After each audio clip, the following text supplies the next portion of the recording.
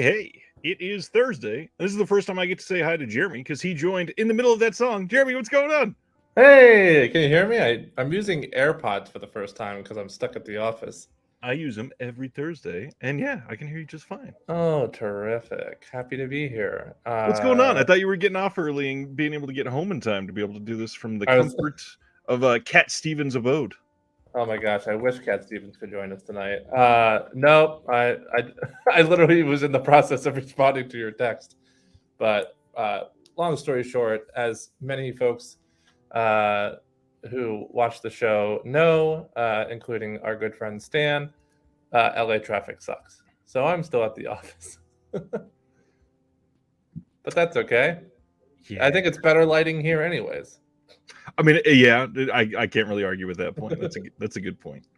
I'm going to say hi to some friends, and then we'll get into some actual discussions. Josephine's here. What's going on? New watches, Light Sleeper. That's a good one. Blessed Little Hearts, BMX Bandits, fun one. Witness. I cannot wait for that release. Still shocked Arrow's doing that. Anthony's here. What's going on? Stan says, I know you are, but what am I? Paul's here. Hello. We're going to get into this type of thing a little bit, but the Coen brothers, they've done some wild stuff. Help with the editing on the Evil Dead movies. I mean, they wrote some things that they aren't really associated with a lot of the time. Yeah. Brian, what's going on? Ronnie's here. Brian says, I wonder if this one will be a record breaker time-wise. I don't think Jeremy wants to be in his office until midnight, so I'm going to guess no. Well, here, I'm all about breaking records, but since I currently still hold the record for longest stream, I have nothing to break and no reason to be in my office that late. So I'm going to have to check the record on that. I'm not sure if you're the current holder. I am. I remember someone, what's his face? The German dude beat me. The German? Oh. No. I don't think Laurent has come anywhere close to the record at all. Someone beat me, and then I beat them. Remember, it was the stream with you, me, and Celeste. And Celeste, that's right. Neither of you wanted to stay on, but you regrettably did it for my sake, and then I successfully obtained the new record. Yeah, we're never doing that again. Stan says he has no friends. Stan, we are happily your friends. David Lash, what's going on? Sibner is here, says gird your loins. It's going to be a bumpy night. We got a lot to talk about tonight. Jake's here. What's going on, Jake? Hey, Ryan, and Brie Larson's favorite fan, Jeremy, from John. Oh, yeah, she loves me. Can't wait till the premiere of the Marvels. Oh, yeah, you'll be Get there away to from me, hands, Dave Grohl. Shake hands at the premiere with nobody because you'll still be on strike. That's true. No one will be there. What's going on, Stefino? Film Nut knows. Yes, with Celeste. Paul says, did not have Prey physical media release on my 2023 bingo card. That's going to be a big topic tonight for sure. What's going on, Tony from Australia? My sister's here. Hi, Courtney. I hope you're doing well. Hi, Courtney. My other friend, Brian, is here for a few minutes till he gets his kids to bed. Craig from Deaf Crocodile's watching. Hello. Let's see. I didn't know this one. The Coen brothers produced Bad Santa? They sure did. God, I think weird just because they're so. Oh. What happened? Did you lose audio? Sorry, I accidentally clicked on my Siri button, and she muted you, and then started blabbering away about something.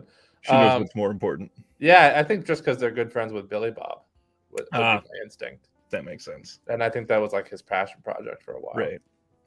Terry's here tonight. Takeaway from watching Blu-rays this week is that I love special features done by Justin DeClue and Will Sloan. Those are two people with some passion for whatever topic they are talking about, man. Do you have anything from Golden Ninja Video yet? I do not. I know who you're talking about, but I don't know. I don't have any of their releases yet. Well, if anybody's never checked it out, their podcast is very similar to some of their special features. They deep dive on a lot of stuff, and I believe Justin has in October, I think he has an online thing that he is sharing that is 24 hours of nonstop movies that you can watch online with him, and they do stuff in between some of them. And yeah, that is something he does, I believe, every October. What's going on, Flex? Silent Mandible says, happy to see major supporting character Jeremy is back. It's been a long time. I think I'm happy to be here. That one in May was the last one, and so it's been almost 3 full months. What's funny is because any regular watchers of Ryan's show or listeners know that I was banned from certain social medias for a while. And I reached out to Ryan for the flyer for tonight's show so I could post it and see if anybody we won't talk about what he's laughing about, but to post it and get maybe some of my followers to tune in tonight. And I was like, damn, this is the first show that I've been a guest since I've gotten my social media back, which is a couple months now. The laughing on my side is Jeremy messaged me and asked about a thumbnail for tonight. And let's say the first one I sent him included a very pink and very phallic object. And it was rather funny. And what was my response? We don't need to go into the details. Stan says his old boss was an investor in Blood Simple. That's cool. Oh, Blood Simple's definitely going to get talked about tonight. The very first feature. Besides. Dustin, what's going on? Hey, all, me and a small piece of my heart is here for my favorite Thursday ritual. I'm glad you're here. Ken is here tonight. Let's see. Key-Ray is watching from Facebook. Hello. Joe Jack, is it possible the Coen brothers are underrated? This is going to be one of the first things we talk about tonight. Guaranteed. Let's see. It's a good discussion. I always say it the same. Well, you're my sister and you matter. So yeah. Caveman Movie says, hey, everyone, smack that like button for these cool cats from Kentucky. What's going on? Courtney made that her ringtone. Hey, everyone, my sister's here. Hi, Courtney. It's got to be only for certain people that she hates. It's like, oh, work's calling again. God damn it. Sivner says, at some point I need Jeremy to say either I wasn't even supposed to be here today or produce his red stapler for us to see because you're in the office. I have a stapler. It's not red. Although almost everything we do in the television industry has moved to digital anyway, so I don't know what the stapler does.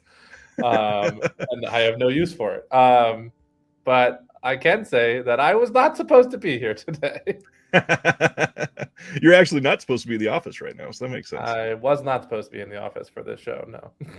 What's going on, Miss Caveman? Hope everybody's having a good night. Craig says Bob De Niro's 80th birthday bash episode. And what's sad is I've found this out after you and I had scheduled this. I kind of wanted to do a De Niro episode. But is his birthday? It's today, literally today. We can give him a shout out. I guess. Happy birthday, Bob. Bob, we know you're watching. Happy birthday out there, Mr. De Niro. We know you love the show. Big fan. Mutually exclusive. We're both fans of each other. And love Jim Dirty Grandpa. Reach out sometime. I'll let my agent give you a call. John DeMarsico, that's somebody we both know. He's here. Looking forward to tonight. Paul Huggins, John. Mary Sullivan. Silent Mandible wants to know if it was a sea cucumber that was in our thumbnail. Not quite. Close. Often used to practice. Video store, good to join this evening. Disconnected is a rare channel that values each member, and while we could all be watching a bunch of movies, we all choose to spend this time together. Much appreciated. I absolutely do. Very true. Actually watching that. Tony, yeah, we still need to do what we talked about. Absolutely. I keep forgetting to reach out. That's probably on me. I'm sorry. Did you see what DC said right above? Between the Everything Everywhere All at Once IRS trophy and the Talk to Me hand, you're all set, Jeremy. Well, don't forget about the New York Ninja Star. That was a long journey that night. We went back and forth on that so many times. I literally wanted you to highlight that comment just for that. Also, I agree with Josephine about Joel Coen and Frances McDormand. That's kind of like the ultimate power couple in my book. They've done a lot of stuff, and separate and apart, obviously. Yeah. David says, "Did you get the Ninja Star?" I forget. He did not, thankfully. I ended up not.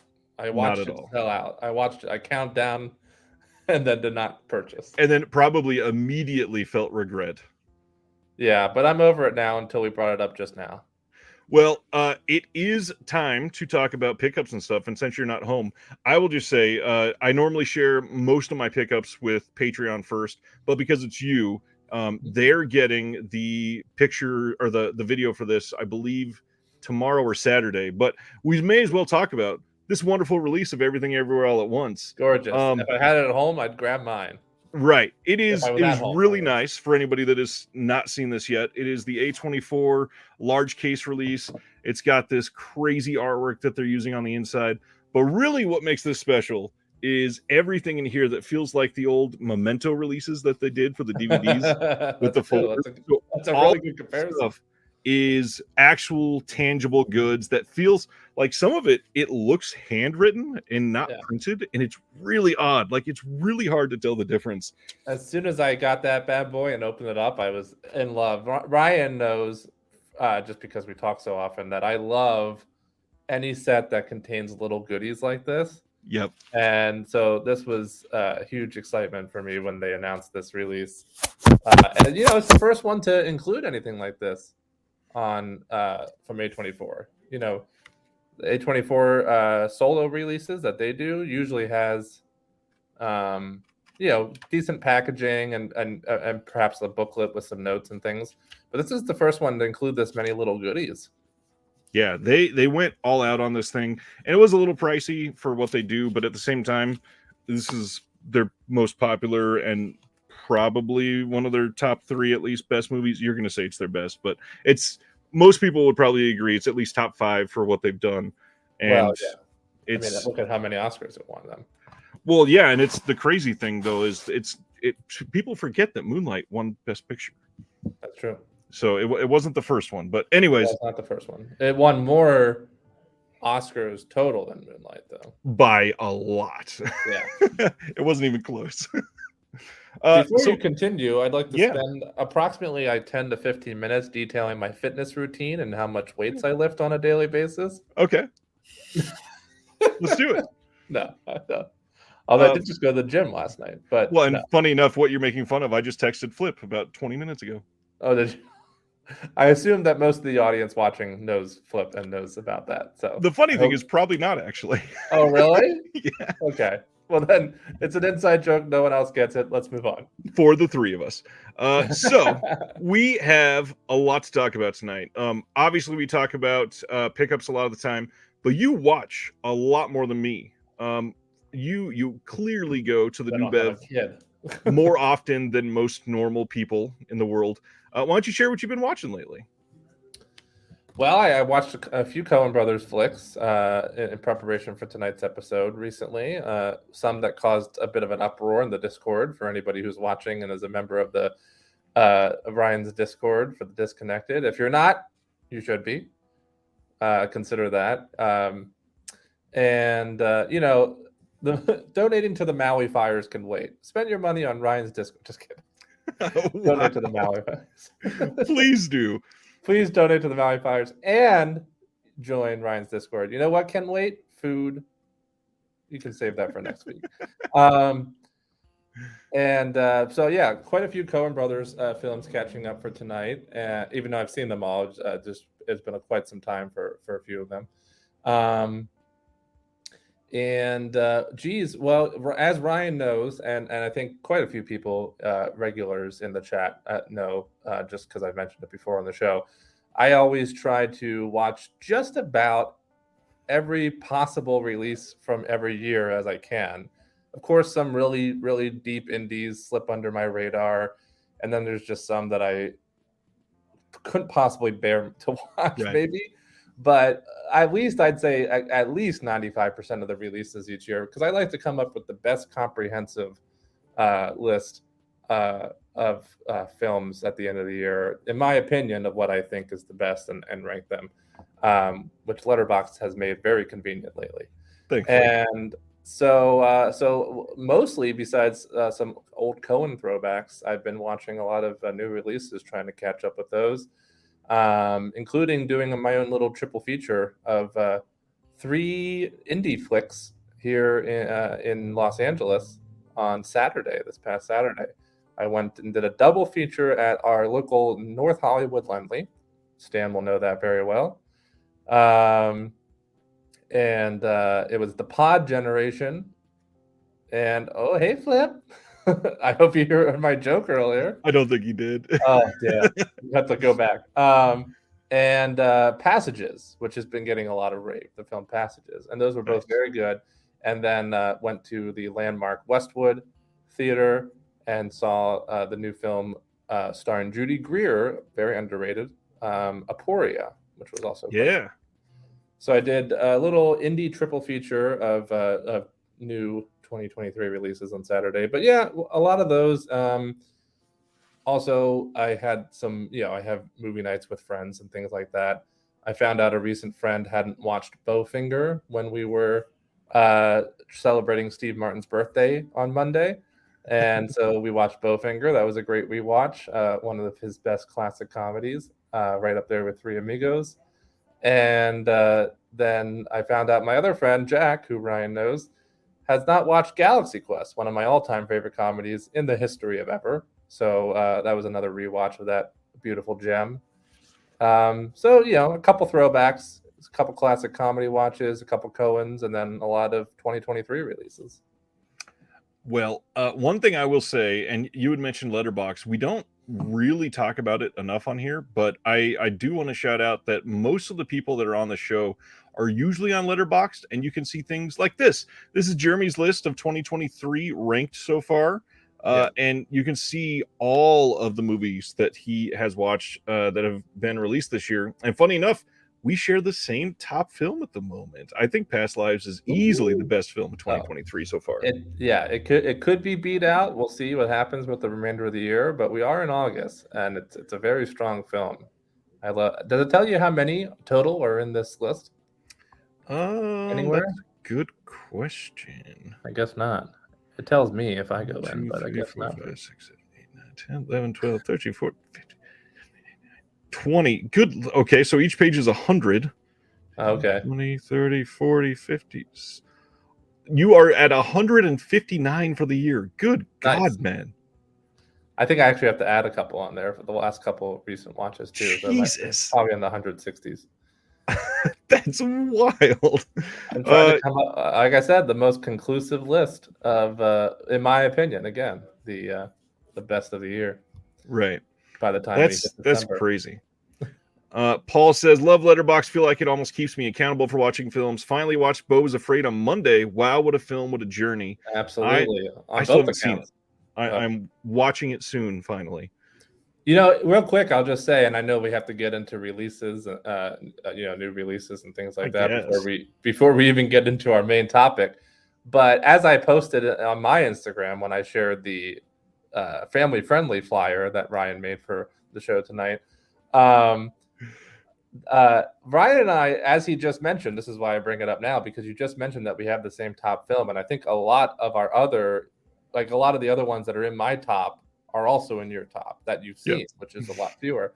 And the point being that we tend to have very, very similar taste, Ryan and I, and talk about it often and via text.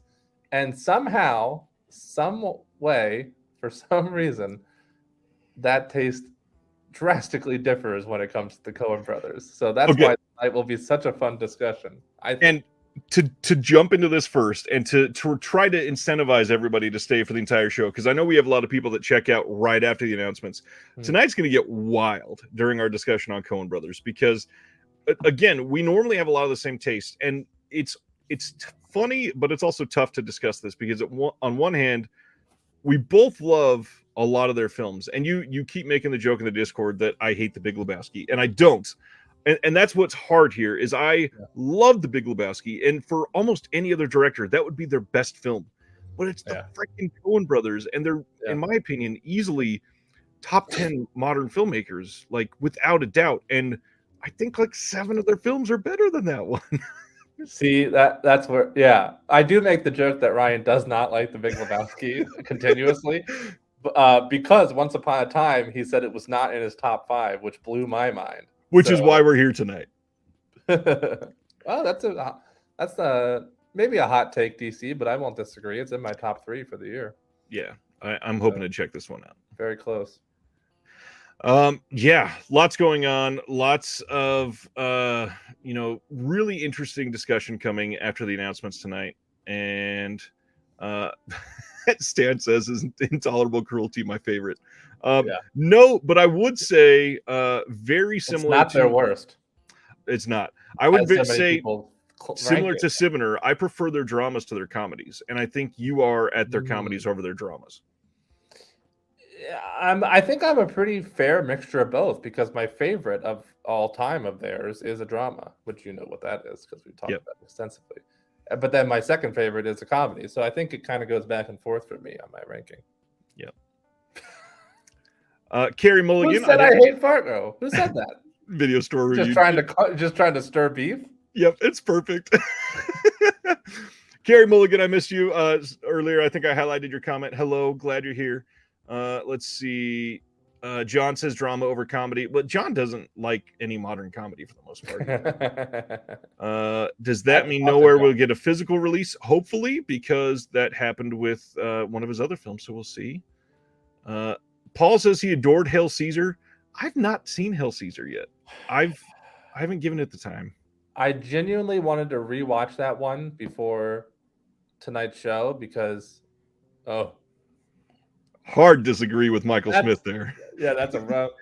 Michael Smith says worst Coen Brothers film is Burn After Reading. I don't think so. By far, he puts it on caps. I really wanted to rewatch Hail Caesar. Spoiler alert: I'm not a big fan of that one. I tried it twice and I just can't get behind it.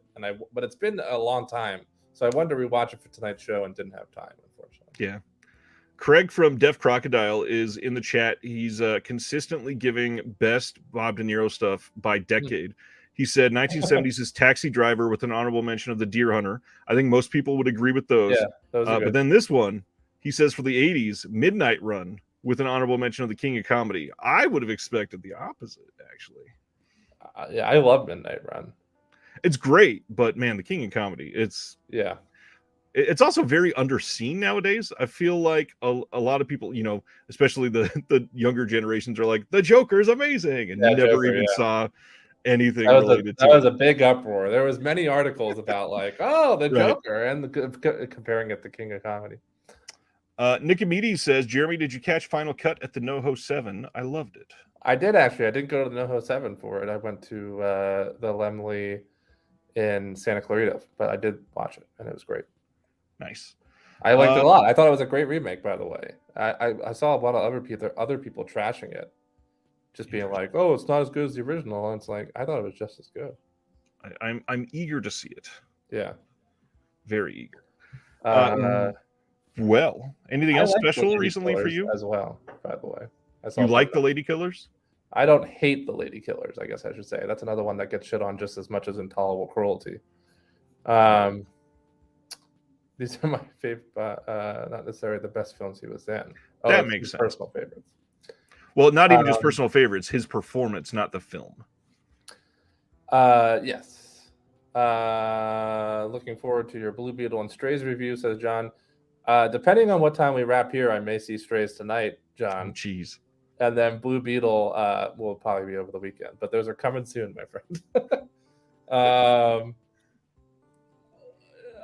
What else you said? Is there anything else? No, maybe I'll think of something later. But I think we should get the show rolling. Probably. Yes, I think we're ready. Are you ready? Yeah. Oh, I'm ready. Let me take a sip of my water. Yeah, I'm going to need quite a few of those tonight. Let's get into it.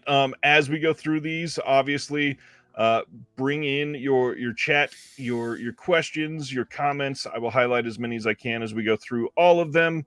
And lots to cover tonight. I really didn't expect as many this week. Usually the middle of the month is fairly slow. As we're doing this, I just got followed by Mike TTC on Letterboxd. So hopefully you're watching and there's your shout out. There's so much that happened this week, and I'm very eager to see your hot takes on a couple of them. So let's dive in. First things first, I hate bringing up stuff like this, but I do want to highlight that it happened just so people understand that I'm paying attention. Shout Select had their annual sale. This one seemed very short. I don't remember if they're normally only like 5 days or whatever it was, but yeah, this one is already over, and it was actually decent for a Shout Select, for a Shout Studio sale. Normally they have nothing. They've got like hardly any titles that are less than you can normally find it on Target or Amazon or something like that. But look at that. Mike is here. Hi. Hey, there he is. That's the shout out. Movie Palace of Blood. Can you ask Jeremy his top 3 Woody Harrelson films? This is ironic. either this is somebody I know or it's some weird twist of fate, because I just went. Woody Harrelson opened up a cannabis shop / lounge in WeHo called The Woods, and I just went there with some friends this past weekend, and I haven't shut up about it. So I'm it's either some weird ironic situation or this is somebody that I know that I've told about it. I will have to let you know. I will have to think about that as you continue going through the releases. Well, I mean, we do have a pretty incredible Woody Harrelson movie we're going to talk about tonight. I think that's easily his. It's not his best performance, but I think it's the best film he's been in. Okay. And then I'm sure Natural Born Killers would probably be on your list. Oh yeah, that's high up. So yeah, Shout Select sale this week. They actually had some decent prices, and yeah. Obviously, Man from Toronto. Just kidding. Man from Toronto. Sivner says Natural Born Killers, Zombieland, and The People versus Larry Flint. I mean, that's a decent list. Is a brilliant film. Still a good classic. TV shows, I guess, don't count because obviously the first season of True Detective is really good. Yeah. Ronnie says, to me, Shout sales are pointless with the $8 shipping. The only thing I'll say, it's only $8 shipping until you spend $50, which if you're going to get, if you're going to buy one title, it doesn't feel very helpful. But I mean, like the Jackie Chan sets, they were on sale for only $50. So if you had, I think they were $49.99. So technically you would have had to have bought one more title and then it would have been free shipping.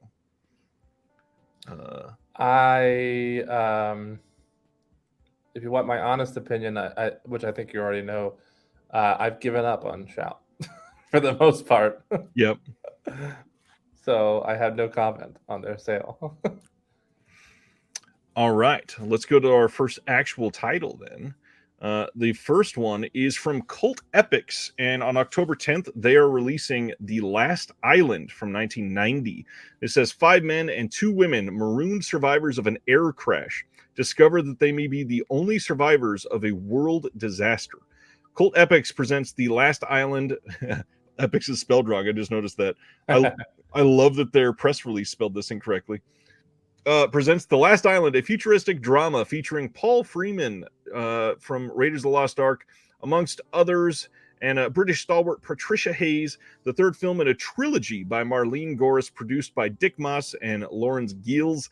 This is going to have a new 2K HD transfer from a 35mm print and a restoration on it. Audio introduction by the producer, audio commentary by film scholar Peter Verstraeten, behind the scenes of The Last Island, an interview, trailer, and all of that other fanciness. Looks like a solid release from Cult Epics. I don't think you and I have ever talked about Cult Epics. Do you have anything from them?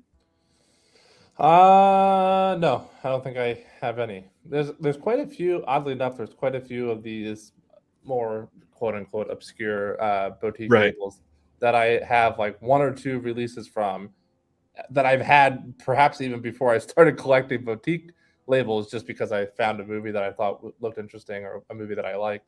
But I don't think I have any from Cult Epics. And after much deliberation, I think theoretically Natural Born Killers and Zombieland would be in my top 3 Woody Harrelson as well. But just to be a little different, because those were already mentioned in the chat, I'm going to go Kingpin, 7 Psychopaths, and 7 Psychopaths. And Wilson. I don't think I've seen Wilson. The one that's based on a Daniel Clowes novel, just like Ghost World. Nice. And he plays Wilson. Next one up, October 17th, from Music Box Films, they're releasing The Unknown Country. This is not going to be one of their releases through OCN. It will be on their own outside of it.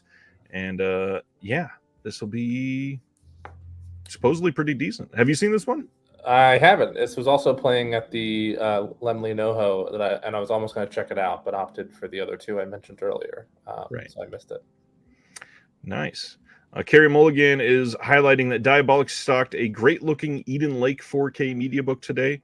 The only thing I will, if I remember right, let me pull it up at the same time as I say this.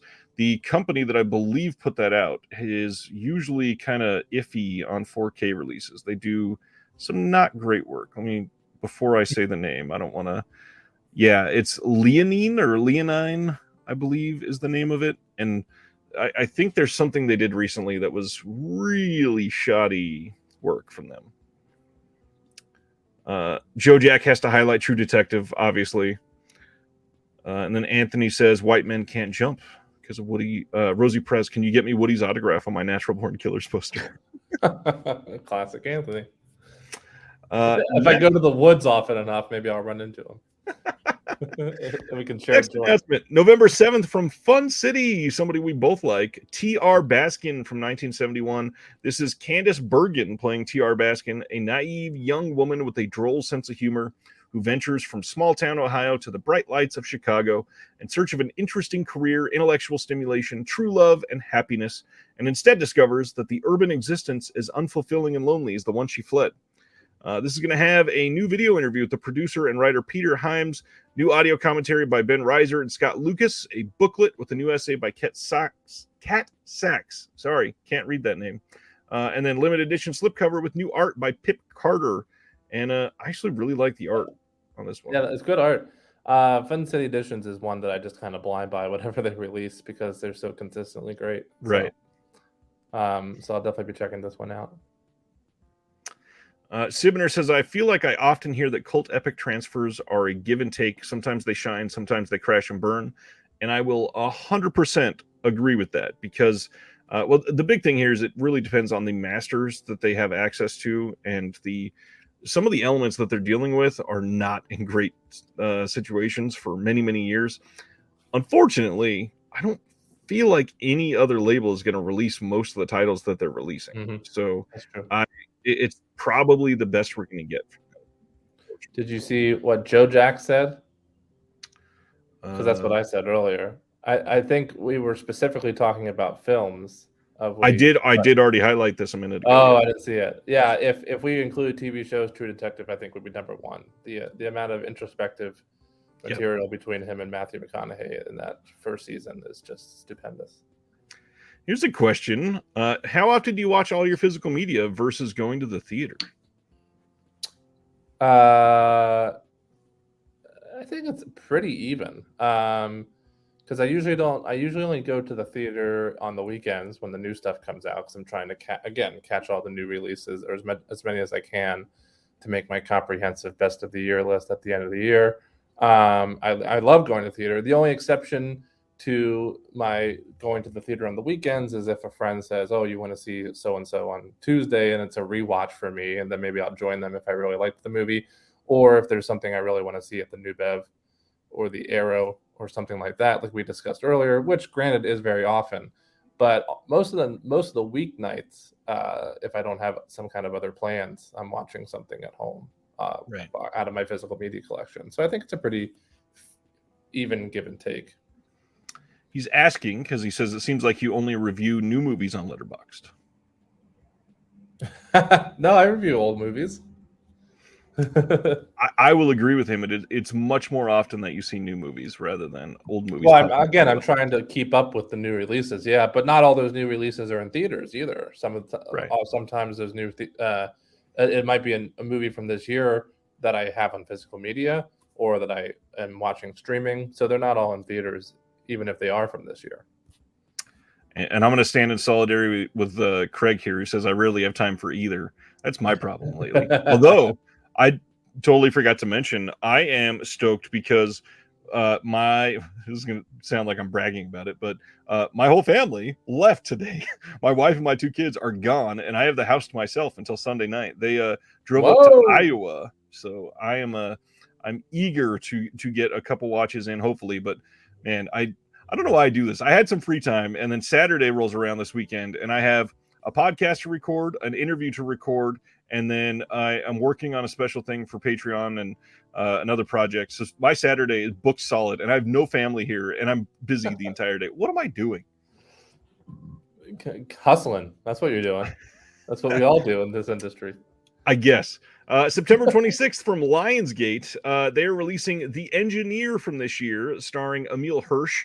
And one thing I did want to highlight is because this is such a low-level title and Lionsgate makes odd decisions, this is getting released in a DVD-sized case rather than a Blu-ray case. Man, Frugal. Emil Hirsch really has become like that John Travolta, Nicolas Cage type of actor that's just in all these consistent low budget films, huh? Yep. Like annually, or more than once a year. And I love how most of them say inspired by true events. I really love the guy. I mean, Into the Wild is one of my favorite movies and books. Eric, what's going on? Checking in. School has started and bedtime is calling. Yeah, you wake up super early during the school year. Enjoy your Hey, night, Eric. my friend. Good to see you.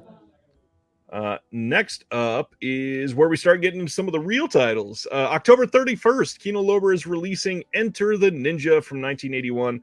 This has a new audio commentary from Mike Leader and Arna Venema, who've been on the channel before. But other than that, this is kind of a re-release. And if you look online, you would think that Kino would have I don't know, threatened some people's children when they announced this, because people are up in arms about the fact that they're not doing a new restoration for this. People need to understand these labels don't get to choose what gets a new scan a lot of the time. They don't get to choose what goes with the new restoration. They don't get to choose what they can provide for some of these releases that they're getting. So Kino was given the opportunity to release this again. They added special features, which this didn't have the first time. And then on top of that, they're increasing the size of the disc. So because of that, this will have less compression. It's actually going to be a BD50 instead of a BD25. And it's going to be a solid release. Again, if you don't have the movie, this is the best way to get it. Paul says, ooh, another Mike and Arna commentary. Yeah, this was on the 88 Films release of this, I believe. Tony says more canon films is never a bad thing. Heck yes. And then to coincide with that, they're also releasing on the same day The Challenge from 1982. This one has a new audio commentary with Steve Mitchell and the gentleman who was on our show last Thursday, Nathaniel Thompson. And this is basically the same thing. Another release. It will have an updated disc size, so less compression, and this will look quite a bit better. Craig says you can make those choices. Sometimes you just likely won't make any money. It's how we do it. Exactly. But even more so with stuff like what Kino's putting out, a lot of their stuff is studio stuff. So they don't even get their hands on the actual reels or anything. So they're given access to a master.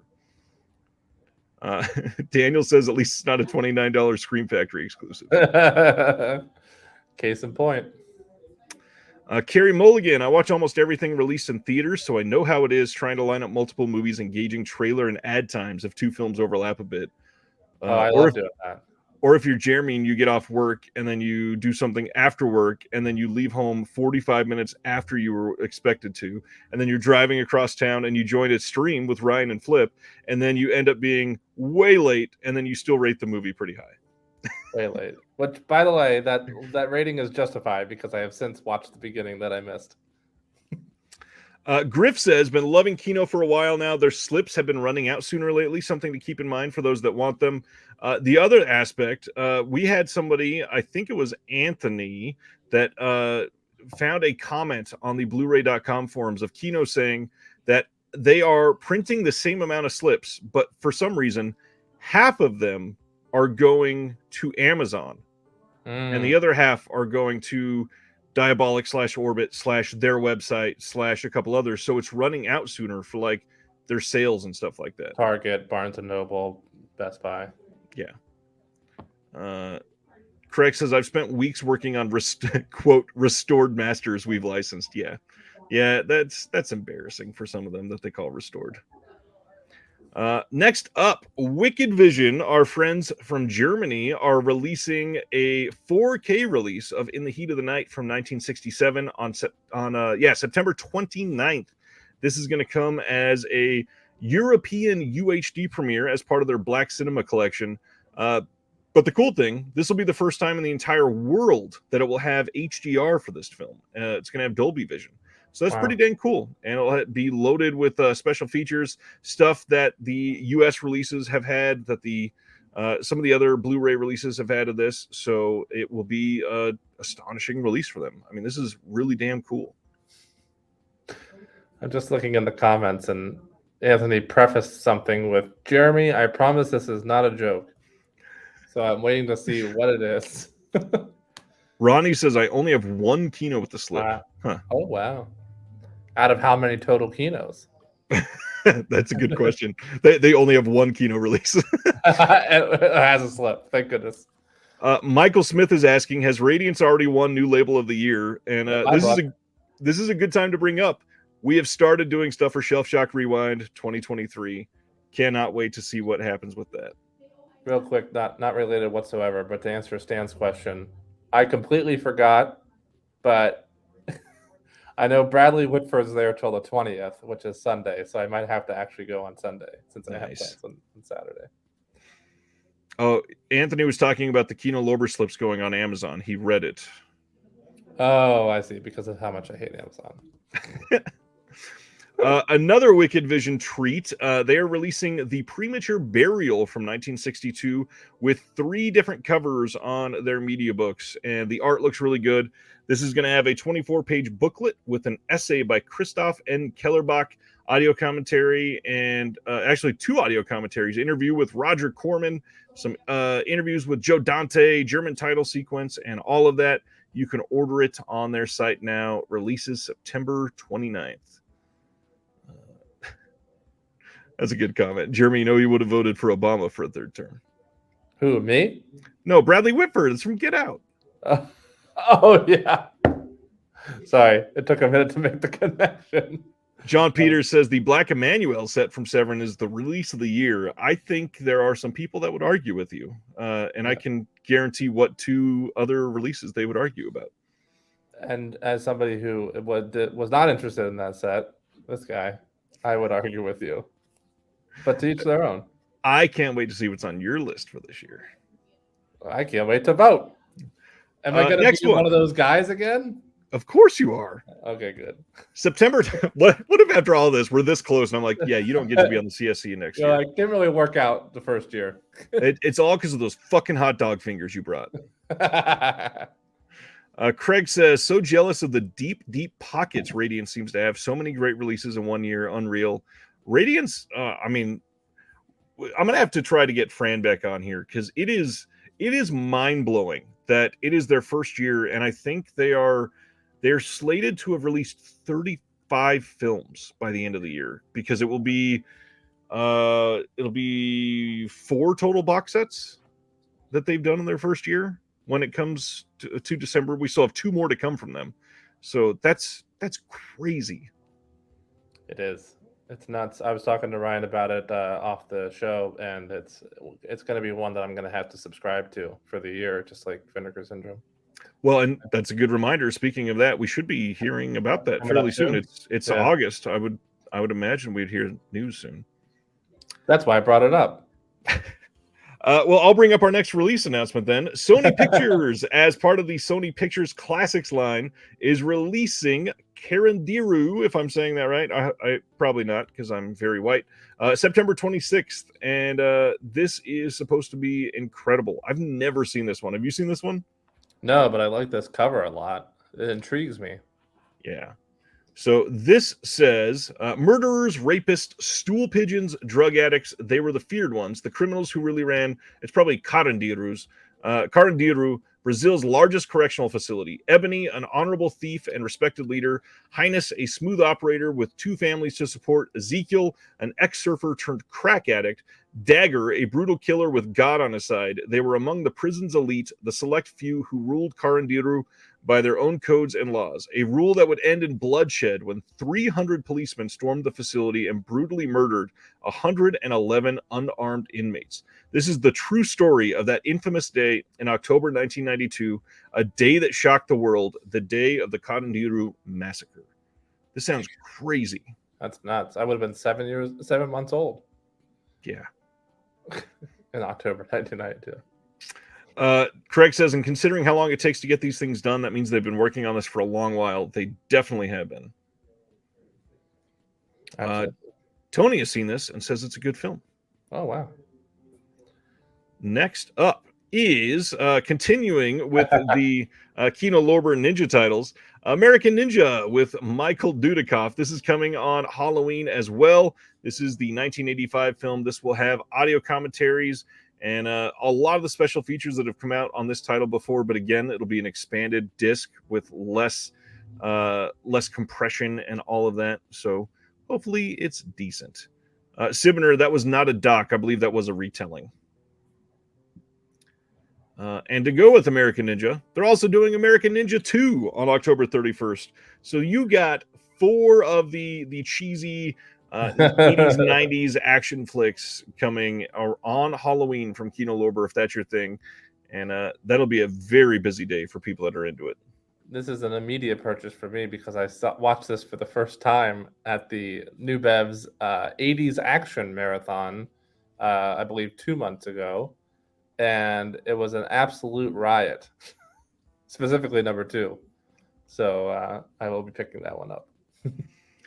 Speaking of Letterboxd earlier, John Peters, who is a patron and in the Discord all the time, and he's in the chat, says, look at his Letterboxd for this film. He interviewed the director.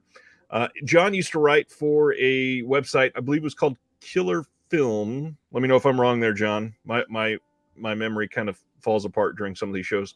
I think it was called Killer Film. And he's got some of those interviews archived, and he's been adding those into his rewatches when he's going through some of those. Just today, he posted a review of Mortal Kombat that has its 28th anniversary tomorrow. Wow. And just to bounce off of that, personally, out of anybody that I follow on Letterboxd, John has the best and most well-written and well thought out reviews. So wow. if anybody doesn't follow him, you should, because they're all great reads. It's one of the reasons John was highlighted in my first zine for the Patreon. Indeed. Carrie Mulligan says, I finally watched Terror at 10 Killer. I was anticipating the odd tone of Disconnected, but it was more like Plumbers Don't Wear Ties. Ouch. I've heard basically the same. I've not seen it yet. Okay, here's where we get into it. This is the first one. So Black Phone. Black Phone is coming out on 4K on September 19th from Universal. It's going to have special features, long, great-looking release. A year after they put it out on Blu-ray. What is Universal doing? We just had a conversation about this, Brian and I. Not to mention the fact that I didn't love this movie, personally. But yes, the concept of testing the waters with a DVD release before Blu-ray or a Blu-ray release before 4K is getting very old. Well, and we're going to talk about another title that they're doing that for in a little bit, I believe. But then on top of that, they're doing the same for Cocaine Bear. It is really crazy how much they expect people to buy a film on Blu-ray and then a film on 4K within less than 12 months. Like, yeah, I was gonna say that was just earlier this year. Yeah, more recent than the Black Phone. This is craziness, and I know a lot of people loved the Black Phone.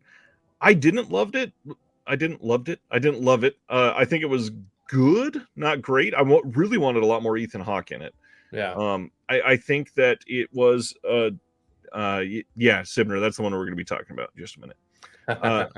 I think that this was really well put together, but I think that I think I just hit the mic. Sorry if that was loud. I think that once the main character was, I don't think it's a spoiler to say abducted, since that's what it's about.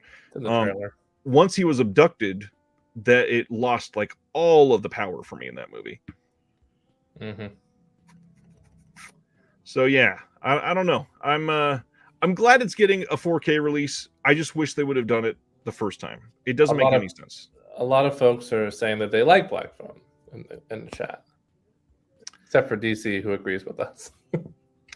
Stan says he found it surprisingly effective. Zombies ate my arm. Loved Black Phone, but Joe Hill definitely has better stories that should be made into movies than this one. Yeah. Carrie Mulligan, I watched the Black Phone thinking it was a fun tribute to Stephen King, not realizing it was his son until the credits. Mm-hmm. Paul has not seen it yet. Yeah, this is the perfect time to do it. Hopefully you held out and didn't buy the blue like I didn't. So I don't. It's not a double dip for me, but I don't even know if I'm going to get this. Truly, I don't think I will, but if I do, then at least it's not doubled it for me either. Right. Next up, Kino Lorber is releasing Two Mules for Sister Sarah on 4K. This is the Clint Eastwood joint from 1970. This is one that I believe I saw years ago. Again, don't love a lot of Eastwood, but if I remember right, I think this is one of, like, other than the main trilogy, this is one of like the 5 that I actually really enjoyed him in. You know where I stand on Westerns. Yeah, they're your favorite. So what do you think about this? I would have liked if there was more like 5 mules. She deserved more than 2, Sister Sarah. But I guess it was okay. This Kino release is one of those where we don't know the release date, so it'll come out when it comes out sometime.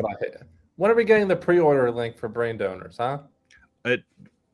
It's a great question. What? Because they did finally announce the date, didn't they? What is it, October? It's supposed to come out? Did they announce it? I thought they finally announced the date for the release date.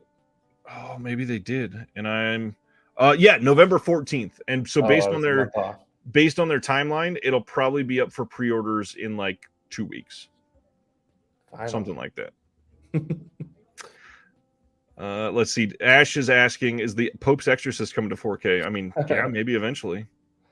Surprisingly better than I expected it to be, much like I've seen other people say. A lot of people seem to like it. Stan says, I'm really aging myself when I say I saw this first run in the theater. Stan, wow. Wow. Cam's here. What's going on, Cam? Michael says, apropos of nothing, but have either of you seen Mute Witness, indie horror title that could Alec Guinness cameo? Why am I recognizing that title? Mute Witness. It does sound vaguely familiar. I'm looking. He really wants more Clint Eastwood in 4K. Yeah, what is Mute Witness? I am recognizing. I recognize the cover instantaneously from the old video store days, 1995 film. Ryan. Okay. I immediately recognized the cover. I seen it in the video store back when those were still around, but I never watched it. Interesting. But I might check it out based on that recommendation. John is saying The Pope's Exorcist was phenomenal. It was, again, it was much, much better than I expected it to be. I mean, it seemed like a throwaway title. If you recall, Ryan, I did a double feature with that and our absolute favorite film of the year, Mafia Mama. Oh, man, that's perfect. Which was also surprisingly better than I thought it would be, actually. Yeah. Scream Factory exclusive titles. We made the joke about this earlier. Lately, they've been doing 2 and 3 a month, and this month it is only 1.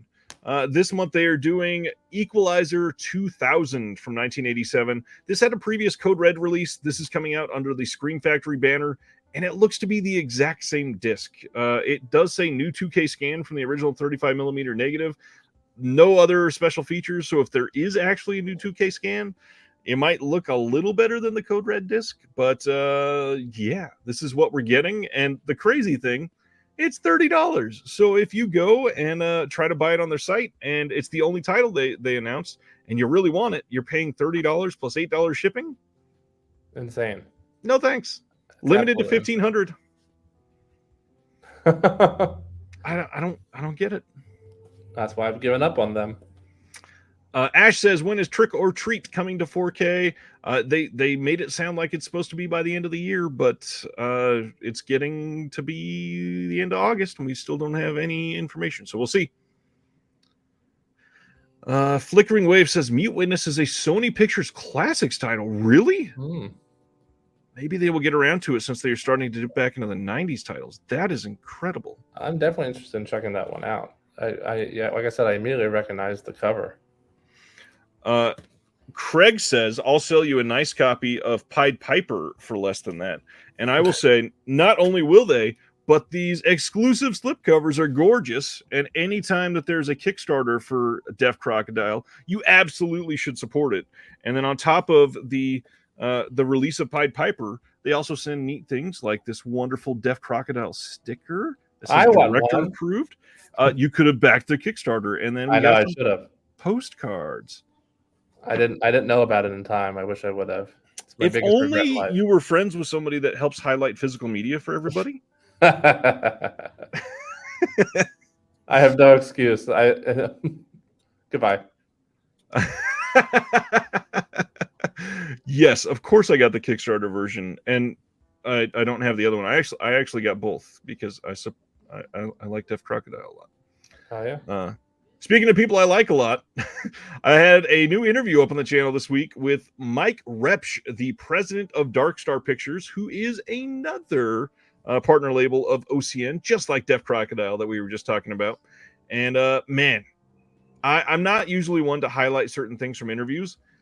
This one was actually really damn fun. And this thing ended at the end by him discussing how he got into a back room at Cannes by printing his own marketing business cards and just going up to Cannes and being like, "Yep, I'm from MR Marketing, and I'm supposed to go in there to meet some people." And they were like, "Yeah, come on in." And he got to go in there and got to talk to people. It was incredible. I loved hearing this story. That fuels the belief that I've had for a better part of my life, which is that as long as you act like you belong places, you can usually get away with stuff. Yeah. Even if you just wave to Red, oh hey, good to see you. My friend Brian says, I think Shout is overplaying their hand. It's all too much. You are absolutely correct. Let's see. The Dark Star interview was super entertaining. Thanks, Paul. Appreciate that. Def Crocodile says, folks seem to like them, so I ordered another batch of the stickers. Nice. Yeah, it's actually a really nice sticker. Now I can get one. During the next Kickstarter, maybe. If there is another one. Sibner says, always got the labels mixed up, and at first I thought you were interviewing the guy from Dark Force. Oh, Sibner. No, that is not happening. I'm not inviting the demon on here. So Hail Caesar, we talked about this earlier and how I've never seen it. Just kidding. This is not the Coen brothers Hail Caesar. MVD Rewind is releasing Hail Caesar from 1994. That one time when Anthony Michael Hall and Robert Downey Jr., Samuel L. Jackson, and Judd Nelson got together to make this really odd, like, let's try to be super cool film. And basically, Anthony Michael Hall is the outrageous lead singer of Hail Caesar, a rock and roll band who wants to be famous and gets a contract from Robert Downey Jr. Robert Downey Jr. in 1994. So yeah, this is what is coming out. And one of the things that I wanted to highlight on this, which if you are looking to get a big set of special features, this might be something you want to listen to. They said, since we are in the middle of a SAG and WGA strike, there's not much here in the was, this was their misspelling, in the was of supplemental material. They meant ways. So I'm approaching this the same way we did Ski Patrol, no features, low price. So this one is only $20 for SRP. So while not our greatest release ever, at the same time, I personally am happy to stick this on my shelf, maybe pick it up, see it for yourself. You can get this from like Diabolic and stuff for like $13, $14. I am curious. They say they can't do special features because of the strikes. There are all kinds of film historians that are out there that would love to do a commentary, that would love to do visual essays. MVD could have got this done. Agreed. That being said, I'm very curious about this title because I've never heard about it. Neither did I. And Robert Downey Jr. being a record label executive in 1994, that seems like a stretch. It's quite the group of actors. I'm interested in it. Oh, Subaquatic Encounters of the Dub Kind. Did I miss the Coen Brothers discussion? No, that is coming after our discussion of the new releases. Let's see. Carrie Mulligan says, my favorite bypassing security at Con is the opening of Femme Fatale. Nice. Barry says, I thought you were interviewing the Demon too, but realized quickly the guy was too legit to be Dark Force. Oh, that is hilarious. Stan says, this is not a good film. Just clearly plain just like that. Yep. Fact. Anthony says, Anthony Michael Hall's grandpa lived in the same retirement center as my grandparents in Pompano Beach. His grandpa was cool. Never bothered Anthony Michael Hall.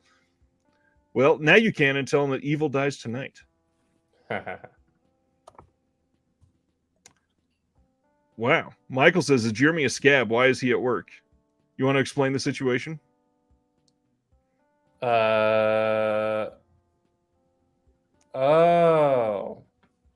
Yes, I work in reality television. So I am fortunate enough, unlike many of my colleagues and friends, to still be working. Most of our stuff is non-union and also doesn't include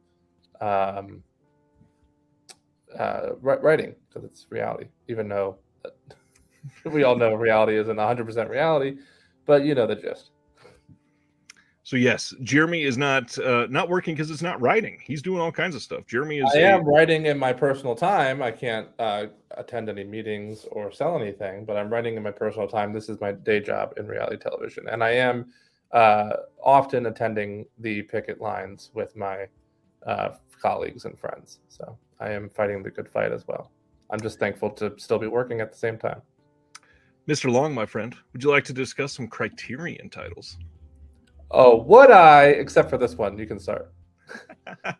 So November 7th, Criterion announced a Jackie Chan box set called Emergence of a Superstar. This is going to have half a loaf of Kung Fu, Spiritual Kung Fu, The Fearless Hyena 2, The Young Master, and My Lucky Stars. Lots of stuff in here. We got 2K digital restorations of the films. We got new commentaries from Frank Jang, who's been on the channel before. Interview with Grady Hendrix, who wrote These Fists Break Bricks. He is interviewed about Jackie Chan. Archival interviews with Chan, Sammo Hung, some of the other actors in these. Some promo reels, lots of other stuff. Essay by Alex Papademos. This looks like a pretty cool box set for them.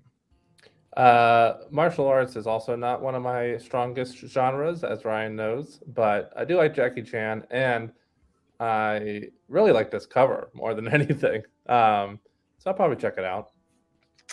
Yeah, this is a pretty fun release, and objectively, it's a great release. I agree, and it's I think it's going to be a favorite for a lot of people.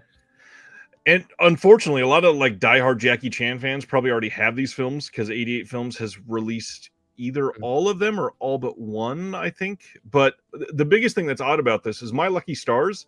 It's not even really a Jackie Chan movie. It's like he's got like a glorified cameo in it. So none of these were in the Shout Factory. I'm not going to say Shout Studios all the time. That is Shout Select. Shout Select, I think. No, I don't think it was a Shout Select time. Oh. Now that I think, but I don't remember. Well, it was in the Shout Select sale. Either way, there's no overlap with their sets, and there can't be because they're both sold in the U.S. They're not licensing the same titles. Right. So yeah, this is pretty cool. And if you're a U.S. collector or lover of Jackie Chan and you couldn't get the other ones because you're region locked, suddenly you've got an abundance of riches with Shout Studios and Criterion just delivering everything. Everything, I guess, except the tuxedo for Carey Mulligan. Which, by the way, I love that movie. Wave says, has there been a 4K release of Rumble in the Bronx? There is not. I don't think any of Jackie's films have been in 4K yet. There's one upcoming Criterion release that will be included in this announcement that I'm very excited about. Oh, I know which one. Let's talk about The Last Picture Show. Hey, there it is. So Peter Bogdanovich is releasing. Peter Bogdanovich made The Last Picture Show. It is coming on 4K from Criterion on November 14th. That's really cool. Like, they're doing a lot of cool stuff for it. Looks great. But one of the things that didn't get highlighted enough, Texasville from 1990, the sequel to The Last Picture Show, is coming as a part of this. It is presented in both the original theatrical version and a black and white version of the director's cut, and that has never been on Blu-ray, I don't think. So this is a big deal. The Last Picture Show, but when I saw that, I got super stoked. Touche, Paul. Thank you. Yeah, Police Story has the 4Ks from Eureka. Totally forgot about that.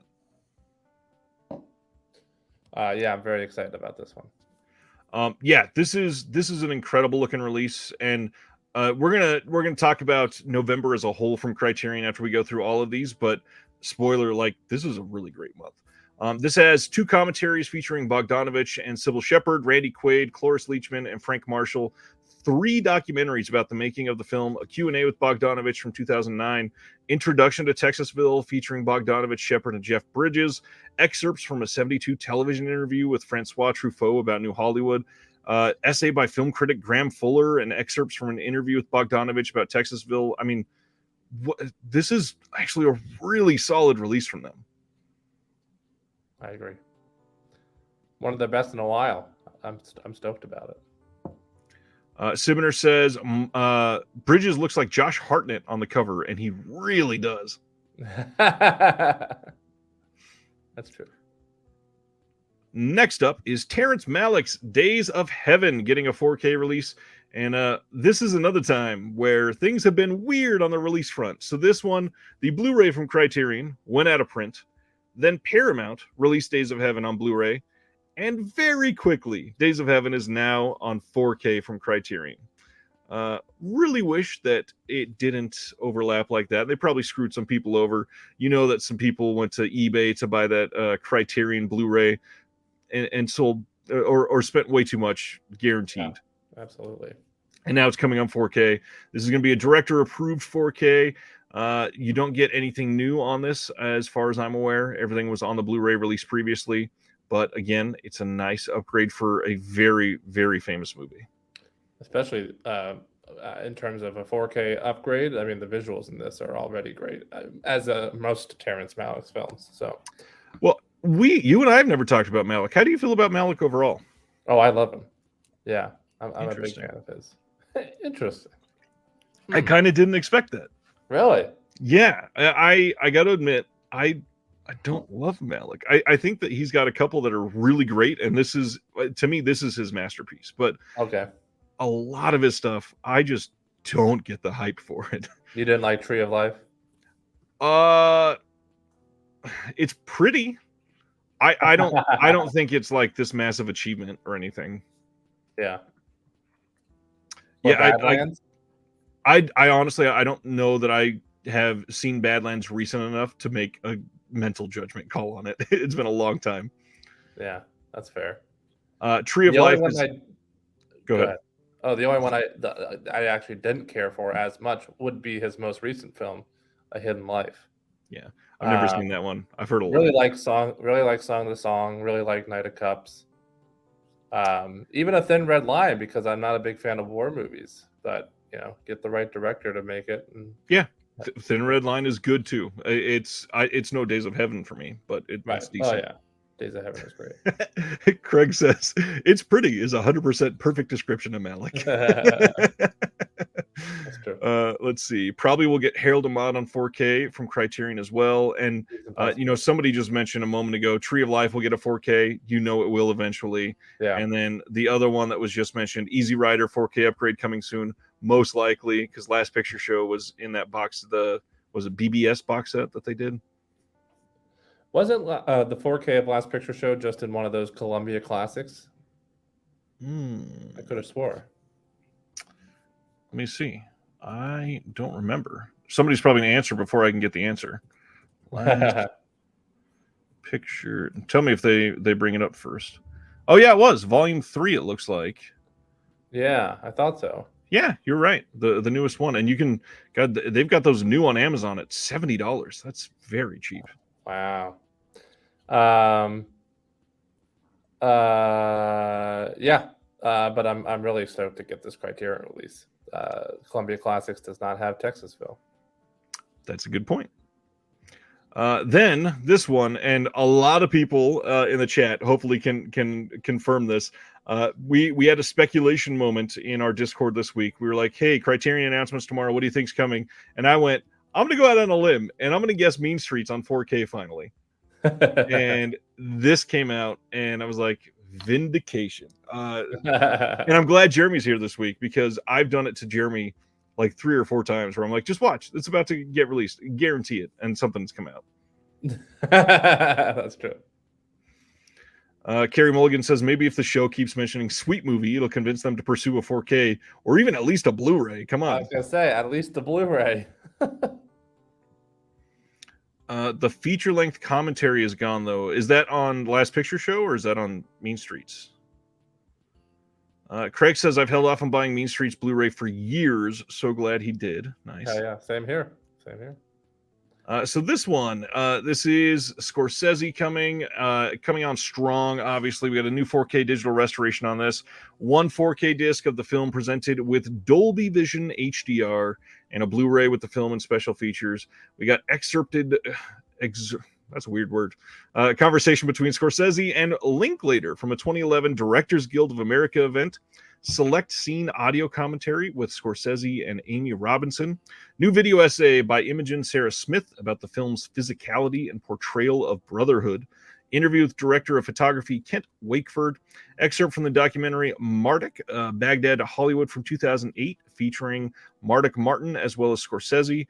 Journalist Peter Biskind and filmmaker Amy Heckerling. Nice. Back on the Block from 1973, a promotional video featuring Scorsese on the streets of New York City's Little Italy, and then an essay by Lucy Santi. This is pretty decent.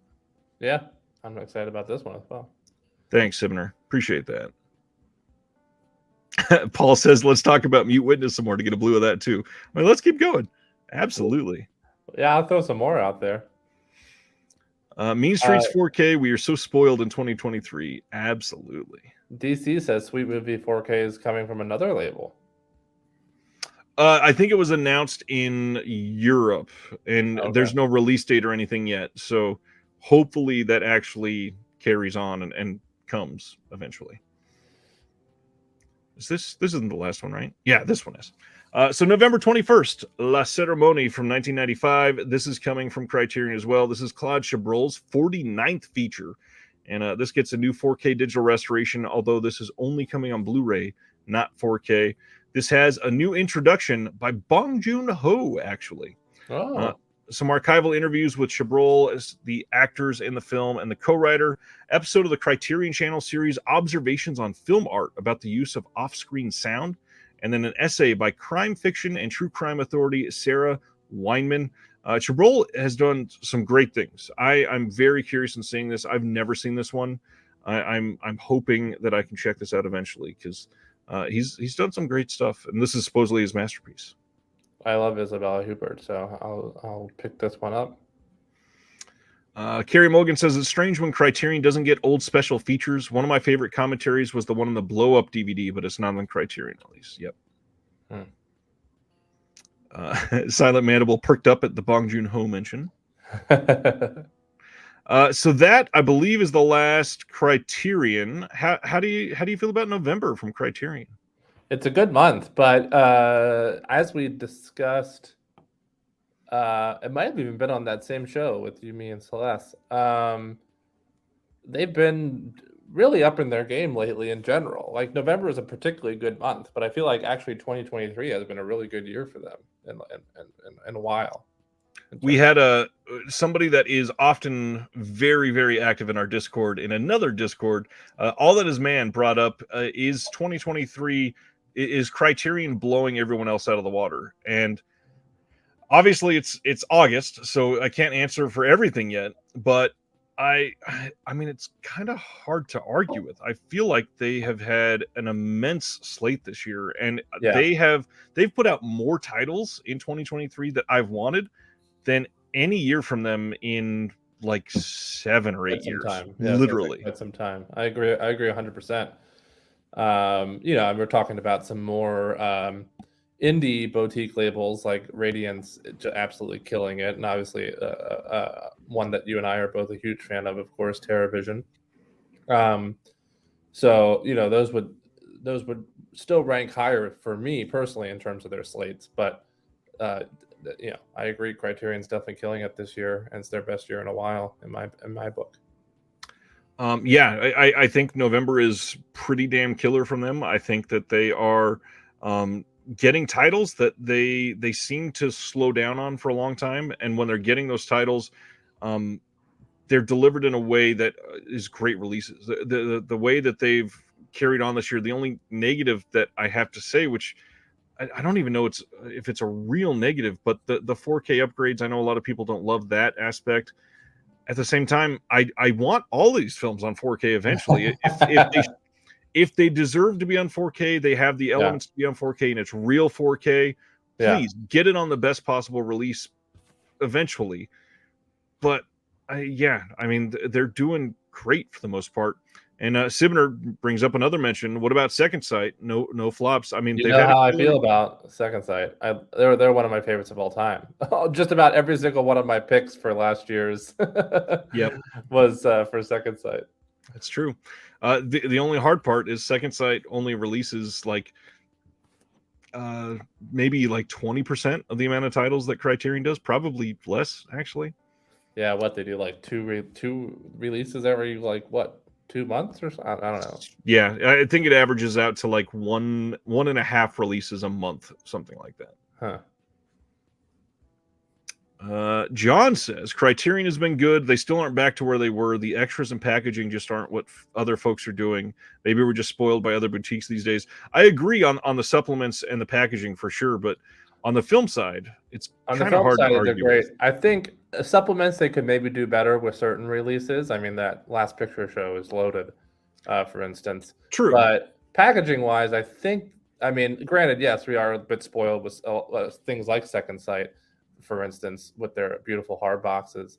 Umbrella's doing the same thing. I just got my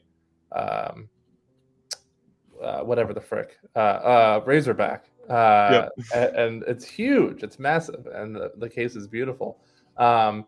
So I think maybe John's right that we're a little spoiled, because I think Criterion is just kind of keeping their look that they've had for so long. I don't know if I would necessarily want them to change their look, because it would mess up my whole library of Criterions. Right.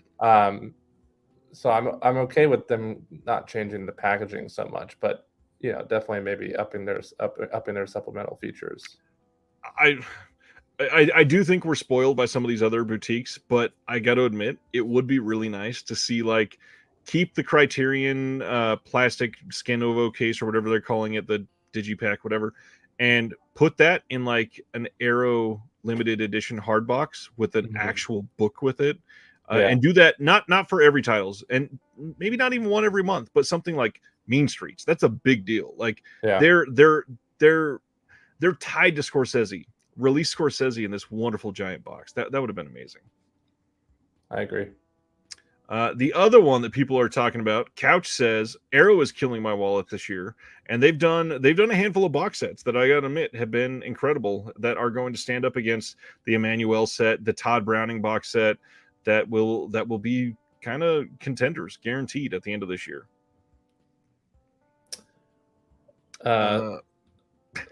Ronnie says Petite Maman deserved way more extras than it got. Agreed.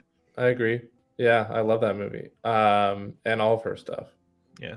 Sibner is listing all the Second Sight titles. Yes, I it's hard to argue with. I agree. And they announced Possession. Beautiful. We don't know that that's coming this year, but they are coming out with it soon.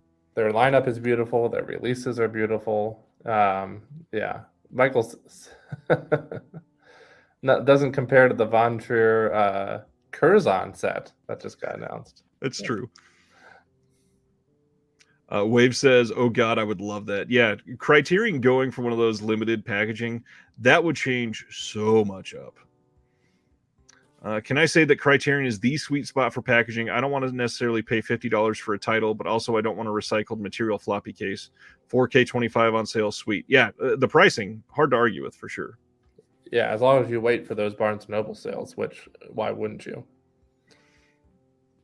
All right, so that was Criterion. And then somebody we just mentioned, TerraVision. Of course, every week we have a TerraVision Tuesday. And I'm a little late getting mine, but I just got my recent subscription from them. And not to put them down, and I don't think this was their fault, but I had this package showed up, and the entire top half of my box was... It didn't look like it was kicked. It was fully caved in. Like, my box almost looked folded in half. And the only thing there was 3 titles in it. This is the only one that came damaged. And when you look, you might be able to see there's like a slight bend right around here. I'm not even going to say anything. It's not a big deal. The movie inside is fine. There's like a slight little dent on the case right here. The disc is fine. It's not a big deal. But I'm so glad that they used a box, because if not, it looks like it was probably under a tire or something at some point. What was it, USPS or FedEx? USPS, I believe. Yep. Michael Smith says, is Jean Roland still alive? And if so, does he have incriminating photos of the Indicator guys? No, he is not alive. And no, they just, I don't believe Roland ever had many releases in Europe. And so since they finally signed on to them and they're doing a lot of 4K scans, they're going all in on it. Oh, man. Carrie Mulligan says, Journey into the Beyond is possibly the worst 2023 release for me. The transfer was awful and the movie was worse. I wonder if ECI also has their eye on 82's awful to Jupiter Menace. Wow. Let's see. Spaghetti. Oh, man, that's funny. Journey into the Beyond is the worst of the year. And you know what's funny? In my my newest Patreon pickup video, the worst of the year. I really wanted to see that. Anyways, TerraVision. Sorry, wow, went off track there for a minute. America's Deadliest Home Video from 1993 is coming, and it will be shipping in late September or early October from TerraVision. This one stars Danny Bonaducci. This is going to have a new commentary with Jack Perez, a making of documentary, Lost and Found, Mo Firepower, bonus set stories with another making of, 2023 brand new trailer for the film, Staring at the Dark short film, a pre-release trailer, newly created captions, and an archival commentary. And you can pre-order that now. When do we get subscribe? Yeah. When do we get Severn orders? That's a great question, Ash. And actually, we're question, Ash. We're going to talk about subscribing to TerraVision a lot more tonight, because there's some good looking stuff. Yeah, because everybody should. When do we get Severn orders? There is one title that they've not gotten in at the warehouse yet, I believe. One or two. The Psychic, right? It might be the Psychic. I don't remember which one. Not one that I ordered yet. I still haven't even gotten a shipping notification.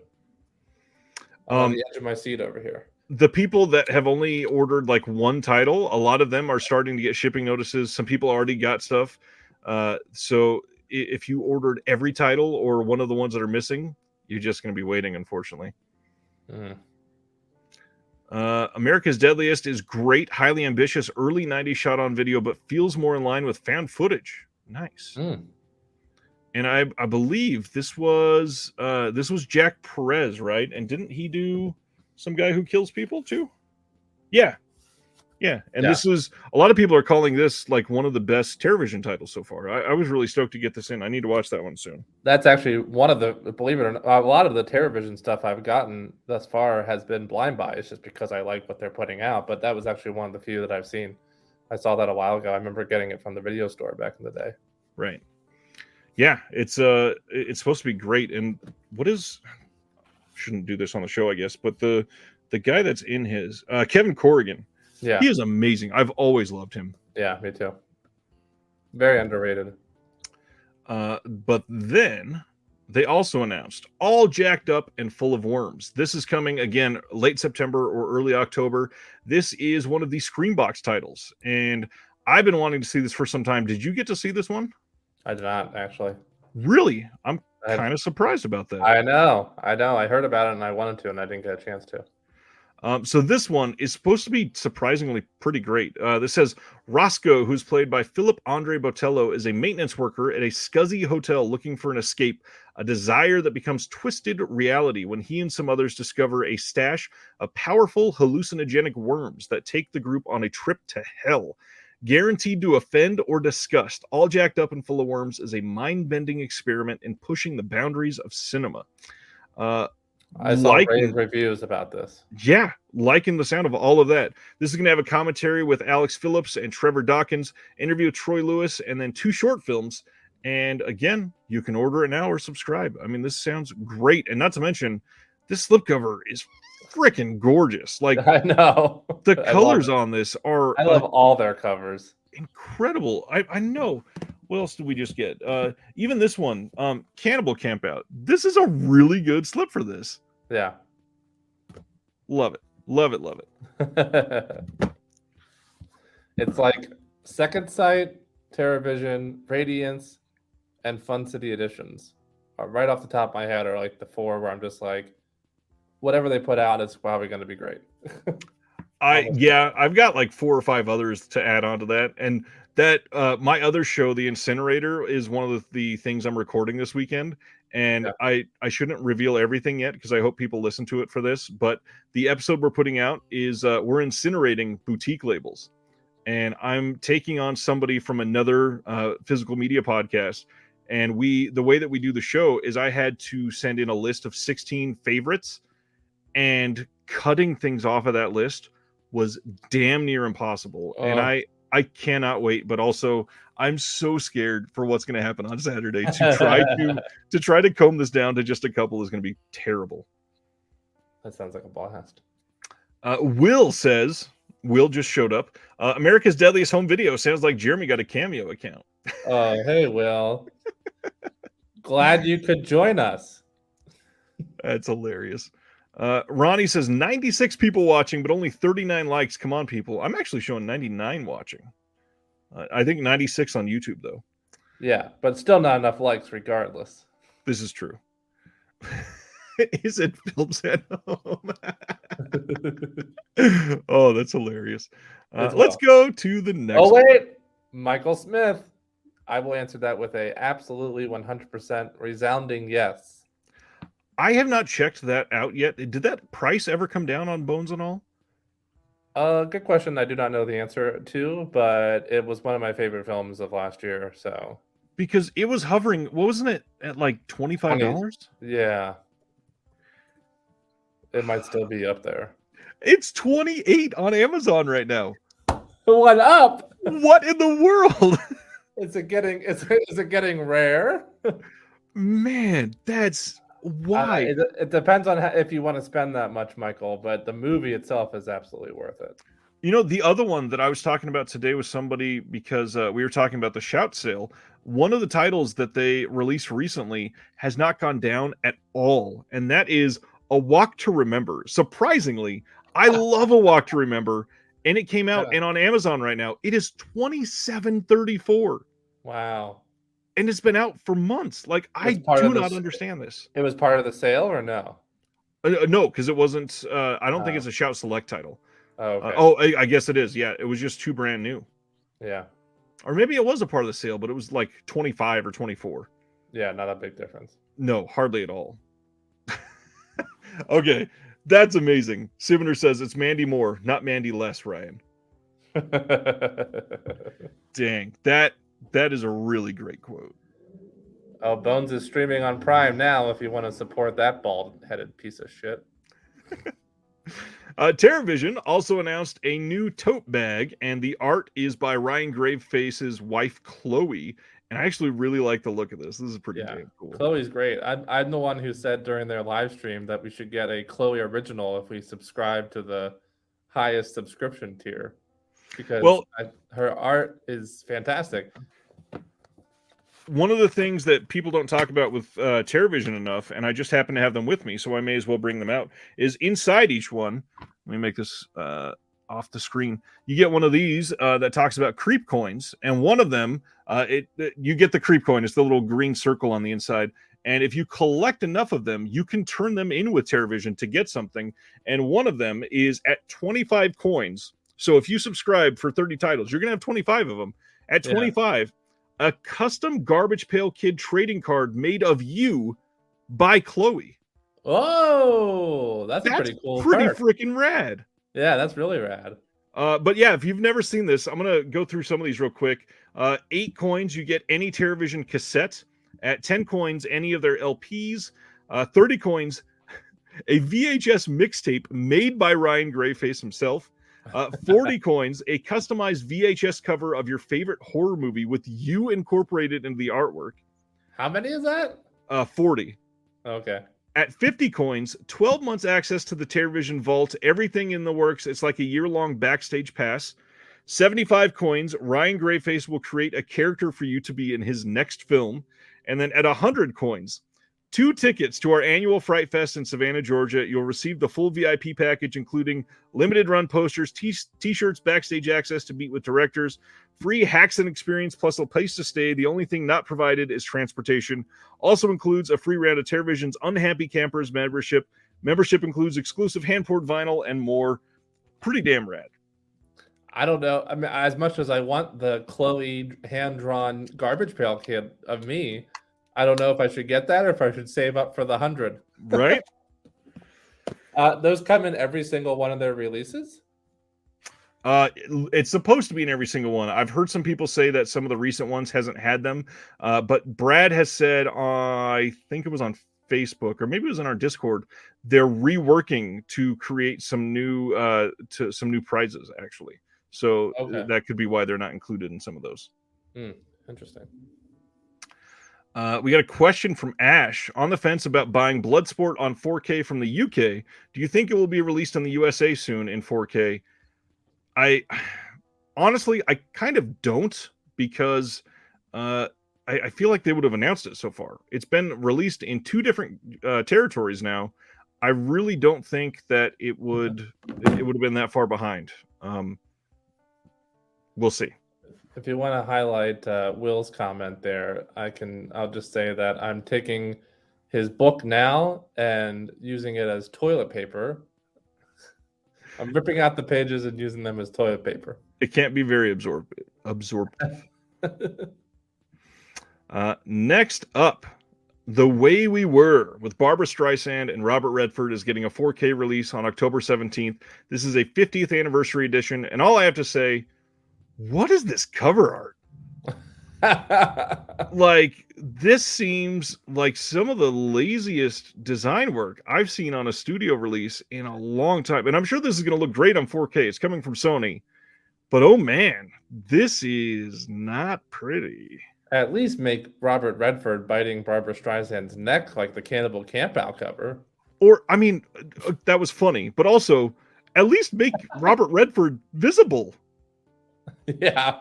We see half of his neck and the bottom portion kind of the side of his face. What? And Barbara Streisand's schnauz. Yeah, this could have been so much better. The title itself takes up a third almost of this entire cover, which is crazy. And then not to mention, everything is this weird brown color. Yeah, it's not an attractive color at all. No. But not eye-catching. Yeah. Let's go to the next one. Oscilloscope is releasing Clara Sola. This is coming next week. This was a little bit of a late thing because the way they do their subscription is very interesting, and we don't hear about titles sometimes till like it is suddenly about to be releasing and sent to your house. So this one is on the way. This has an audio commentary, some short films, and some behind-the-scenes footage. And I believe this also just got a UK release, so you may want to double check where you're getting this from. Comparing to the last cover, I really like the look of this. The reflective artwork is gorgeous. I really like Oscilloscope. I don't know if I like enough of their titles to perhaps subscribe, but I do like them a lot, and I have quite a few of their releases.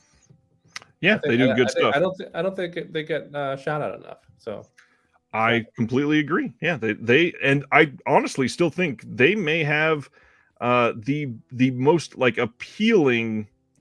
Well, maybe I shouldn't say it that way. They have the most cost-effective subscription out there still. And if you have any of the titles that they put in the past and you like their quality, it's a really appealing subscription. So I get it.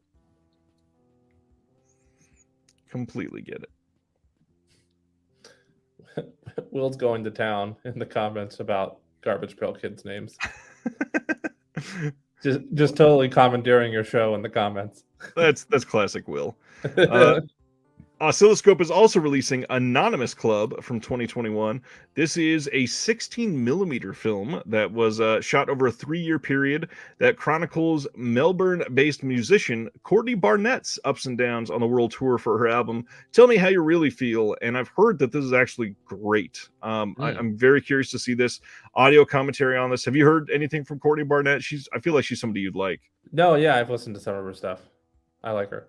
Not enough to be like a huge avid fan, but I've heard some stuff. Yeah, I love Kelly Reichardt. She's great. She's agreed. almost exclusively released on Oscilloscope. Yeah, That Criterion Certain Women release. is that the only one? That's what I was going to name, but I think that's the only I thing. think that's the only one that isn't Oscilloscope. Yeah. I'm wondering who's going to get her newest film. The you saw that one, right? The one that just came out. Oh yes. Why can't I remember that? Yeah, it's probably in my top 20 for the year as of now. First Cows on A24. That's right. Oh, that's right. Yeah, that just it didn't get any kind of special release. I don't know why I can't think of the name of that new one, but it's a good question as to who will put that out first. Oh, and Old Joy is Criterion too. I always forget that was Reichardt. Yeah. Kelly Reichardt is great. Yeah, she is. What is this? I was so shocked. I did not expect to see this. I'm just kidding. Hey, I made a zine. This originally was for the Patreon, but it's kind of taken on a life of its own. Craig, who is in the chat from Deaf Crocodile tonight, he wrote a really cool top 5 post-2000 Scorsese piece in here. I've got a really wonderful review from Various Spaghetti, who's also in the chat tonight. That is a part of this. Troy Howard, who was on the show a couple times, he wrote like a wish list of films that he wants to see released. And then Chris Haskell is from They Live by Film.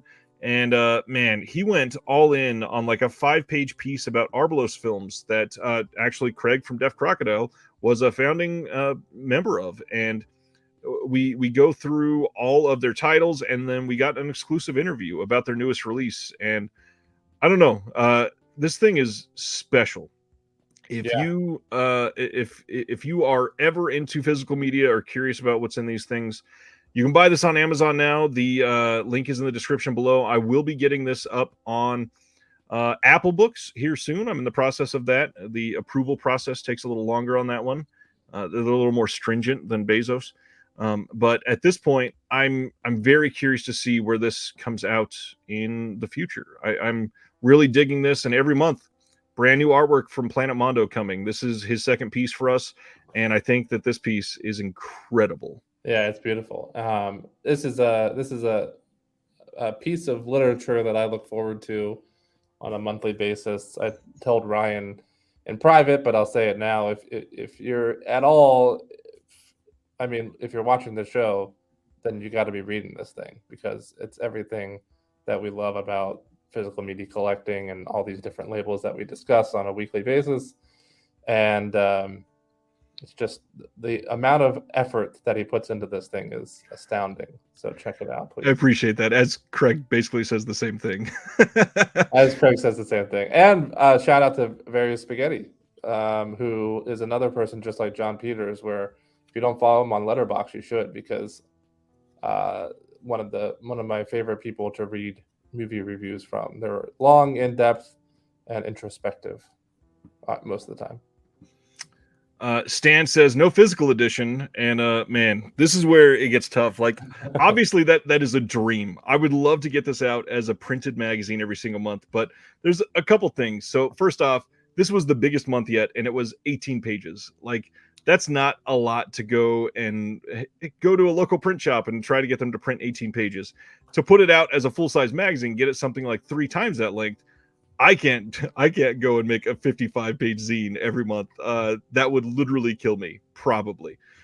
So we will see. I'm looking to maybe every 3 months, I might go and consolidate the last 3 and do the print on demand from Amazon. Because for that, I think you have to have the minimum is like 24 pages.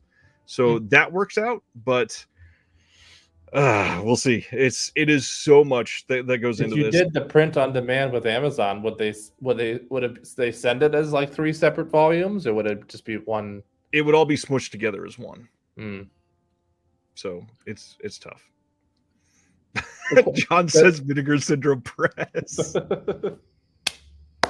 The question sounds like the question from the other day in the Discord. Why don't you have an app yet? And the funny thing is, the person that asked that was Chris Haskell from They Live by Film. He said, "Yeah, Ryan, you should make an app." And I went, "Oh God, I'm tired Already. Oh man, everybody's saying they'd buy a physical one. Yeah, I wish. I would buy a physical one in a Oh, heartbeat. thanks, Paul. I appreciate that. He says he'd buy a print-on-demand omnibus. I would too. I just wish it was separated into the different volumes. Oh gosh, Bruiser. What if all of us Patreon folks shipped in to cover cost? I'd be curious how much it would cost. I can't promise anything, but I will tell you I am in the process of talking to some people to see how much it would cost. So what if you did it like you know how A24 has their little zines that they send each month to if you're a subscriber, and then you can also just buy them if you're not a subscriber? Yeah. They did one where after like the first, I want to say like 12, then they bundled them up into a box set. So you could do that where you wait till you've built up a little bit and then print out and make it in like a box set of like the first 10 issues or something and send it out that way. That's what Craig just said. A year-end omnibus would not be a bad idea. That'd be fun. Craig and I are on the same page, clearly. Interesting. And then Sibner says print it smaller and put it in a media book. I will do that, but only if I can print it in German. Oh man, yeah, this sounds fun. I wonder what the physical media advocate is in German. I'm gonna look it up right now. Chris Silvestri is watching on Facebook, so I want my physical copy signed by me, Jeremy, Will, and Celeste. I love that Jeremy, Will, and Celeste have not even been in it yet. Are we? Yeah, none of us have. I guess we're just the most common guests. Anyways, that's enough about my stuff. Let's keep going and talk about Blumhouse. Or this is who is this? Universal. That's right. I don't know why I said Blumhouse. The Halloween trilogy. This has never been released. What the physical media advocate would be in German?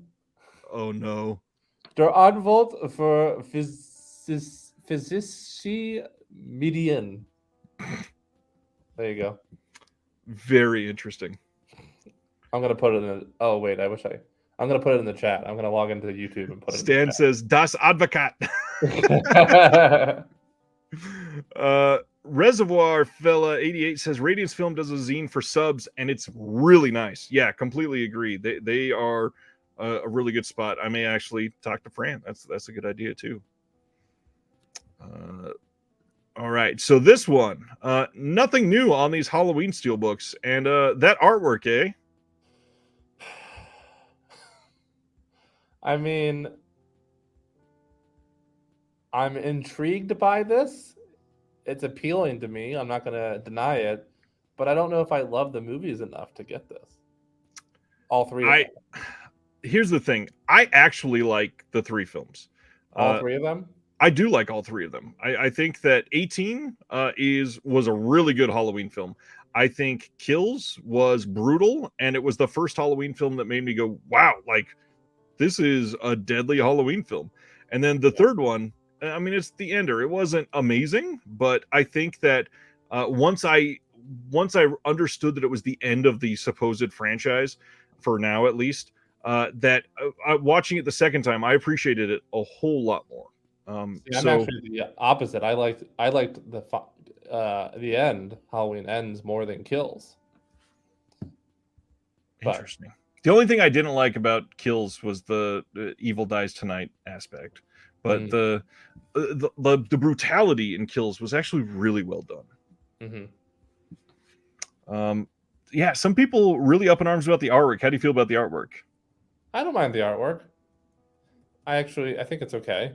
How do you feel about this box set as a whole? I mean, we knew it was going to happen. One of the things I really wanted to say is the fact that this is full-blown in exploited franchise territory. This is not going to be the last releases of these Halloween films. People need to really understand that, because there was a lot of complaints about they just came out with these last year. I already have these. Why are they doing another one? They will be doing more and more and more. There is nothing different about these from the previous releases, and that's how it will always be for these, for the most part. They just license new artwork. That's the thing. It's Michael Myers, and it sells well. Speaking of the artwork, I was just about to actually say the same thing as Subaquatic. It's very similar to the Halloween box set that Chow put out.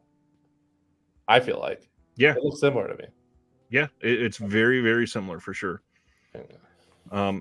I don't love the artwork here. I got to be honest. I'm not fully against it, but I don't know, something about the almost cartoony look.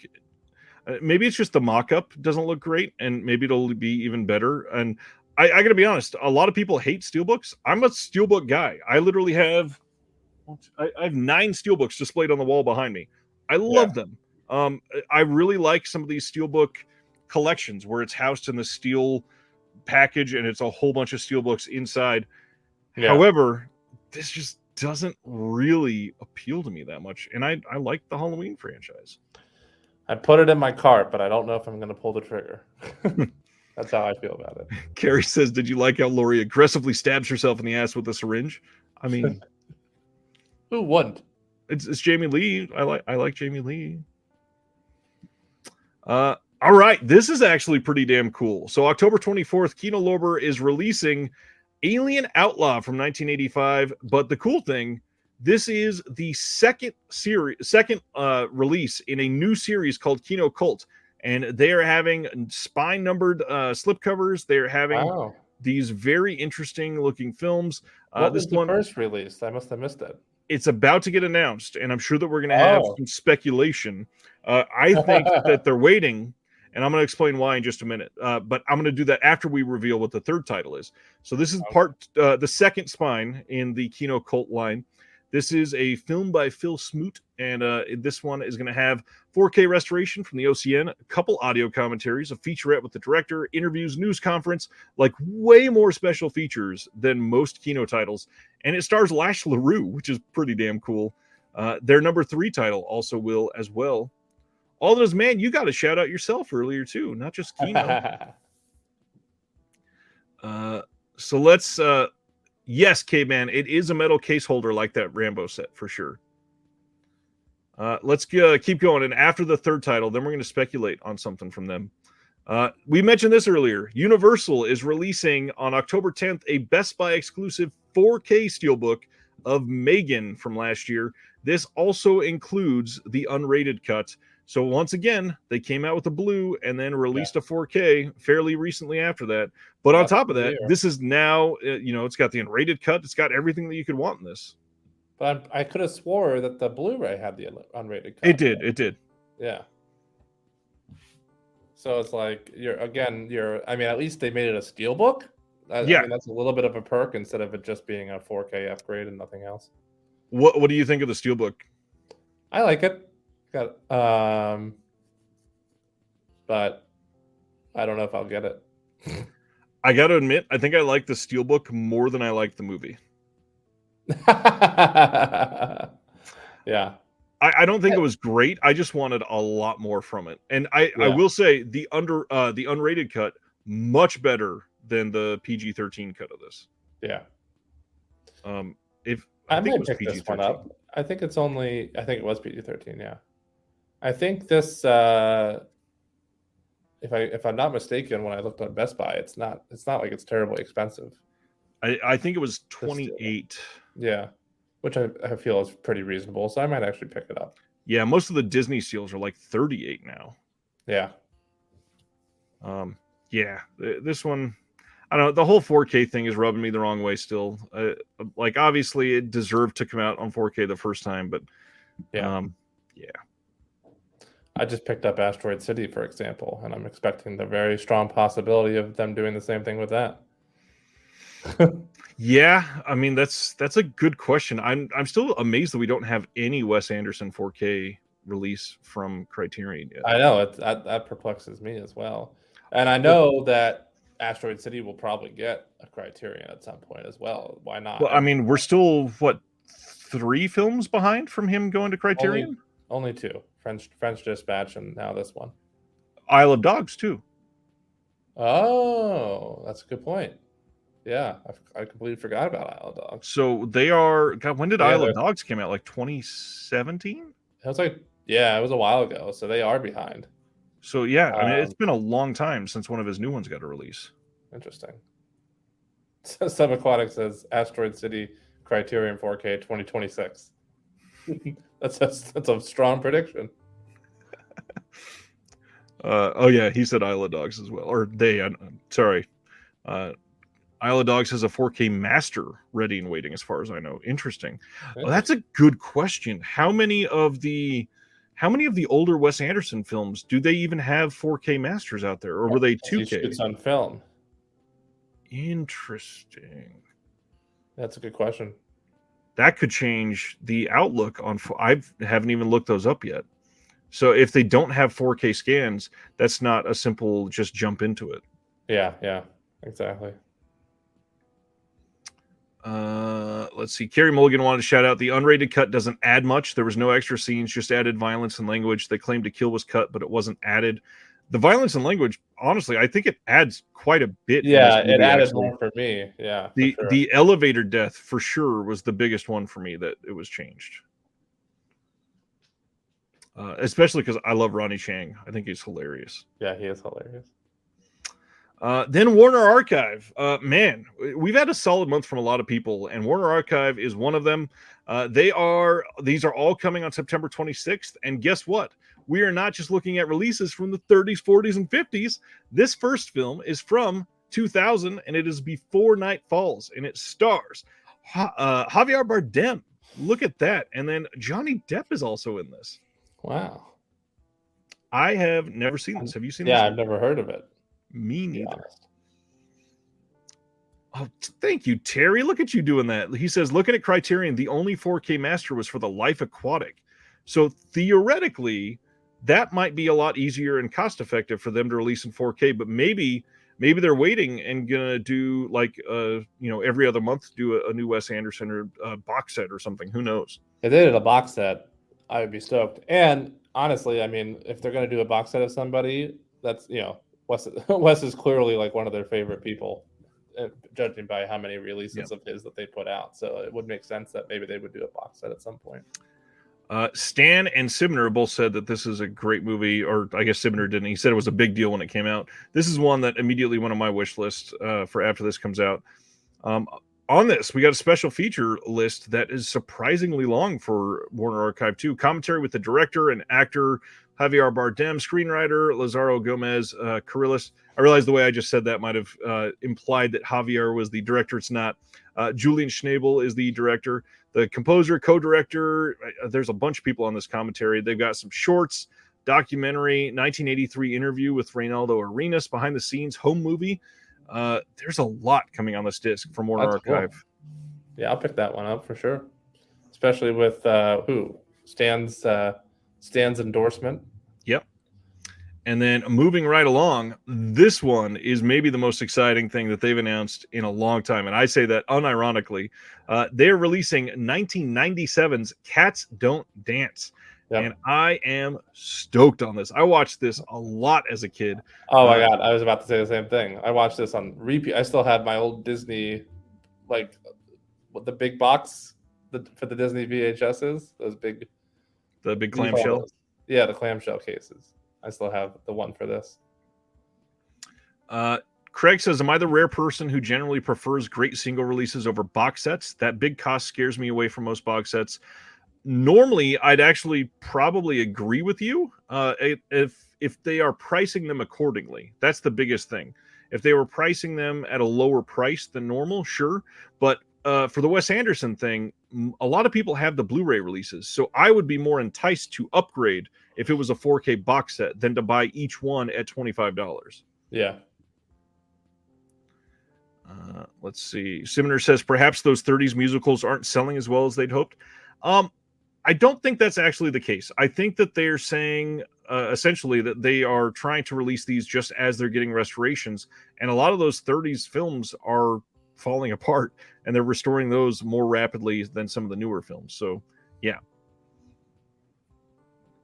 Silent Mandible. Is La La Land just live action Cats Don't Dance? Oh, man. That's amazing. Grand Budapest Hotel took 6 years from theatrical to Criterion Blue. Maybe Isle of Dogs will come next year, and then we can predict a 6-year pattern for the next two. Wow. He's putting them out faster than Criterion can put them out.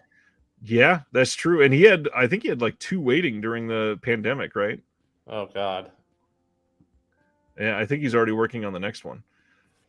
So yeah, this one is going to have Warner Brothers classic cartoons, all in HD. Curtain Raiser, Daffy Duck in Hollywood, Showbiz, Bugs, What's Up Doc, original theatrical trailer, and this one has Scott Bakula, Jasmine Guy, Natalie Cole in this.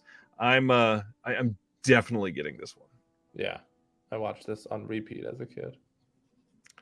Sibner says, I know they prioritize based on prints, but this feels like such a 180 from the previously stated. Yeah.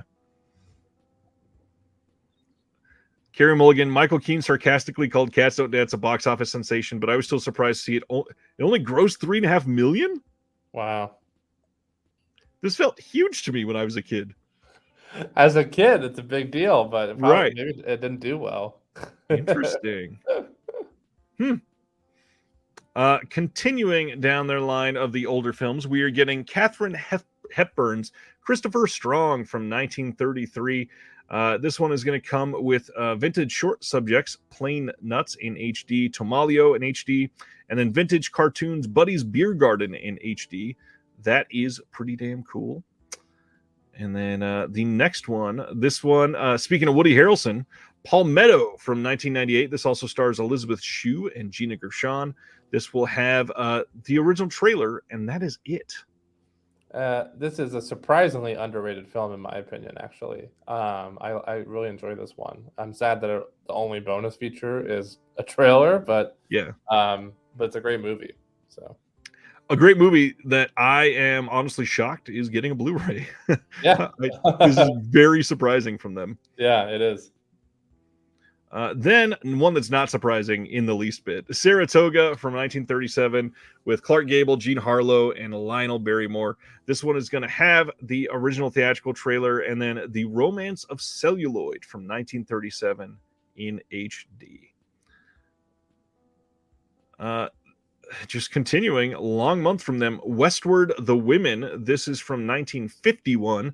This is a Robert Taylor film, and this one's going to have an audio commentary by Scott Amon, vintage MGM featurette Challenge of the Wilderness, Lux Radio Theater broadcast from December of 52 with Robert Taylor and Denise Darcell. That one's audio only. And then MGM Tom and Jerry cartoons, Texas Tom, The Duck Doctor, and the original theatrical trailer. They put a lot on this disc, like crazy. But only a trailer for Palmetto. My only question is, how many mules do the women get? It's a good question. The dowries were much smaller back then. Caveman says Cats Don't Dance is on YouTube. Interesting. Great. Not on Blu-ray.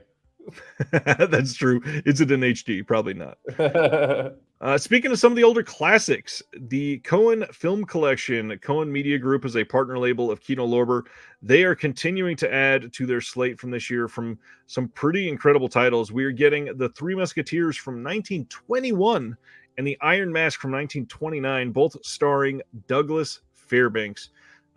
Again, we're probably going to get 19 comments in the chat at least talking about the ugly C on the cover of all of their films. But they are doing a lot of stuff that people will not see released anywhere else. So I'm glad that they keep doing what they're doing. And oddly apt for our discussion tonight. Oddly.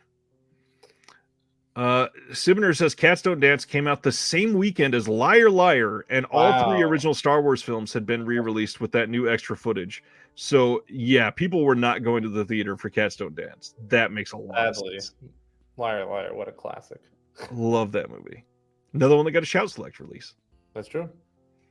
Another Kino Lorber partner title, Milestone Films is releasing The Edge of the World from 1937. This is a Michael Powell film. Michael Powell, of course, has done stuff like The Red Shoes. And this is getting a new 2K restoration of the film, an audio commentary by Thelma Schoonmaker, a film historian in Christie, and Daniel Day-Lewis reading from Michael Powell's book on the making of the film. Huh. Interesting. And then Return to the Edge of the World from 1979, in which Michael returns to Fula, however you say this, with the cast and crew. An Airman's Letter to His Mother from 1941, where Michael Powell's World War II era short film is included on the disc. And then some alternative scenes, some Michael Powell's home movies narrated by Thelma Schoonmaker. I mean, this is a pretty stacked disc if you're into Michael Powell. I was gonna say it is. Bruiser said it's an instant buy. Yeah. Yeah. And then Paul's into the cover. Yeah, I think the cover of this is really nice. I mean, the water coming up on this, and it's just great looking. Yeah. Milestone does some great work. Commentary by Thelma is a reason to buy, says Craig. K-Man says Coen Film Collection has no relation to the Coen brothers. Correct, because they're spelled differently. Yep. No H in the Coen brothers. That's the only reason they're different. Then, man, did this come out of nowhere. Kino Lorber also announced October 24th they're getting Salvation, Have You Said Your Prayers Today? This is a 1987 film starring Viggo Mortensen. It says laid-off factory worker Jerome Stample enlists the aid of his sister-in-law to abduct and blackmail a sex-obsessed TV minister played by Stephen McCaddy. But when Reverend Randall meets Jerome's true believer wife, Rhonda, who is Exene Cervenka of the punk band X, he realizes she is an evangelical rock star in the making. A prophetic satire by Beth B., Salvation, Have You Said Your Prayers Today, was produced just before the foundations of American religion were shaken by the scandals of real-life evangelists Jim Bakker and Jimmy Swaggart.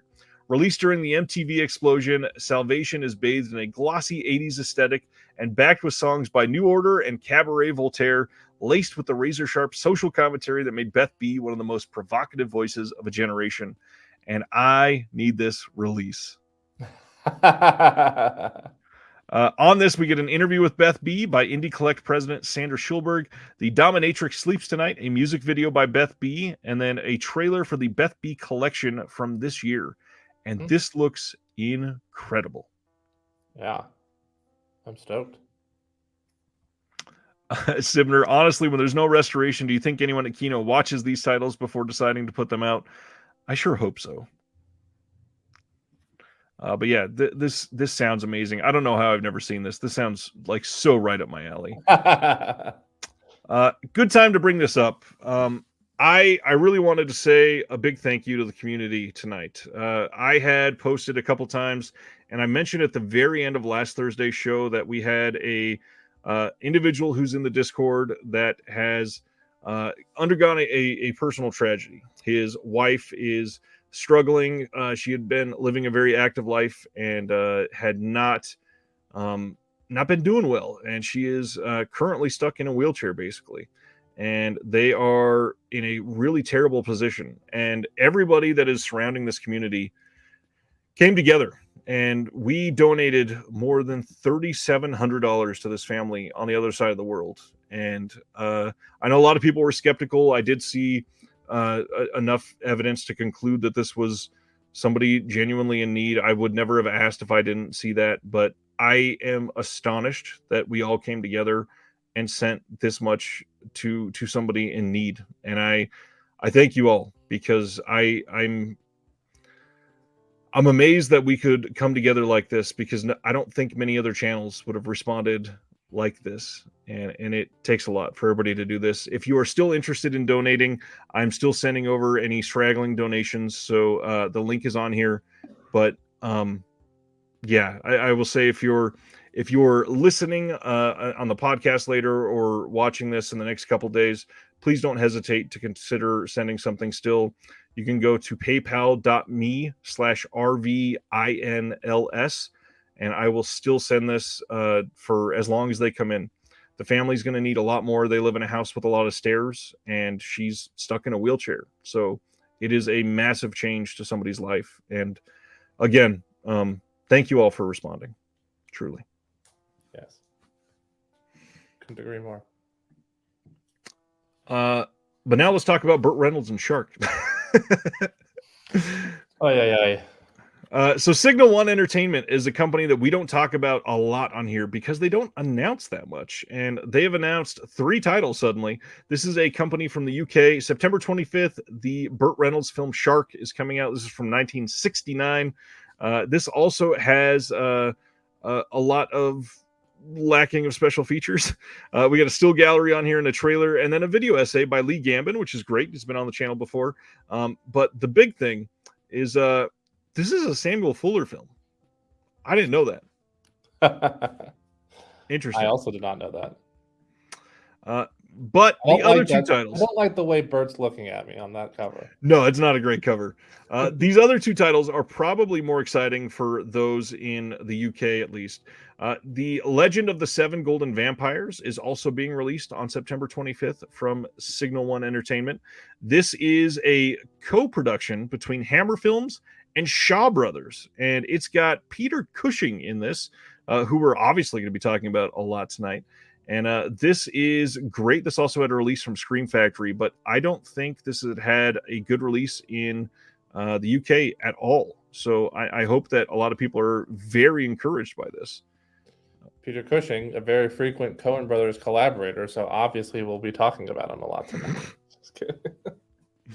But maybe the most exciting thing they announced, October 16th, they are releasing Death Race 2000, which has long been out of print in the US. I spent a lot of money on that child release. Yeah, this one has been missing in action for a long time. So pretty soon you'll be able to get an in-print Blu-ray of Death Race 2000. Do not spend I don't know how much you spent, but I've seen people spend 150 plus on that Blu-ray. Yeah, over $100 for sure. I think I was able to get an okay deal, but it was still probably like $70 or something like that, 70, 75. That's still a lot. And you'll probably be able to get this for like 18. There's literally a copy of the Shout one at CD Trader right now. Oh no, for I like this past weekend. Yeah, 115. like something like that. Jesus. All right, so the big box set announcement from this week possibly is Peter Cushing coming to the Severin Films collection soon under the Cushing Curiosities box set. This is going to have 5 feature films, 6 BBC teleplays, a 200-page book, and more than 16 hours of special features. Like, what? I mean, Severin, how do they keep doing this? Yeah. It's nuts. It's crazy. Box set after box set after box set. They've got so much. Yeah, and they're all incredible. So this is going to include Cone of Silence from 1960. Special features on this. We got a newsreel of Peter Cushing and his miniature soldiers, illustrated audio interviews, a whole bunch of other stuff on this. The next post has some more on this. We got Disc 2, Suspect from 1960, and The Man Who Finally Died from 1962. That one has an audio commentary by Jonathan Rigby and Kevin Lyons. And then for The Man Who Finally Died with Kim Newman and Barry Forshaw. So that's pretty cool. Discs 3 and 4 is the Sherlock Holmes series from 1968. Audio commentaries for all episodes by Kim Newman and Barry Forshaw. Holy hell. Crazy that they did commentaries for all of them. All episodes available with the BBC Countdown Clock, illustrated Peter Cushing audio interview with David Stewart Davies, lost segments with optional commentary by Jonathan Rigby and Kevin Lyons. Craziness. And then Bloodsuckers from bonus features. Yes. Bloodsuckers from 1971 is going to be on disc 5. This one also has an audio commentary with Jonathan Rigby and Kevin Lyons. There's a short film by Robert Hartford Davis called Stranger in the City from 1961. We got some other interviews, lots of stuff on this disc. And then Tender Dracula from 1974. That one is coming on disc 6, audio commentary with Rigby and Lyons again, interview with the director and interview with the actor in that. This is just an astonishing amount. And then on top of all that, the 200-page book was written by Jonathan Rigby. This looks crazy. I agree. Yeah, Sever's killing it with the box sets. Even though, like, I'm not a big fan of the Emmanuel box set, because I'm not a big fan of those films, I still recognize that it's an amazing box set. That people are loving it, so they're just killing it with these box sets. Paul says Severin is Cushing it with this set. Love that. Then they announced some standard releases. So all of these have been a part of other box sets, but they're getting standalone Blu-rays. So just like Craig from Deaf Crocodile was saying, hey, single releases, if you are into those, this is your chance to get some of these. Clear Cut, this was in the All the Haunts Be Ours box set. This one is going to be coming on October 17th and the middle of September from the Severin site. The rest of these are coming widely on September 26th and shipping from the beginning of September on the Severn site. Footprints, this was from the House of Psychotic Women set. Dracula and Son, this was in one of the Christopher Lee box sets, I believe. Identikit, this was also from the House of Psychotic Women. And then Story of a Cloistered Nun, this was from the Nunsploitation box set they did. Pretty cool. That All Our Haunts Are Ours is a great box set. It really is. I hope that second one that they alluded to in my interview with them last year not finally. It's not like we've been waiting, but I hope it comes to fruition eventually. Yeah. Sibner says, hate to gripe about pricing again with Severn, but how do they justify $28 for one title when the box set was $60 altogether? And I think that's kind of the point of this, actually. It's to incentivize you buying the box set rather than the single film. And then if you really just want those films, you can get them on sale probably for $18 or $20 during a sale. The next thing, this is super rare, but I have to promote my other show. The Incinerator is doing a live recording. This is happening on the channel next Tuesday at 8 p.m. Eastern on October 23rd. Or wait, maybe it's not Tuesday. Maybe it's Wednesday. It's the 23rd Wednesday? It is next Wednesday. Oops. Yes. Next Wednesday at 8 p.m. Eastern, The Incinerator is doing a live incineration of the films of Ridley Scott and Tony Scott. And it is going to be a pay what you can to come watch. We're looking at $5 if possible. There's a Venmo here to donate. And all of the donations that night are going to the American Foundation for Suicide Prevention. And it's going to be a blast. We got Mitchell Beaupre from Letterboxd showing up. And then Connor O'Donnell is going to be the other one. And he has done a handful of other things in film as well. And it's going to be a blast. I can't wait until we do this. Sounds like a blast. Sibner, do we think that Severn will treat those as new or half off this Black Friday? They will be brand new. They will not be half off until the summer sale next year. Yeah. Too soon. Thank you, Caveman. Yeah, may as well promote that right now, too. Next Tuesday, I'm also doing a live stream on Bob's Blu-rays channel. I'm in the Steelbook and Slipcover competition. This is the championship round. I haven't done anything with it in like 4 months because I won my first night pretty easily. And now I'm here for the championship next week. Nice. Carrie says, I hope you devote an hour to the fantastic and underrated Domino. It definitely won't be able to be an hour. Otherwise, we'll be streaming for 5 hours. But I do agree. Underrated. Brian says, it's my daughter's birthday tomorrow, and she's next to me. Can I have a happy birthday? Of course. Happy birthday, Brian's daughter. I hope you have a wonderful day. Daughter. I hope that you have an amazing day, just like your amazing dad. And we got another happy birthday from Subaquatic, and they keep coming. They're flowing in now. Hey, we talked about an umbrella a minute ago. How about this? They are releasing Talk to Me in October on 4K in this steelbook, and it comes with this giant hand that is not colored at all. And they send a pen with you so that you can color with one color. A roller coaster of emotions for me on this last night when it got announced very late. I texted Ryan because I wanted the hand replica and was trying to figure out if I should buy it, and if I did, what else I should put in my cart to get the free shipping so I don't have to pay international shipping with Umbrella. And then Ryan informed me what I'm sure he was about to let everybody else know as well, which is good. Well, the first thing, Jeremy texted me at 1 a.m. last night about this. That's when I got the email announcement. And the crazy thing, I had already posted the announcement. I was still awake. I was working on some other stuff. And we talked from like 1 in the morning till 1:30.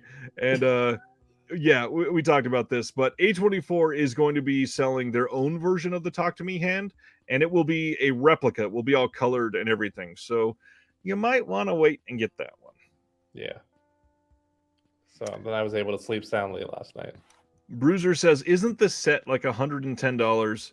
You It is. know, it's like is it 110 or is it 100 somewhere around there? It's 110. Oh boy. Yeah, that's And then the that's set rough. without the hand and everything else included is 60. So you're paying $50 for the hand, uncolored. I don't know how much A24s will be, but at least it'll have all the written on stuff. Now, I got to admit, a lot of the stuff that they're doing for this release is pretty damn cool, and I think that's actually special because it is an Australian film. So I'm glad Umbrella is going all in on a wonderful Australian release to really give that some actual respect. I agree, and I think I'll still buy the bundle without the hand because I think it is cool. I like the outer slip case and the book. I'll just save the hand for the A24 release of it. Paul says it's $160 Australian. Whew. And yeah, Subaquatic said A24 big box edition. That is likely coming. It'll probably come in one of these. And the way that they've been doing it, I think I've recognized the pattern now, is if it had a 4K release in the regular Lionsgate size, it gets the big box release. But if it didn't, then it gets the regular 4K, like Marcel the Shell. Type of thing. So this one, I believe, is coming on 4K in the US from Lionsgate and A24, and then eventually it'll get this massive box from A24, probably. Anthony, I will buy the hand from A24. You are correct, not the umbrella hand. And also, it was 1 a.m. Ryan's time. Yes, it was 1 a.m. in Missouri, so it was only 11 in LA. But then we also talked for half an hour about it. I didn't expect you to respond, by the way. Yeah, Jeremy texted me in the middle of the night, like 5 days of the week, probably. And then I just wait till the next morning to have the conversation. I need to get my thoughts out there, you know? Yeah, and much of the time when I wake up, it's like 2 7 or 8 minute voice messages. Oh, Lord. I love that we're just airing your dirty laundry here. Yeah. Hey, let's talk about be my friend. Let's talk about maybe the most exciting thing that happened all day for a lot of people in regards to physical media.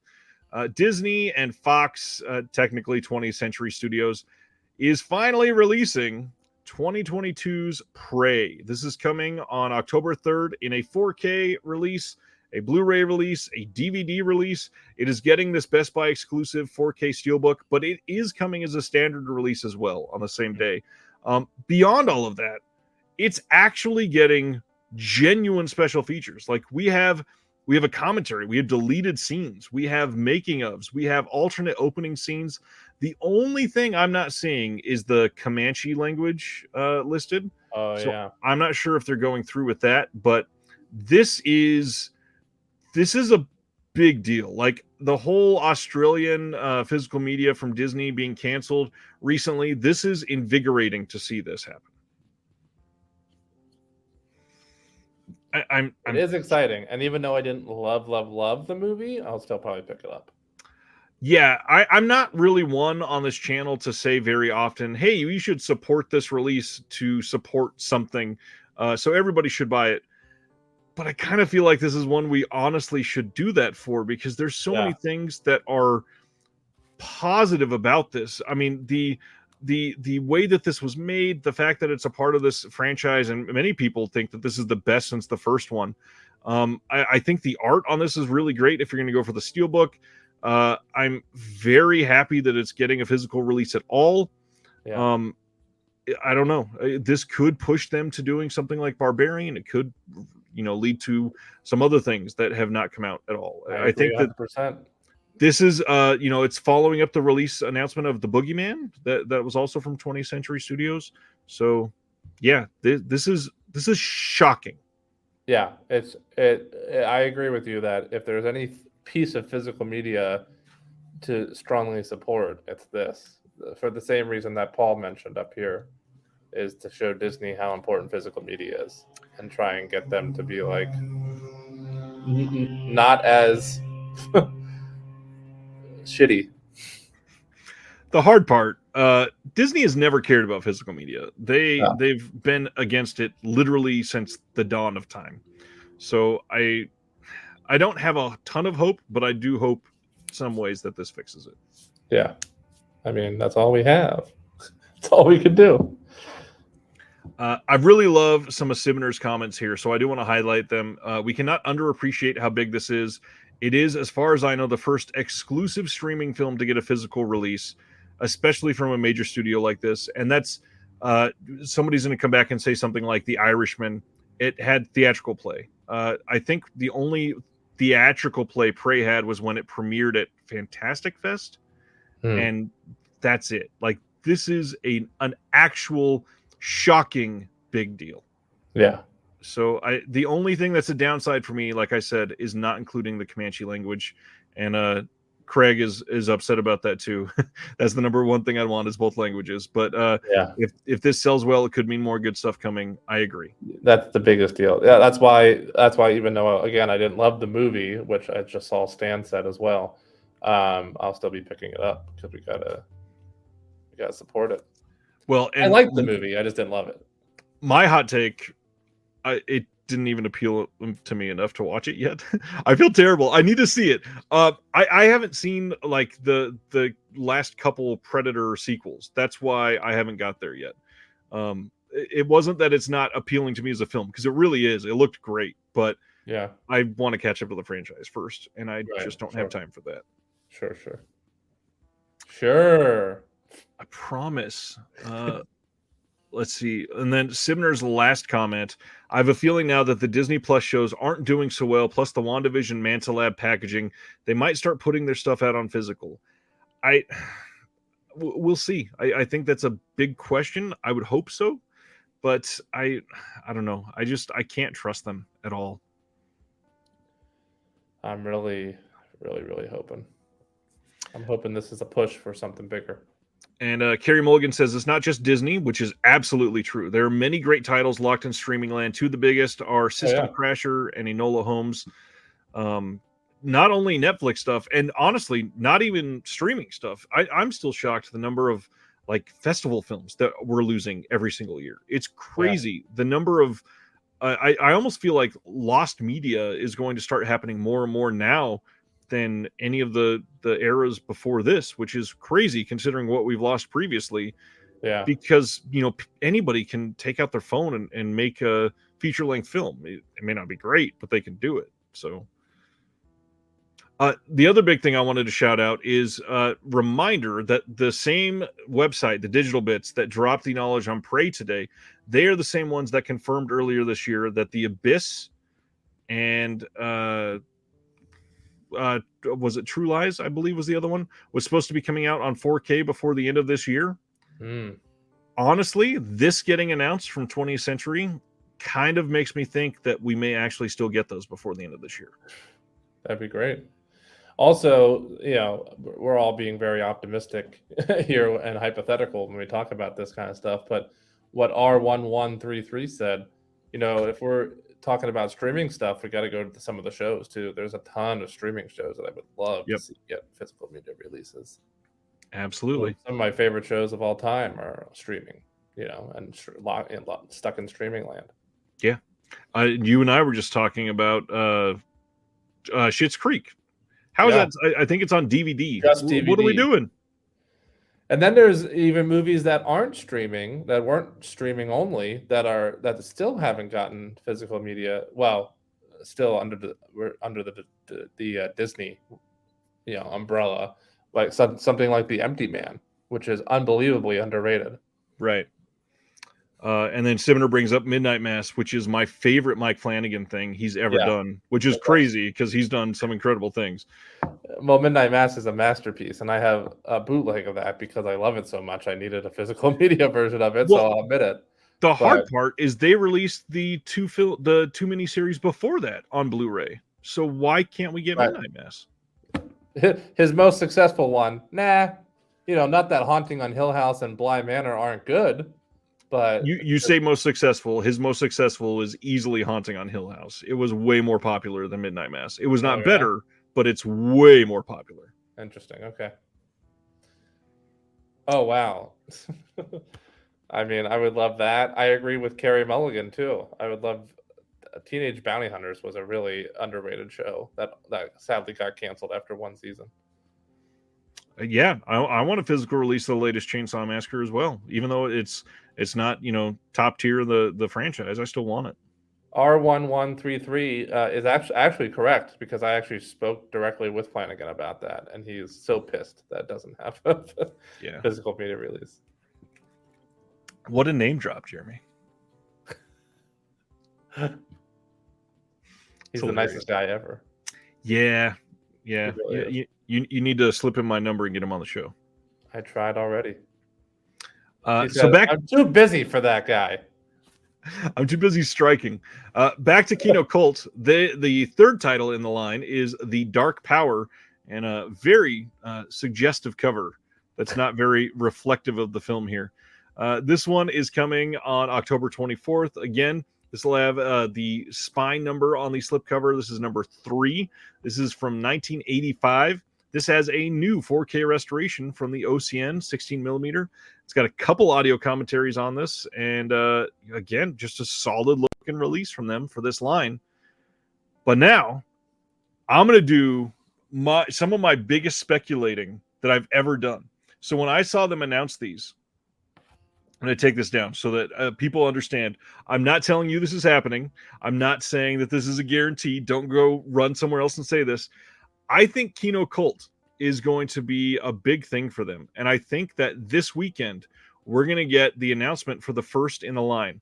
And here's where I think this gets crazy, is cult films are not just like shitty action or low budget horror movies. Cult films are underseen films that have a huge, very like aggressive fan base that loves those films. Maybe they haven't been seen for a long time.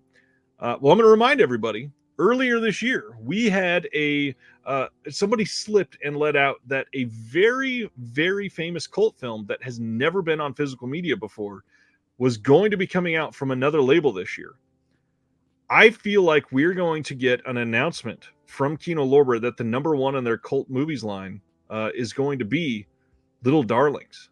And I feel like they're going to announce that this weekend. Wow. I think that would be massive for them and would get people to come out for this line and start collecting all of the Kino Cult titles, and that would be a huge deal. That would be huge for sure. I'm automatically collecting the Kino Cult line from the start, but yeah, that would get people who don't already collect Kino or know about it for sure to start diving in. Yeah, that would be a massive title to come out, and I really hope that somebody again. I just hope that announcement comes to fruition. Similar, I don't remember if it was no physical media at all. I think it was no physical. It may have been just nothing past VHS. But yeah, Little Darlings has been gone for a long time. By the way, just circling real quick back to our discussion of stuff stuck in streaming, both Video Store and Caveman brought up good point. Coda won Best Picture for crying out loud, and still no. That's true. Physical media release for that. It's just nuts how these things are just stuck in this streaming realm. I see, and I didn't know anything, but I really want to highlight Jake's comment here. Oh, he knows something of some individuals who are working on said release and thinks I may be onto something. I am OG. Oh man. Oh geez, that's exciting, Jake. All right. Let's of exciting, we got a couple other things, and then we're done with the announcements. First off, let's get back to go through the next couple. I gotta go pee, but this is the last of it. But I have to pee so bad. What do you want me to wait till it's done and then go pee? Yeah. Okay. It's like 5 minutes. Culture Shock Releasing has announced that they are a partner label of Graveface Distribution. Ryan Graveface is the owner of TerrorVision. So now Culture Shock Releasing is a partner label of TerrorVision, basically, and they seem to be taking what was done for some of these other labels, like Vinegar Syndrome with OCN, like Kino Lorber, and some of their partner labels, and running with this. So Graveface Distribution has not really been a thing, even though Graveface has kind of always been behind all of it. So they announced, and not just Culture Shock, there's a lot of stuff in this press release. They are stoked to announce that after 8 years of not having a website, you can go to www.graveface.com and it's live. And they are, let's see, they've been able to release all kinds of stuff. And then why is this of interest to you? Because Graveface, who has distributed the TerraVision product since I started TerraVision in 2014, is now distributing other labels. So you'll be able to find in-house imprints TerraVision, Never Not Goth, Graveface Museum and Apparel we make in-house at Graveface Apparel, and then other releases from like-minded companies we're now distributing through Graveface. Some of those are the Black Lagoon Room, super cool tiki horror adjacent stuff, Already Dead tapes and records, amazingly well-curated tape label, Scare Flare Records, rad as fuck original soundtracks, Mystic Vault, great genre original soundtracks, and the incredible releasing company Culture Shock Releasing. So we've got some titles being announced from Culture Shock, and this first one you can go pre-order on the TerraVision site now. It is Night of the Bastard, and I promise on the slipcover this black bar is not here. It is uncensored. Night of the Bastard is from 2022, and this looks pretty decent. Disgruntled hermit Reed lives a solitary life in the desert. After chasing away a group of youths trying to party near his home, his peaceful life is violently upheaved when a group of demonic cultists lay siege to his house. Forced to partner up with one of the partygoers, Reed and his newfound colleague must defend themselves into the night, all while long-buried and disturbing secrets are revealed to him as part of the cult's evil master plan. This has all kinds of special features on this. There's a booklet, short films, trailers, audio commentary, all kinds of stuff. Again, you can pre-order that now. Culture Shock doing some great stuff. This cover art looks pretty fun. Yeah. This is very interesting. But then they also came out and announced some other titles coming all before the end of the year. We've got Lone Wolf from 1988, The Refrigerator from 1991, and then they announced that their Late Night Classics line will continue with Volume 2, including Assault of the Party Nerds and Assault of the Party Nerds 2. And the big thing is if you are a member of any of the TerraVision clubs, so if you're a subscriber to TerraVision, you can get all of the Graveface distributed items at wholesale prices via the club wholesale portal. Which is a miraculous thing. This is huge. Like, this is if you're a Vinegar Syndrome subscriber, you get a discount on all the other partner labels. You get that now for Culture Shock Releasing. And who knows, if this goes well for TerraVision, they might have 5 or 6 partner labels soon. And I know that one of the big things that have been not incentivized for people is foreigners that are not from the US buying from TerraVision. The shipping is cost prohibitive a lot of the times. But if you're able to get stuff from Culture Shock and TerraVision and 3 unknown other partner labels, that might be a lot more appealing to you to start subscribing and ordering more from. So that's pretty damn cool. Yeah, it's a big deal. And I'm sure that other labels will be following suit. I expect them to, like you said, have 3, 4 more partner labels before you know it. We'll see. Hey, why don't you go to the bathroom? And I'm going to talk about Sirens from Oscilloscope. And then I'm going to talk about yeah. And then I'll talk about what's coming next week, too. Okay. So Sirens is coming the fall of 2023 from Oscilloscope. This is the last announcement for this week, by the way. Sirens intimately chronicles the lives and music of Slave to Sirens, a band made up of 5 young metalheads whose burgeoning fame is set against the backdrop of the Lebanese Revolution. Its members wrestle with friendship, sexuality, and destruction as their music serves as refuge to Beirut's youth culture. This sounds pretty damn cool and right up my alley. This has an audio commentary on it, some deleted scenes, a trailer. This, again, I hope that I still have a subscription when this releases, because I definitely want this one. Looks like a fun release. Has anybody seen this one? I would be very curious if somebody had seen it. I'm not sure. This came out, let's see, from 2022. So I'm sure somebody has seen it. Let's take a look at what is coming out next week. Wrong tab. Next week, we have Weird Science 4K from Arrow. Hackers 4K from Shout Select. The Legends of Zorro 4K. Elizabeth 4K from Sony. But the other one that I failed to mention on this top line, the Nightmare Before Christmas 4K. I really wanted to highlight this because from what I'm hearing, the 4K scan of this is supposed to be incredible. This is another thing that makes me excited for what Disney and Fox could potentially do. If it's actually a great restoration, I hope that they've started to change the way that they're focusing on some of these. So this is cool. Coma coming from Scream Factory, Promising Young Woman 4K, American Pop coming out next week, Night of the Hunted 4K, Pretty Baby from Kino, Hardcore from Kino, The Rape of the Vampire 4K from Indicator, Moment of Romance. I'm excited about this one from Radiance. Reminder to the Steelbook collectors that Hackers is getting a Best Buy exclusive 4K that they are oddly not really doing their Steelbooks right recently. I'm still not sure what they're doing because Hackers never got an announcement from Scream Factory as coming in a Steelbook. They announced the standard, but then it just quietly went up on Best Buy. So you got to really be paying attention to that.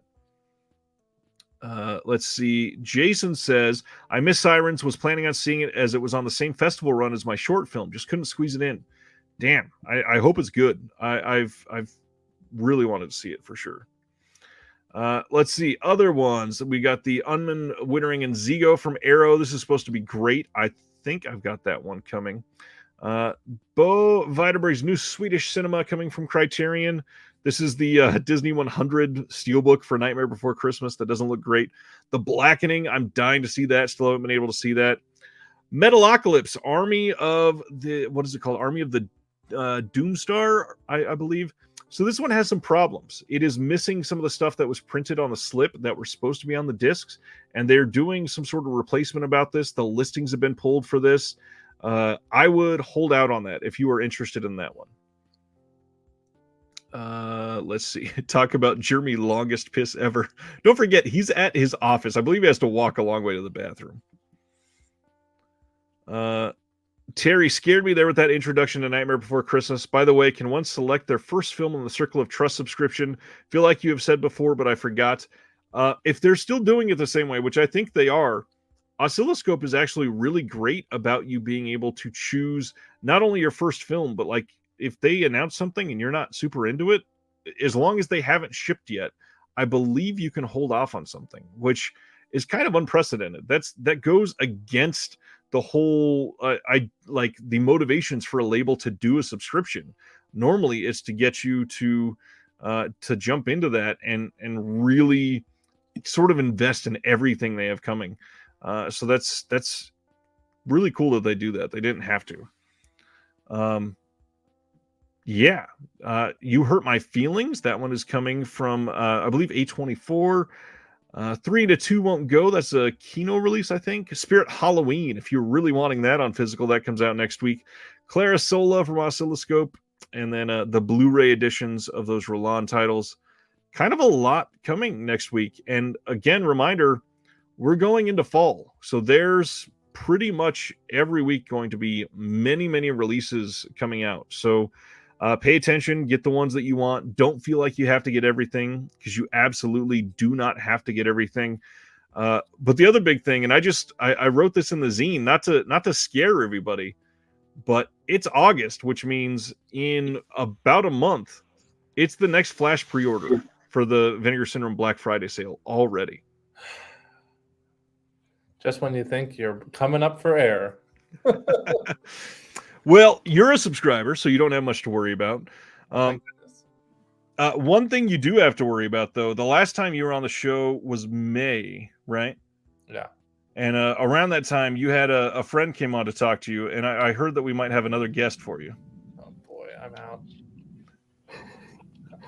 I should have stayed in the bathroom. Hi, Disconnected. It's late night. It's time to see the Toxic Avenger. Have you pre-ordered your TA 4K box set yet? I think that got pushed a bit. You pre-ordered it, right, Jeremy? I have not pre-ordered it, actually. You never pulled the trigger? I'm still back and forth on it. Yeah, I'm still That's why I'm here tonight.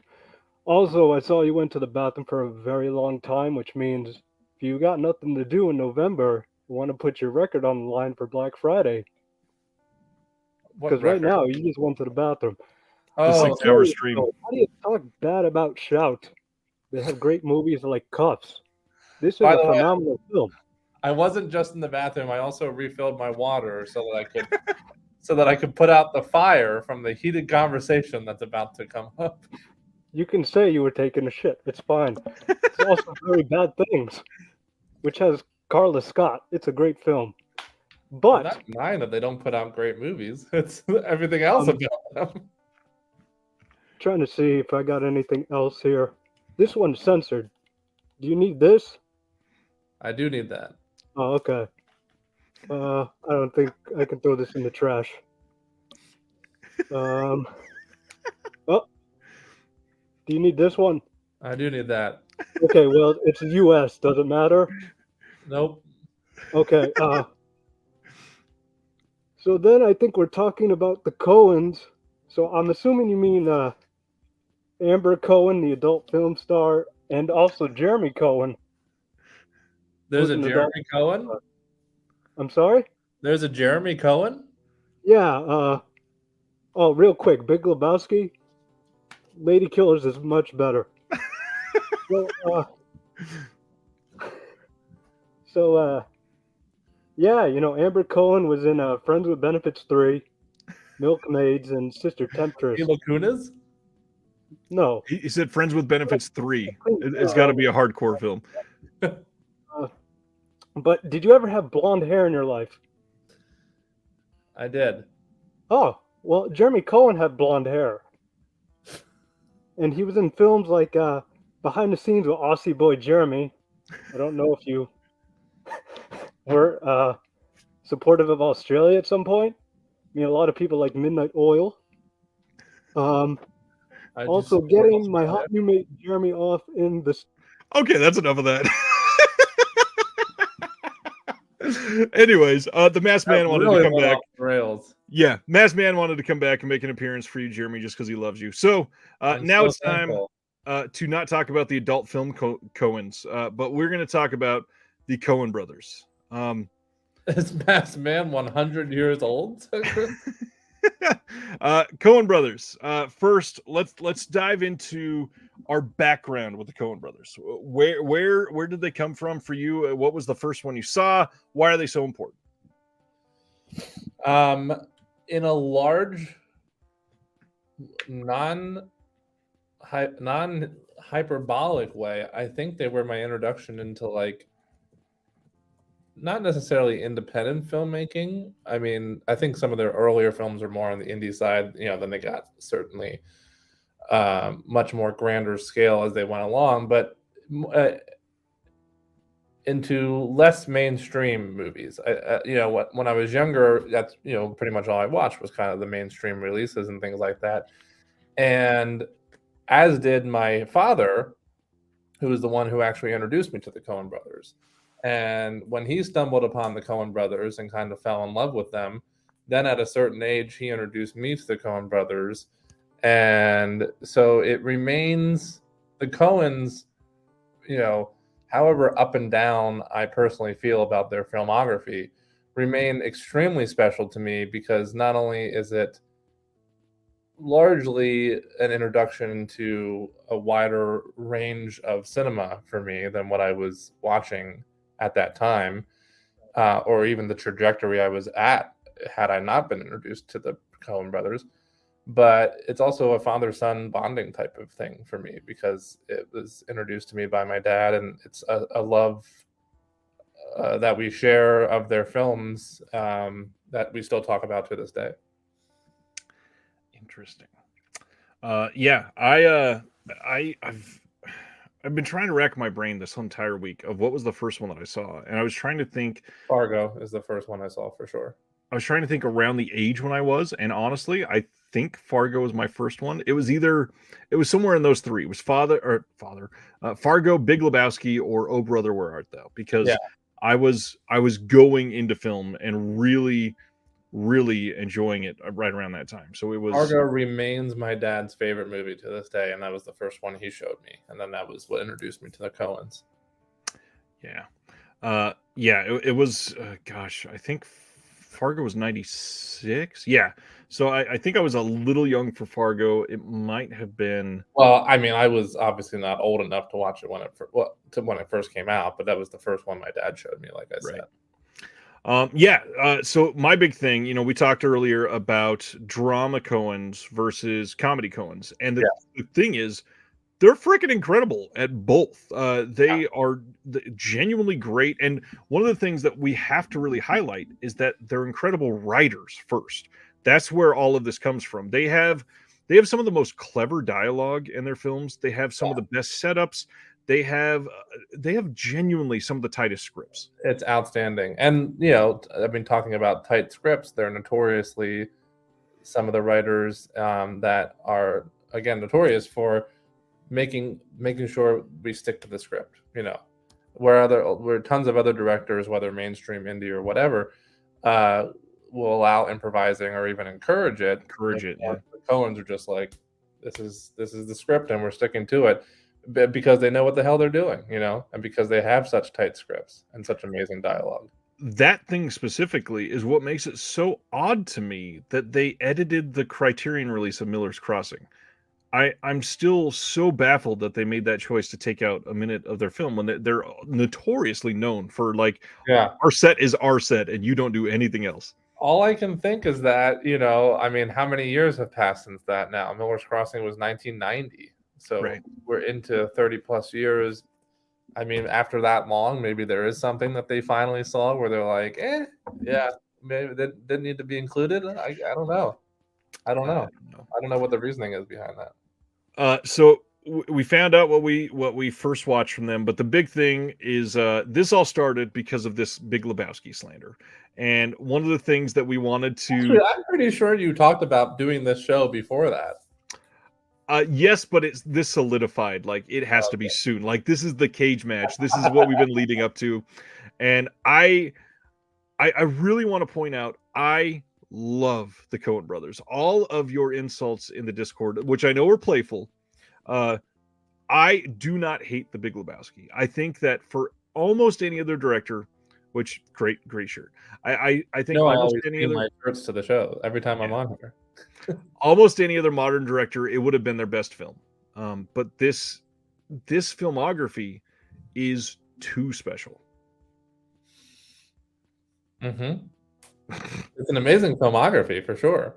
And listen, I'm going to admit for the first time between you and me, live on air, that I certainly feel like we'll get to that in a second. Flickering waves, Terry. I think I haven't admitted it yet because I like poking fun at you in the Discord. Mm-hmm. But I admit that while I still love Big Lebowski and I'm obsessed with it, it's in my top 10 films of all time.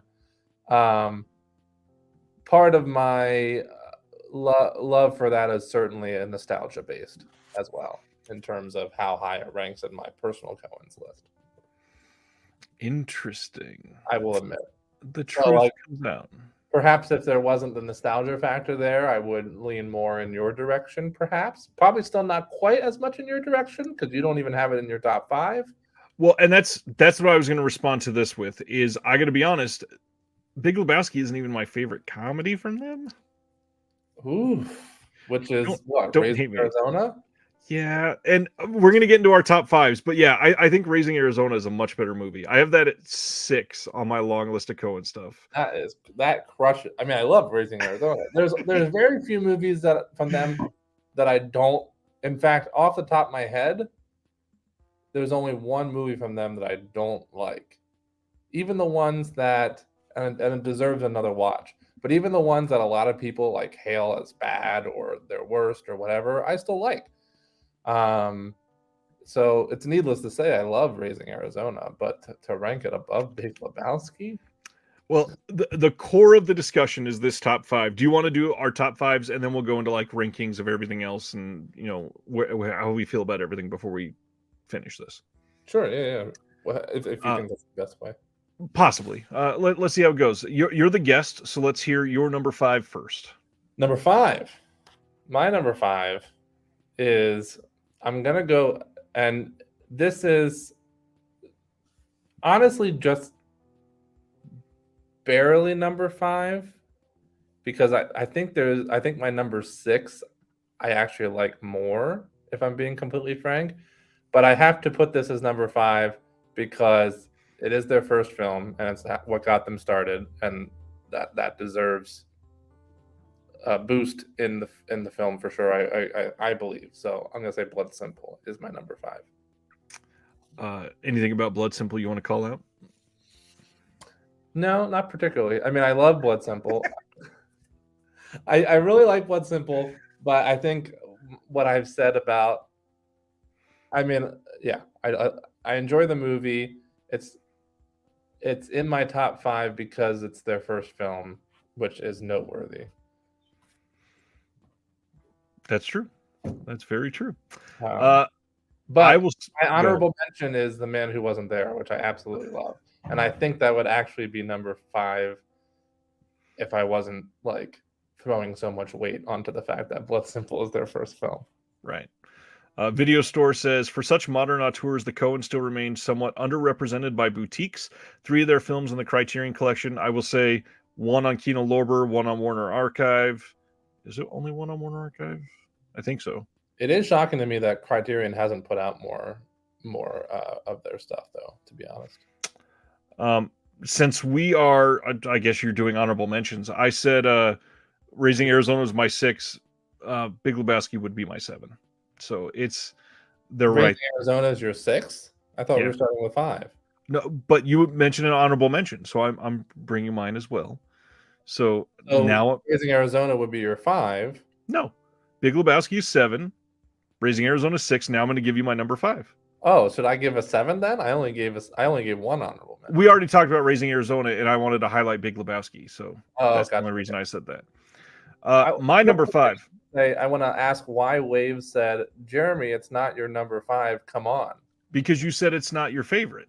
Or you said, personally, I like the other one better. So it sounds like something else would have been your number. The Man Who Wasn't There. We'll just say The Man Who Wasn't There is my number 5 then. That's fine.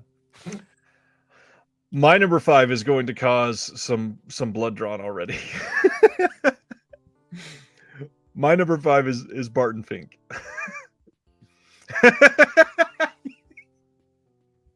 You're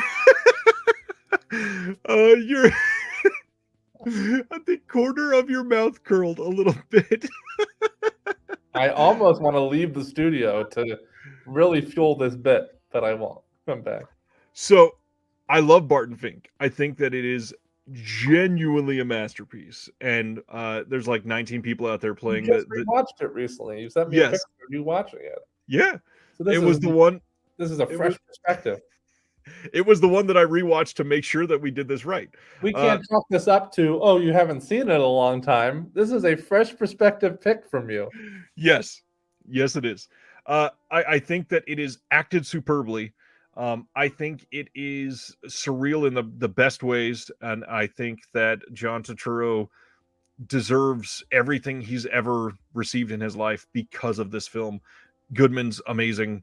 It's a good story. I just don't have the personal connection to being a writer like you do. So for me, it falls a little short in my liking. Well, I guess I'll give you the credit that it's in your top 5 at all, because I don't think it's in a lot of people's top 5. No, it's not. Okay. But I think the acting alone elevates this movie beyond so many other films. Yeah. So I'll give you that credit. Barton Fink won 3 awards at Cannes, causing an outrage. And it said they led the festival to change the rules so no one could win more than 2 awards. Interesting. Didn't know that. Look what Stan said to you.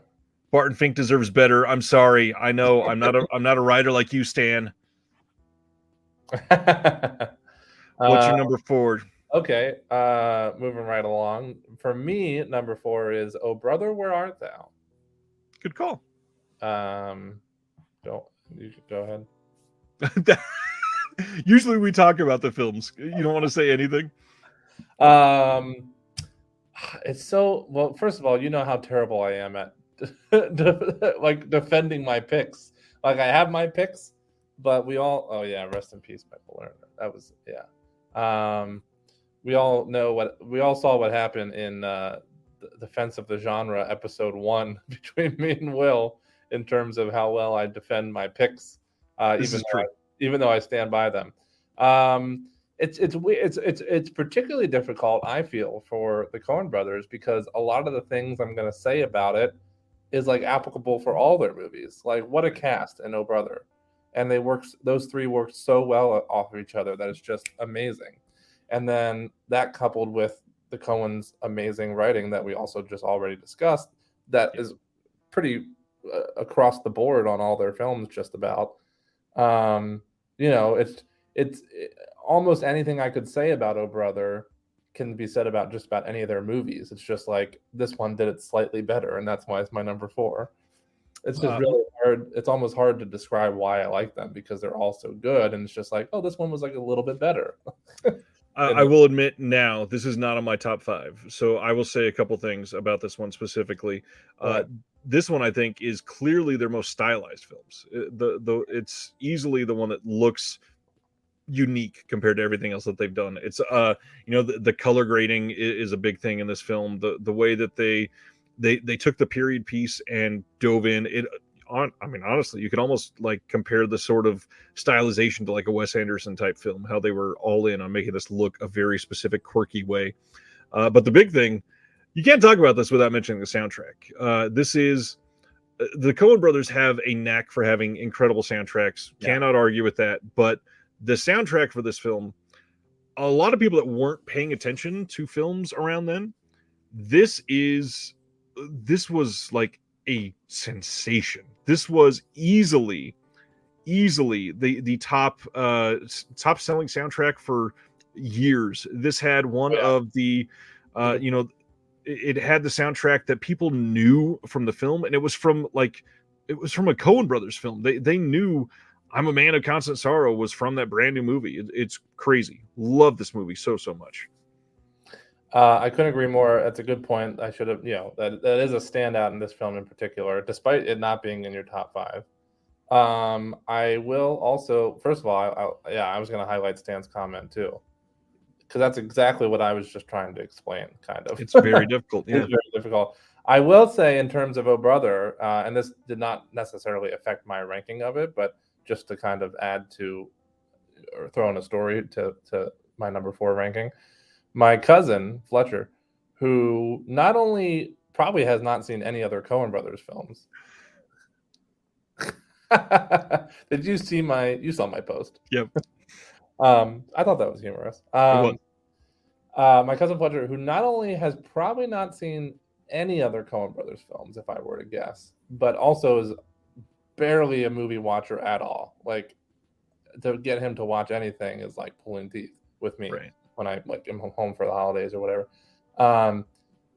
He loves this movie. Like, this is one of his favorite movies of all time, and it can't compare it to a lot because he doesn't watch a lot. But he loves Oh Brother, Where Art Thou. So that's the kind of mass appeal this movie has, is that it can rake in non-Coen lovers, even film lovers, really in general, right, and like really enjoying this film.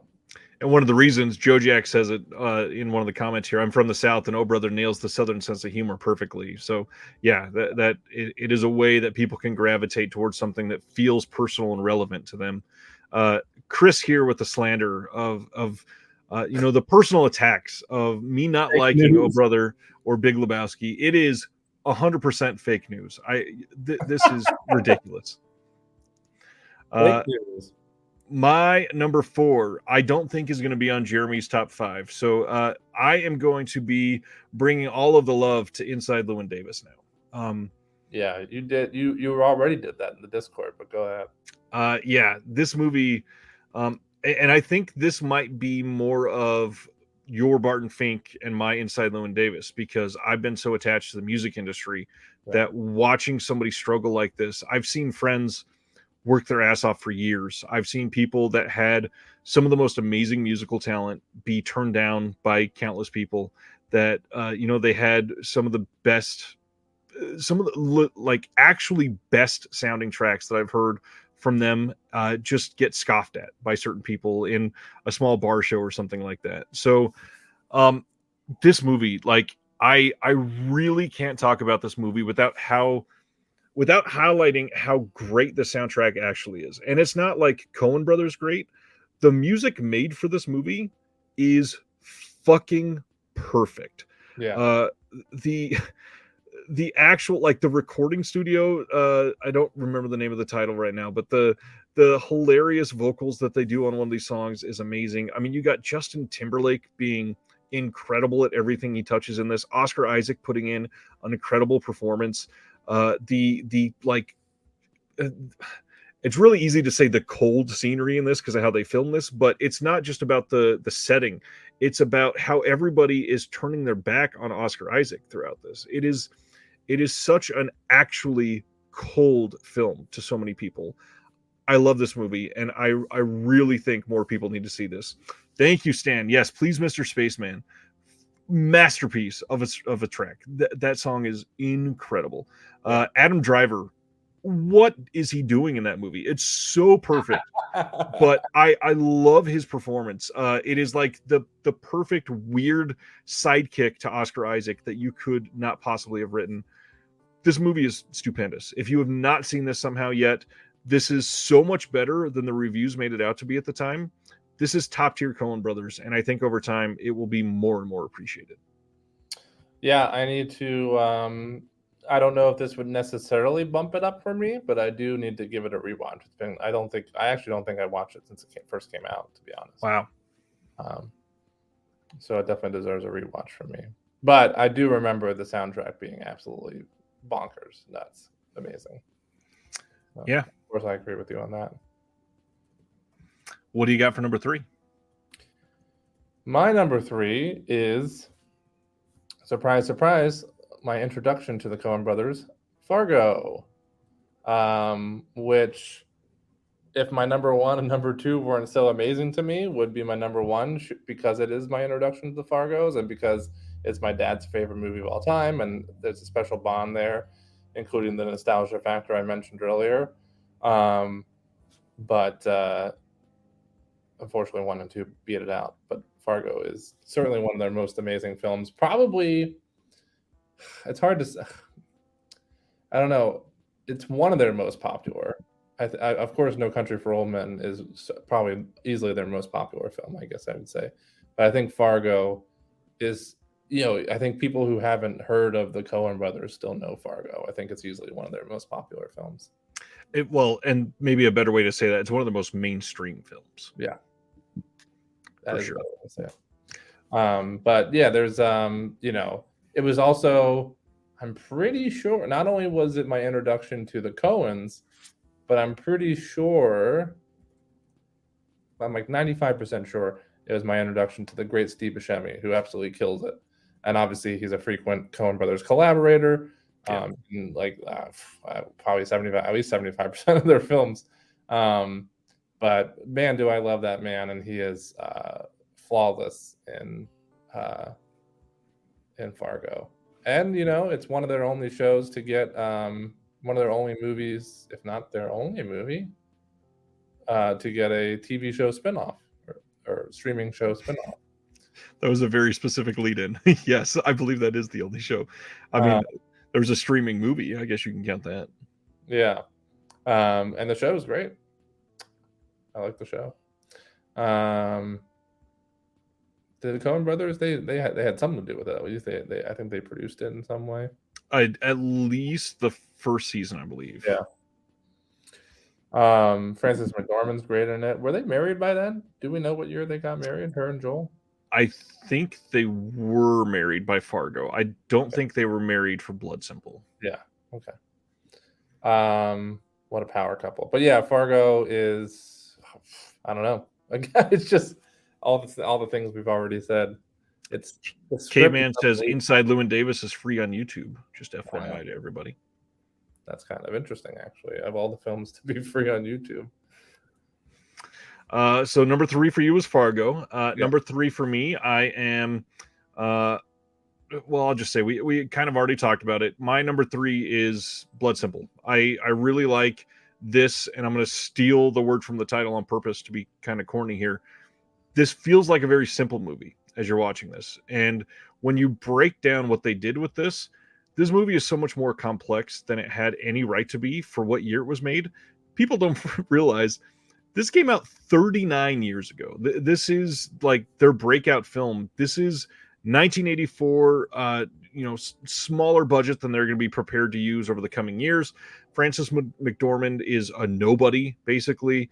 And as we see the acting throughout Blood Simple, the complex storyline that we get by the end of this, like the finale alone is enough to get it here for me. I really enjoy that final scene, the tension that they bring through. It really highlights what they're going to do later in stuff like No Country and even The Man Who Wasn't There. There's some things in this that really it highlights some of those same exact shots that they're leading into it. It's basically them practicing, but they nailed some of them so many times in this first film. It is shocking that they got it so right. Other perform. Go ahead. Man Who Wasn't There, because I think that is, since Blood Simple, I think, or post Blood Simple, I should say, that is their most understated film. Oh, 100%. Comparatively to Blood Simple. So it's interesting that you compared those two. I would agree 100%. Yeah, those are the two that I've always kind of stuck together in my mind, which is hilarious because The Man Who Wasn't There, much lower on the ranking for there. That's like number 10 or 11 for me. It's much lower. But Video Store said I wasn't even born in '84. I mean, neither were me or Jeremy. So yeah, this one goes back to back on my list. Man Who Wasn't There and Blood Simple.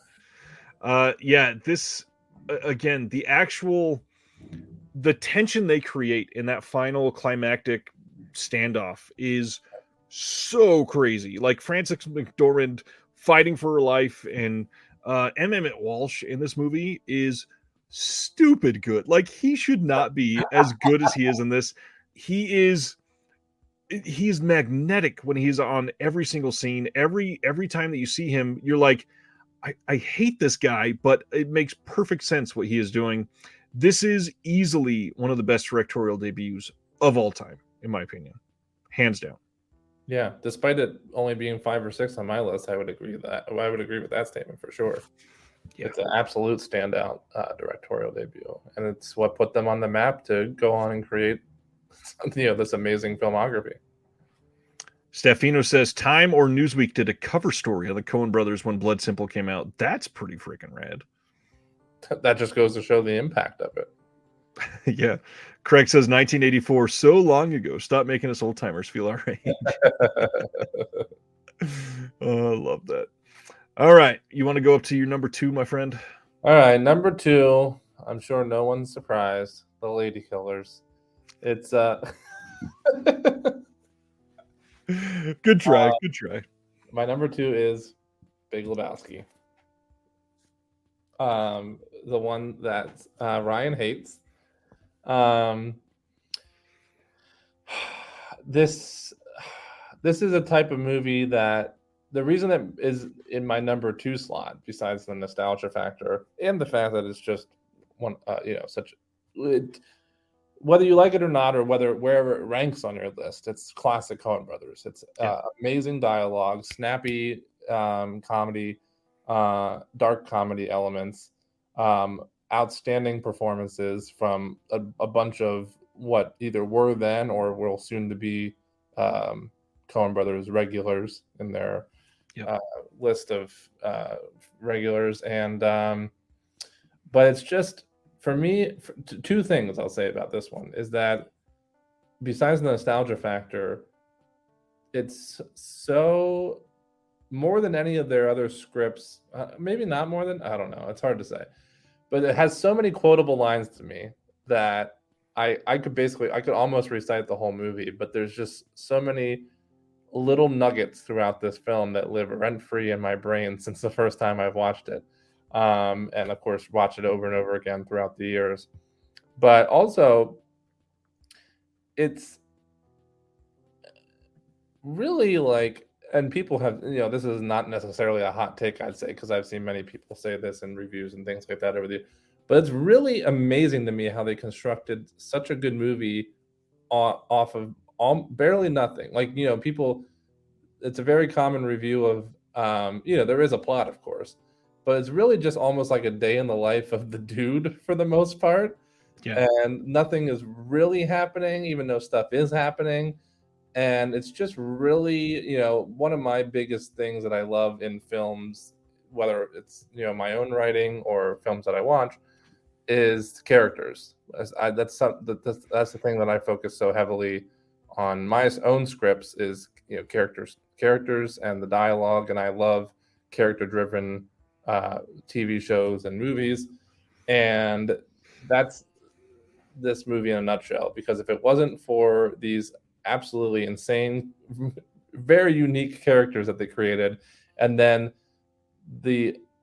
I can't see anybody else playing these characters. And obviously, Right. You could say that about a lot of other movies, and it's now however many years old, and I've rewatched it over and over again.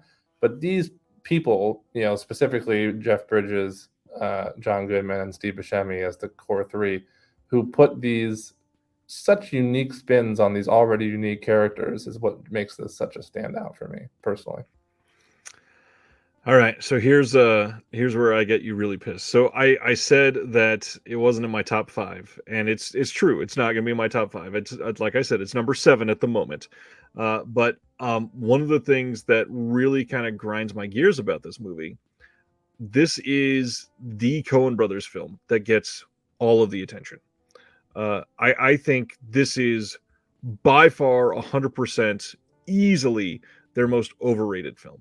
And I'm not even saying that really isn't why you don't like it, because it's overrated. No. It's just I prefer their dramas more than their comedies.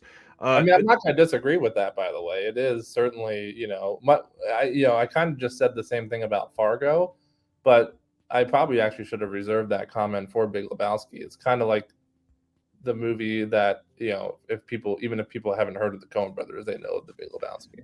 Yeah, this is the one that people like. They feel cool because they like this movie, and it's great. One thing that I will completely agree with you, I think that this has maybe the best dialogue in any Coen brothers film, primarily because it is so freaking quick. They go back with like some of the jokes in this are so quick that you are trying to catch up with one, and there's already been 3 other jokes. Yep. Nothing wrong with that whatsoever. I think that it's well done. The thing to me, I think that Raising Arizona is actually much funnier than this. So there's not as many jokes, but the entire film itself, I laugh way more at Raising Arizona than I do at this. Mm-hmm.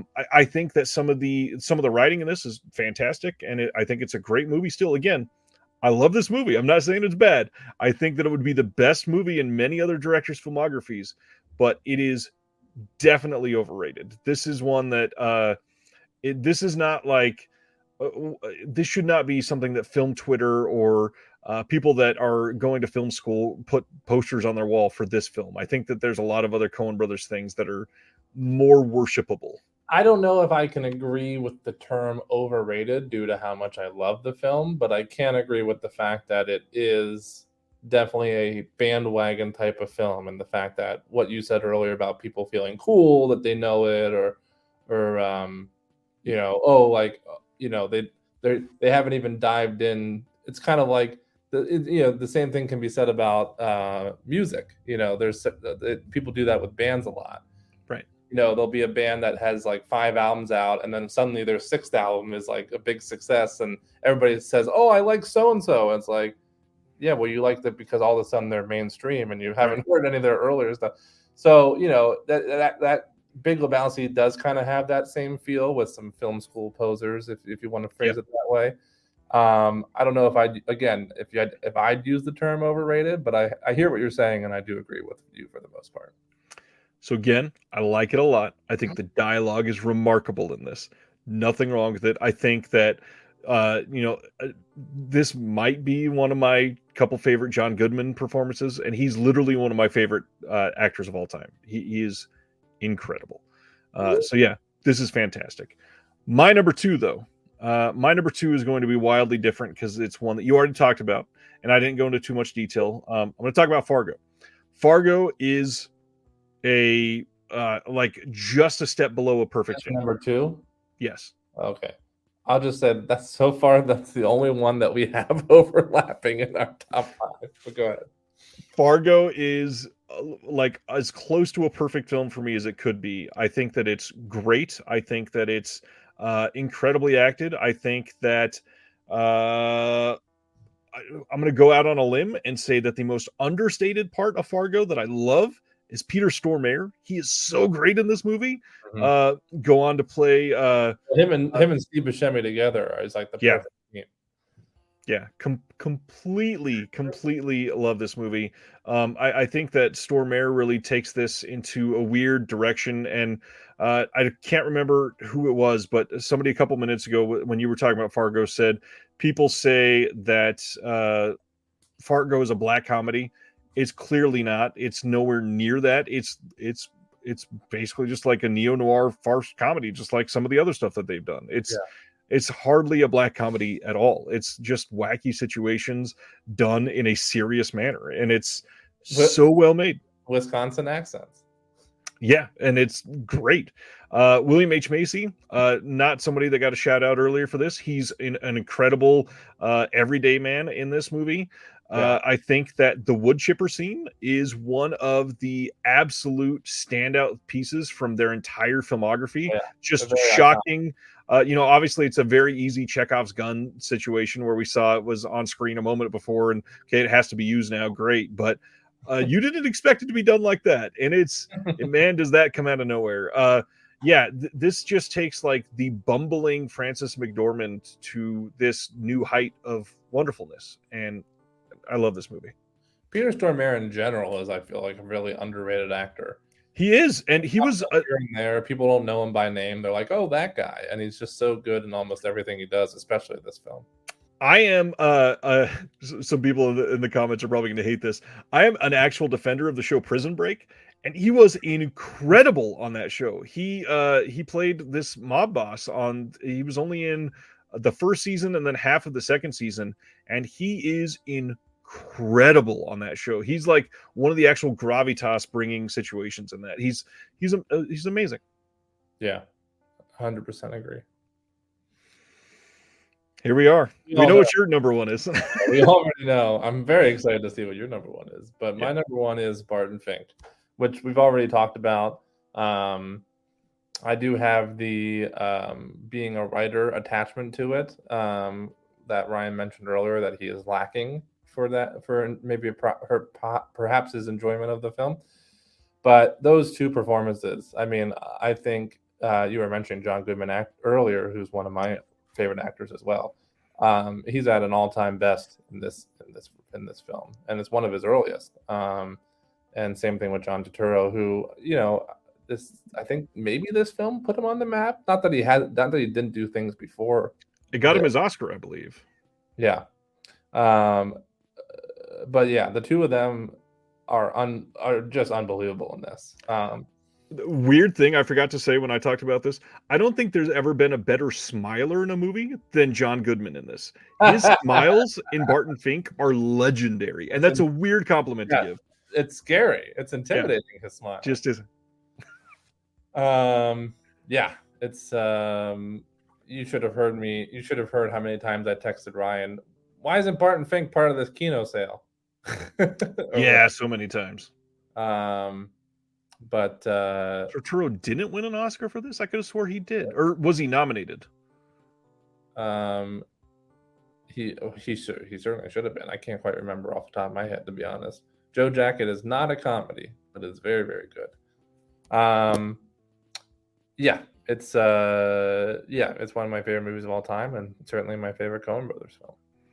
Well, and you say not a comedy, but just like any of the other Coen Brothers films, it's not a comedy, but it's funny as hell in many of the scenes. Yeah, it's not intentionally a comedy like Raising Arizona or things like that, but or Burn After Reading, for example. But it's certainly one where there's, again, like Ryan said, almost all their films where some comical elements slip through naturally.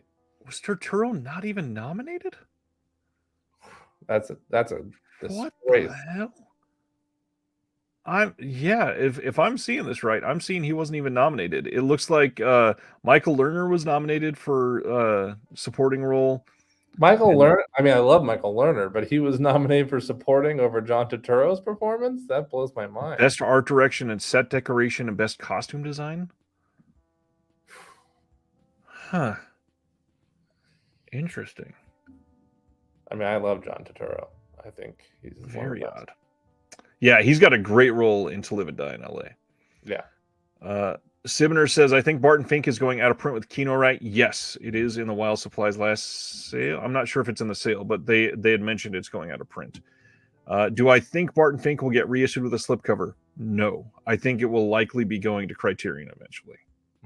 I would love to. I didn't get it in time to get the Kino slipcover. I don't. It never had a slipcover, I don't believe. It didn't? I could have. Oh, okay. No, it's an older thing before they started doing slipcovers. Oh, okay. He is good in Severance. Severance is an amazing film. That's a great cast as well, actually. Come to think of it. I need to see Severance. I've not seen it. Turturro. All right, moment of truth. I'm dying to know because so far we only have one overlapping, and I think that is our only overlap. Well, you know what my number one is now, right? Oh, I think we've talked about this before. No Country? My number one is No Country. I think this is legitimately a perfect film. There's so much about this that has hit me so close to home for why I love filmmaking. I think that this is one of the best villains of all time. Javier Bardem takes a performance that is so sinister that you're not prepared for what he does in this movie.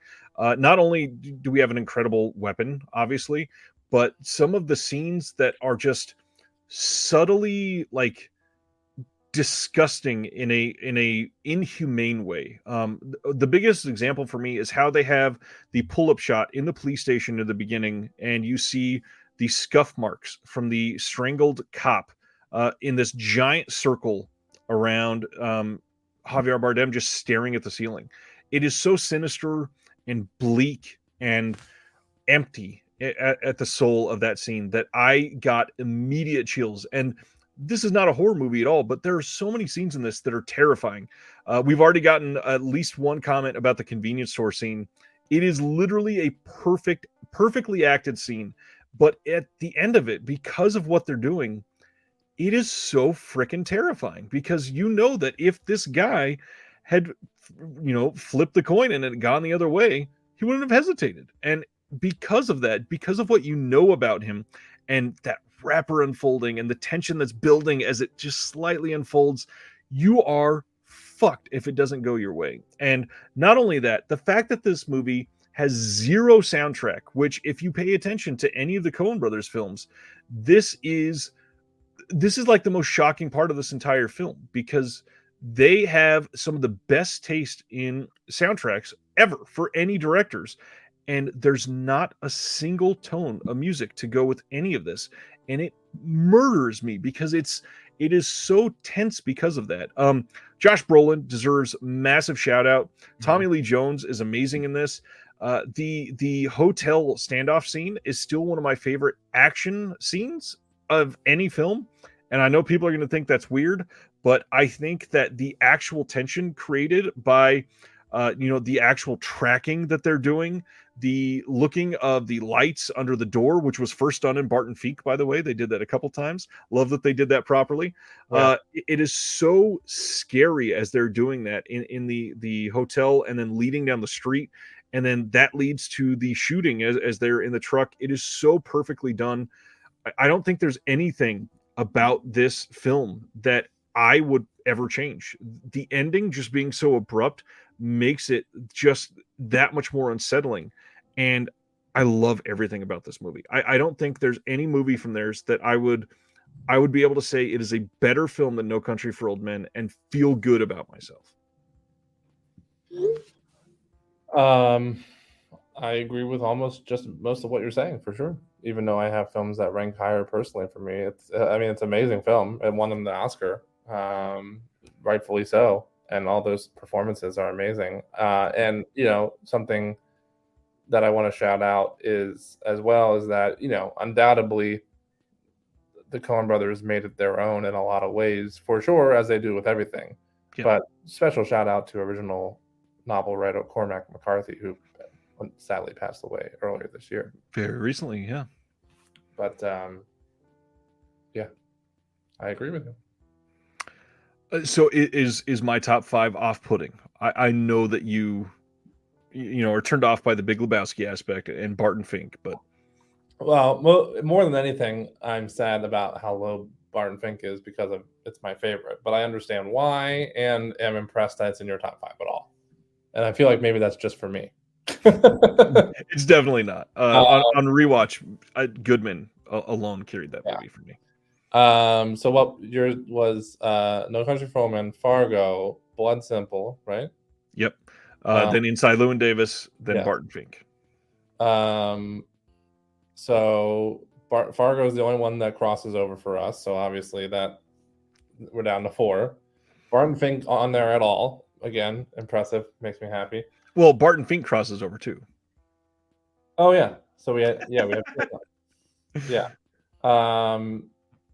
No Country for Old Men, is certainly it's their highest ranking IMDb ranking and won them the Oscar. So it is a perfect movie. But you could almost say that about other films in their category too. You know what I mean? That's the thing that Stan mentioned earlier about how hard it is to rank the Coen brothers. But I agree with that being on there. Inside Llewyn Davis, I love again, but I do admit that I need a rewatch. I do agree with Hudsucker Proxy deserving more love, actually. I need to rewatch Inside Llewyn Davis because it's been so long for me. And Blood Simple is their first film and is an undeniable, stunning directorial debut, as you mentioned. So I don't think your list is off-putting at all. It's fairly, I was almost going to say drastically different than mine. It's fairly different than mine. But as you mentioned, you love their dramas more than their comedies, and that shows with your list versus mine. But I can't disagree with your list, really, to be honest, because I love all those movies. You didn't throw Hail Caesar in there anywhere or anything like that. So that's one I need to see. I've not seen Hail Caesar. A lot of the reviews. The only one I can't like. Let's do this. Let's go through some of the ones that we did not talk about.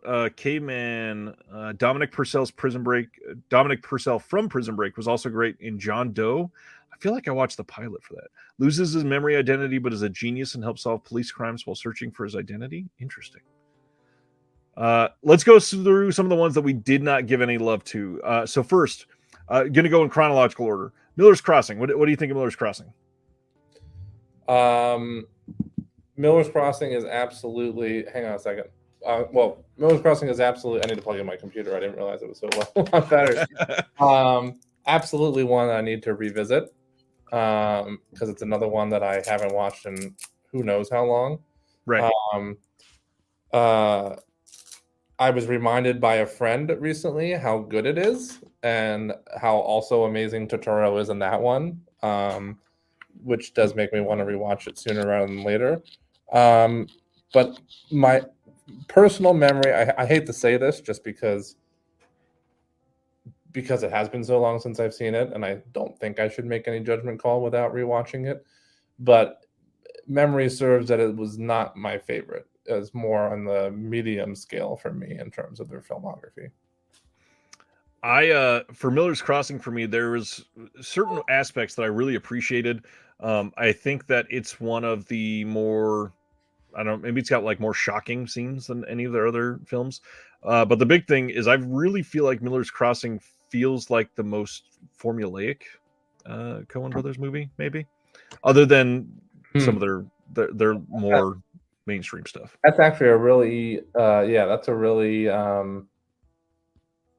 that's a much better way to kind of say what I was trying to say. I think is that I do recall it being perhaps their most formulaic. So after Miller's Crossing, we talked about Barton Fink. Hudsucker Proxy. So I am a sucker for two people in this film. I adore Tim Robbins, and I think that one of the best actors of all time, other than Paul Newman, who's in this obviously, but Jennifer Jason Leigh never gets enough love, not only for this, but in anything that she does. Yeah. This one, I just, for some reason, it's never been my favorite Coen. I probably need to watch it again. It's been a long time. I think, yeah, I mean, it's been a long, much like Miller's Crossing, it's been a long time since I watched that one as well. But I do agree with Stan saying, or whoever said it, I think it was Stan, saying that it deserves more love, because I do remember really liking it. I think it really is drowned out by so many other amazing Coen Brothers films. I don't think it quite reaches the levels of certainly any of the ones we discussed tonight on either of our top 5 lists. But it is really good in its own right, from what I remember, even though it's been quite some time. After that one was Fargo, The Big Lebowski, Oh Brother, Where Art Thou, got a little bit of love tonight. The Man Who Wasn't There, again, is good. It's just not. On your list, you say? Which one? You said Man Who Wasn't There earlier tonight. You said that was low on your list. Yeah, kind of, but that's only because we've got, the 7 that I've already named, and Miller's Crossing, and Oh Brother, Where Art Thou wasn't even something that I mentioned. So that's like 8 already. So getting down to stuff like that, it's unfortunately going to be low when the rest of their stuff is so good. For me, Man Who Wasn't There is one of their underrated gems, which is why it's like 5 or 6 on my list. It's a definitely. It's a standout to me. Again, I think it was Stan, but whoever just said that about Hudsucker Proxy, I double you for Man Who Wasn't There, because I think it's often overlooked in their filmography. Completely agree, and it came at a time that I think it might have been just a little. You could probably look at it as if it was made a couple years earlier, it might have been more popular. But if it came a couple years later, it might have been more popular as well. Yeah, it's actually it's weird you say that, because it kind of is almost that way. I think it might have been just like a weird, and it came right after the success of Oh Brother, Where Art Thou, which was such a distinct, vision of a film, as we discussed earlier, in terms of the stylization of that film and the way that those 3 play off of each other so well. And to go from that to such a subdued film as The Man Who Wasn't There is such a drastic shift that I think, maybe that is part of the lack of success, or even just the sheer overlooking of The Man Who Wasn't There. Yeah. But in my book, that's just a testament to their amazing filmography. No film is the same in their catalog, despite having similar tropes, because it's like, oh, that's totally a Coen Brothers film. Similar tropes and a lot of the same characters. A lot of the same they easily could have been like bottled together in people's minds with how they did that. And because of the distinct films that they did, that was never a true possibility. And I love that. Right. Love them for that. Yeah. Yeah, couldn't agree more. Next up is Intolerable Cruelty, which doesn't ever really get mentioned with Coen Brothers stuff. It's fine. I see, people like actively hate that movie, or they're like, "Oh my god, it's so terrible!" Blah blah blah. Can't believe the Coen Brothers made that. I like it. I mean, it's good, not great. It's once again, much like I said about Hudsucker Proxy, not one that really ranked. It doesn't ever really approach the greatness of any of the films we previously discussed tonight. But it's a fine film. There's nothing I don't like about it. Yep. It's just not as good as their other stuff. Period. And then we go to the one that everybody loves to hate, The Lady Killers. I don't think this is as bad as everybody makes it out to be, but it has been a long time since I've seen this, and I may not like it more now, but I remember not hating it. I also didn't hate it, and I'll tell you what, the one thing I'll say, and of course we'll leave it to the Coen Brothers to pull this out of. Yeah, it does almost feel like an A24 type of movie nowadays if it were to be released now. Lady Killers is one of the first films I remember seeing where I didn't think because of course I didn't see it. Well, what year did that come out? I don't know if I saw it actually when it came out, or if I saw it. It was 2004. Yeah, I probably wouldn't have seen that when it first came out, to be honest. I maybe saw it more like 2006 or 2007. either way, I can thoroughly say that it's one of the first movies I remember seeing Tom Hanks and not thinking, oh, that's just Tom Hanks. As somebody who thoroughly believes that Tom Hanks is just always playing Tom Hanks, it seems Agreed. like. Yeah. He's so much different in that role. And again, leave the Coen brothers to pull that performance out of him. But, I think that alone is, at least something noteworthy of the Lady Killers. Completely agree there. I think that it is worth much more love than it is given. That being said, it's the Coen brothers, so it's never going to be top 5 or anything like that. Yeah. That means next up on the list, again, also the Coen brothers, and by meaning that almost none of their films are bad. It's kind of the same way people talk about Tarantino or Paul Thomas Anderson. It's like even the worst Tarantino movie is still a great movie, and I kind of feel that way about Lady Killers. It's on the bottom of the spectrum, but it's not a bad movie. Correct. Next up is their, I guess if you count their segment in Paris Je t'aime. Yeah. Yep. Which was great, by the way, and I like that whole anthology. But in fact, I like all of the With Love anthologies. They did what? Berlin, New York, maybe a couple other ones that I'm forgetting. Great names attached to that one too. Yeah. Then No Country. Then we get into what I think is their most underrated period, and I know that you said that for The Man Who Wasn't There. This one I'm not saying is their most underrated film, but I actually really love Burn After Reading. Yeah, I think that that's one people love to shit on, by the way. This has like the most atypical Brad Pitt performance from any of his movies. And fucking hell is he great in this. He is so upbeat and charming. The story itself is really fun. It's just a wacky movie. And I feel like people didn't want a wacky Coen brothers at that time. I guess, yeah. Fresh off the boots of No Country, right? Right. Yeah. That's exactly what I think it was. A high mountaintop to come down from for Burn After Reading. I would argue that it's even an atypical performance for Frances McDormand, too. Oh, absolutely. Yeah. And they especially for what she would do for the decade following that. Yeah, exactly. But they both crush it so much. George Clooney, for crying out loud, with his dildo chair. It's just great. Him barely pushing it and it rocking so far. It almost makes the fake flyer you made for tonight very suitable. I will say I think that the demise of Brad Pitt is easily top 3-5 scenes of any Coen Brothers film overall. Yeah, it's incredible. It's up with the wood chipper scene. Exactly. But I think the Brad Pitt one is much more shocking, so I'd even put it maybe above the wood chipper scene. Yeah. Above wood chipper, but below the cafe scene from No Country. There you go. There's your top 3. Next one I think is easily, like without a doubt, the most underrated Coen Brothers film. A Serious Man is... It should be much higher on my list, probably. I think that it is a very good film. And again, just like Big Lebowski, would be the best film on almost any other director's list.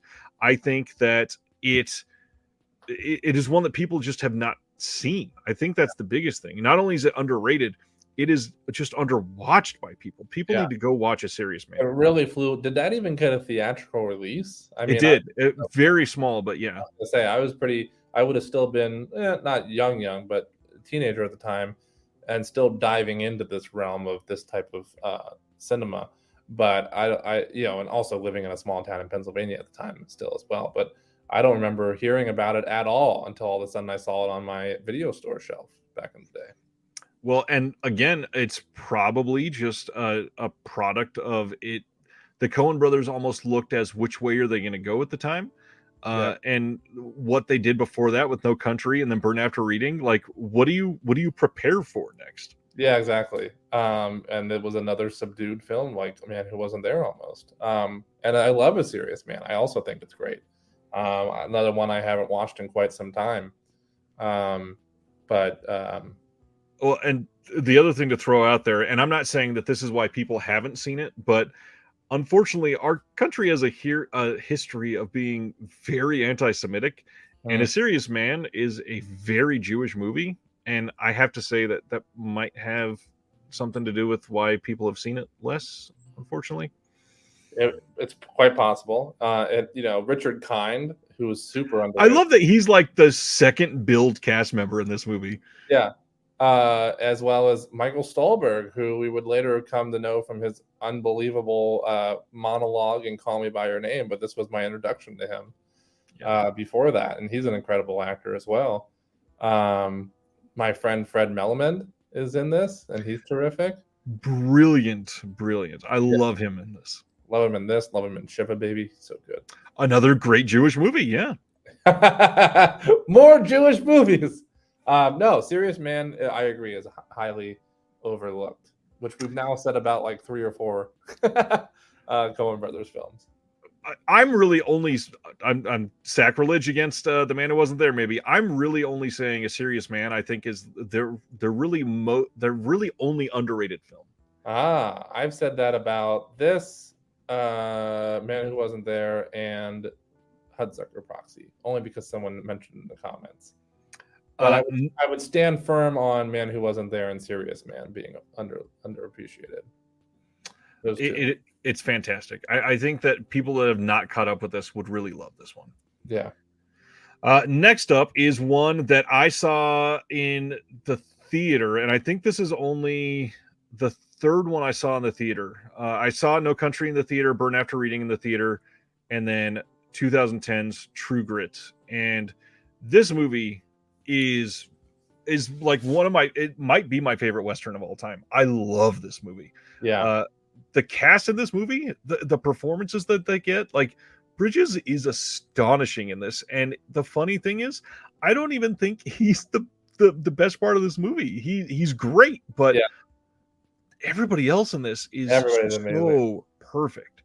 I saw this in theaters as well. In fact, it might have only been, I definitely saw No Country for Old Men in theaters. That might have been the first one I actually saw in theaters from their kind of catalog, based on my age and when I discovered them and everything.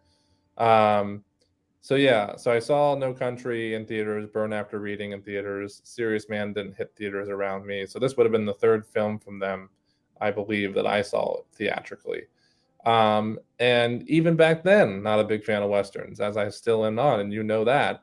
But what you said about earlier, that this might be your favorite Western, I think it is my favorite Western, because only leave it to the Coen brothers to make me appreciate a Western, which is not something that not my favorite genre in the least. But it's the characters. It's always the character. I come back to the characters with them a lot with the Coen brothers, and the characters, as well as the actors playing them in True Grit, is really what makes that one so good. So Video Store Review comments, the Coens have won the same number of Oscars, 4, as both Steven Spielberg and Martin Scorsese combined. That's wild. Scorsese only winning 1 is very shocking to me, but the Coens deserve it, man. Yet, what bothers me about that, I guess in a way it does, and in a way it doesn't, is that the Coen brothers are much less of a household. I mean, we all know the Coen brothers because we're such film. Everybody who's watching this tuned in because the Coen brothers, that's what this episode was about. But there's so much less of a household name than Spielberg or Scorsese, yet they've won more Oscars. It's like, come on, people, get your head out of your ass. Watch more Coen brothers films, watch the Man Who Wasn't There, watch The Simple Man. You know what I mean? So True Grit is great. Gone down that path already. I do want to shout out Matt Damon, way better than expected in this movie. Yeah. But maybe the one that really steals this movie, Haley Steinfeld, is in essentially her debut, right? Literally, introducing Haley Steinfeld in the credits. Yeah. She is top notch. Could not have done any better with the casting. She looks perfect. She acted perfect. This movie's amazing. Yeah, it's really good. Yet another one that actually deserves a rewatch from me, to be honest. Next was Inside Llewyn Davis. Talked about that one. Hail Caesar. I've never seen it. You don't seem to like it. No, it's the only one I couldn't get behind, unfortunately. And maybe I'm missing something. Certainly, I know people who like it, and I've seen people in the comments say that they like it. And I'm willing to give it yet another shot, even though I gave it 2 already. But for some reason, I just couldn't with that one. And then the last contribution from both of them together so far, although they're working on another one together. When they That's been split up. Which, by the way, I'd love to talk about that in a second after we talk about this. we will be. The last of them together at the moment is the Ballad of Buster Scruggs, which is this odd Netflix. First off, it's the only thing that they've done that's gone straight to streaming. Yeah. Netflix exclusive anthology piece. What do you think of this one? I love parts of it, and other parts I could do without because it's an anthology piece. So, I would say, not to just sugarcoat it, but I would say I maybe like 50-50 of the segments. I really like the one with Zoe Kazan, but I also adore her. I certainly really liked the very first segment with good old Tim Blake Nelson. And then there was other ones where I was like, but it's their first foray into both streaming and an anthology film, I guess, aside from Paris, Je t'aime. But it's a give and take for me on this one. It might actually be either my second or third on the bottom. Wow. If Hail Caesar is the first, at the very bottom, it might actually be, number 2 or 3. Interesting. And maybe it's the fact because it is an anthology film, so it doesn't have that same consistency that their other films do. Because what we mentioned earlier about such a tight script and their characters, it's harder to have that same level of, or that degree of excellence when you're doing an anthology film with a bunch of short stories and they're not as fleshed out. You know what I mean? Right. I mean, especially Tim Blake Nelson's. Even though it's funny and fun, it's super short. It's the first one that's short. Yeah. So, when you take that into consideration, and it just maybe, for me at least, doesn't have the same quality as their other films. So I agree. I'm actually historically really love anthology films, primarily because it gives attention and the ability to lesser known filmmakers to do something, and usually it brings some sort of resources that they couldn't get on their own. Well, when it's spread out to other filmmakers, right? But this one was all them the whole way through. That's exactly what I was about to complain about. So this, I feel like it lost that aspect of this, and I think that a third of this is stupendous. It's great, classic, high quality Coens. The rest, not so much. I think that they could have done much better with this. Tim Blake Nelson absolutely kills it in this movie, but I would arguably say it is number 2. I think my this and Hail Caesar, ironically, they're 2 most recent, are my 2 least favorite. Yep. Tragedy Macbeth. You want to say something about that first? First of all, I'd really like to tell DC that, which I know you say Sibner, I'll still say DC for the rest of my life, is Ruby Sparks is one of my favorite movies of all time. I adore that movie, and I love Zoe Kazan, so you are correct. Tragedy Macbeth, I wanted to love it. Here's what I'll say about it. It's very hard to do anything new or fresh with Shakespeare because it's old as time and been retold so many times by so many different filmmakers or television limited series or what have you, that it's just after a certain, Baz Luhrmann did his take on Romeo and Juliet, and that was fun because it was modern and he actually did something different. Joel tried to do that as well because you got the beautiful black and white with amazing cinematography in that film, which is the standout of the film besides the acting, which of course you're going to expect amazing acting in not only a Coen film but with that caliber. Denzel specifically, yeah. Denzel, McDormand. One sec.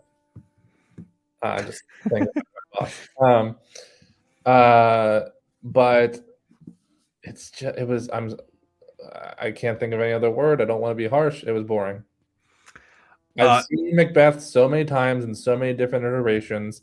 He tried to do something a little different with it, and obviously it looked beautiful. The performances were amazing, but it's like I've seen it before. I just couldn't. My problem, I don't think this played theatrical anywhere near me, and it doesn't have a physical release. I've not seen this yet. Oh, wow. So I'd really love to see it. I'm very excited to see Denzel in this. I think it's on Apple TV. I could be wrong. I don't have Apple TV either. Okay, well, there you go. A couple comments that I want to highlight and talk about. One, video store review. Go ahead. Real quick, I'll just say that since we touched on his solo effort and not yeah, Ethan's, which touche. of course isn't out yet, I'm very stoked for Drive Away Dolls. Yep. Very bummed that it got pushed because of the strike. It was supposed to come out like in a month or whatever. Now it's February. I think, and I could be wrong. First of all, it's a great cast. I think, Margaret Qualley is adorable, but and has been very good in most of the stuff I've seen her in so far. I think Geraldine Viswathan is maybe how she pronounces her last name. No idea. I think she's unbelievably underrated. Ever since Blockers, I watched her in Blockers. I thought she was hilarious. And she did Broken Hearts Gallery, which I thought was kind of an underrated rom-com. She's on this show that you may or may not have heard of, Miracle Workers, with Steve Buscemi and Daniel Radcliffe. And I think she's great in that. She holds her own with those two heavyweights. I think she's underrated. So I'm glad that she's the lead in this with Margaret and getting a little bit of time to shine. But I think, and I've been telling everybody about this because it was one of my most anticipated films of the rest of the year, and sadly it got pushed. I think it feels like classic Coen Brothers from the trailer to me. Like Drive Away Dolls feels like a Raising Arizona to me, in the sense that it just feels like this kind of romp of like weird kind of characters on this journey. And I just the minute I watched the trailer when it first came out, I got goosebumps because it felt like 80s classic Coen Brothers to me. Right. Or 90s, 80s, 90s. So I highlighted Video Store's comment a moment ago, but I want to go back to one that came like half an hour ago, and I'm gonna expand this a little bit to say two. Who are your two favorite common actors with the Coens? People that they were with for at least two films, but probably more than two. Yeah, Steve Buscemi, hands down, who's in a lot of theirs. Yeah. Just because I love him. I mean, Coen Brothers or not, I think he's a phenomenal actor, and I've loved everything he's done pretty much. I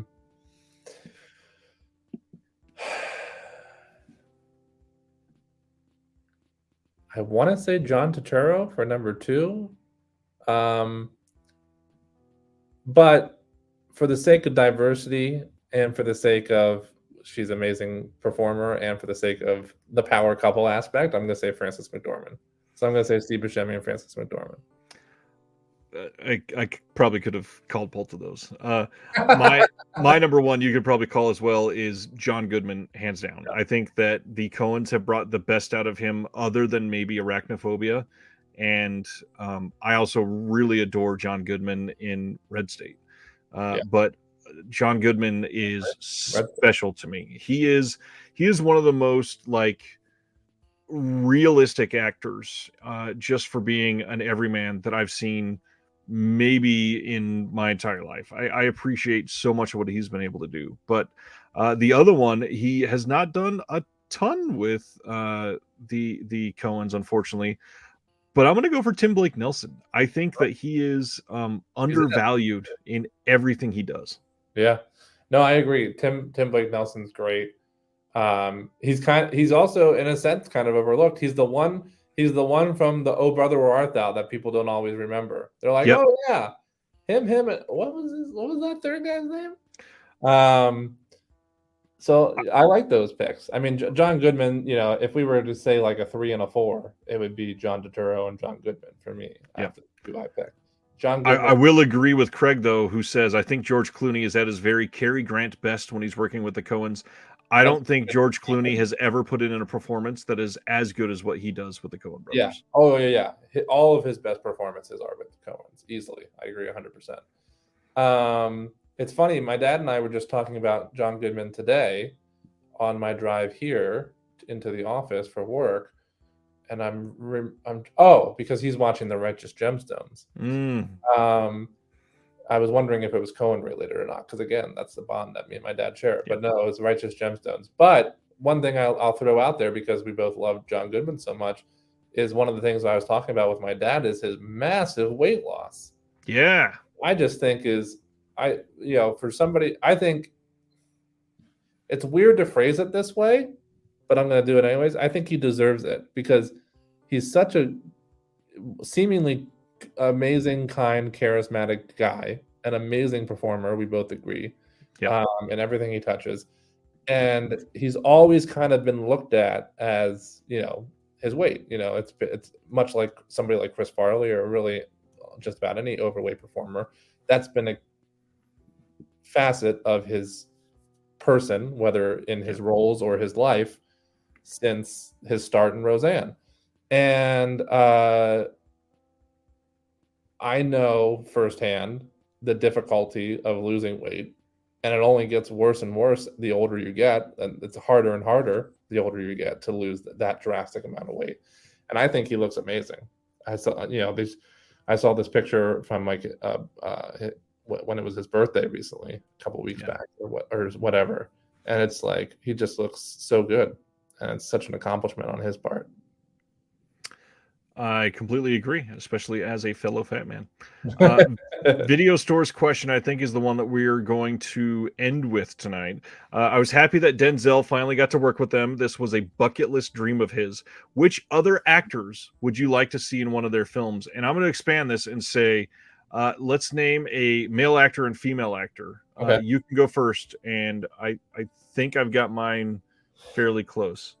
That I would love to see in a Coen Brothers film. I would love to see, well, right off the bat, unless I'm forgetting something, I don't believe my favorite actor of all time has been in a Coen Brothers film.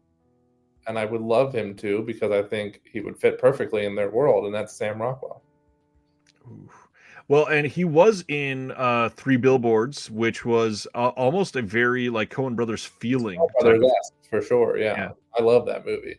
But no, he hasn't been in a Coen Brothers movie. The more I had to think about it some more. I would love to see him. Don't you agree? He would fit perfectly in a Coen Brothers movie. Yeah, I completely agree. Sam Rockwell would be great.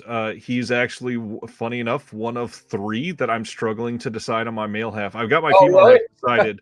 He is one of 3 that I had in mind, and I'll probably name all 3 just to get there. But yeah, so that would be. You want to do your male one too, or you want me to do mine? Let's do it. So my male 3 right now that I'm trying to figure out is I want Sam Rockwell.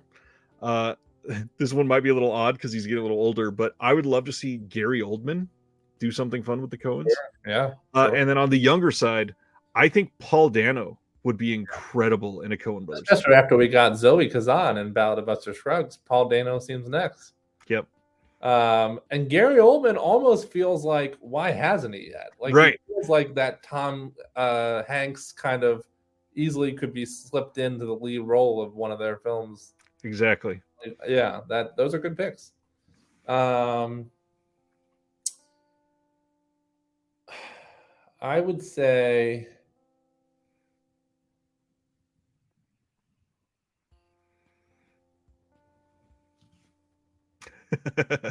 staring at ceiling tiles. you do yours. Okay, so I had a couple in mind for this. Kristen Stewart is one that I was considering, but lots of comments coming in about her, and I think that the indies that she's done has been amazing. But I got to go with my go-to for who I think is maybe the best actor right now. I got to go with Toni Collette. I feel like she would be remarkable in a Coen Brothers movie. That's a really good answer. That and Florence Pugh coming in from a couple of people in the comments are both really good picks. Ooh, Brendan Fraser. That's a Brendan Fraser from Chris. I think Brendan Fraser is a good pick as well, especially with his comeback recently. I think in terms of a female performer who would fit in really well with a Coen Brothers film, I think Florence Pugh and Toni Collette are both great picks. I'm gonna say, I had one and then I lost it because I got sidetracked.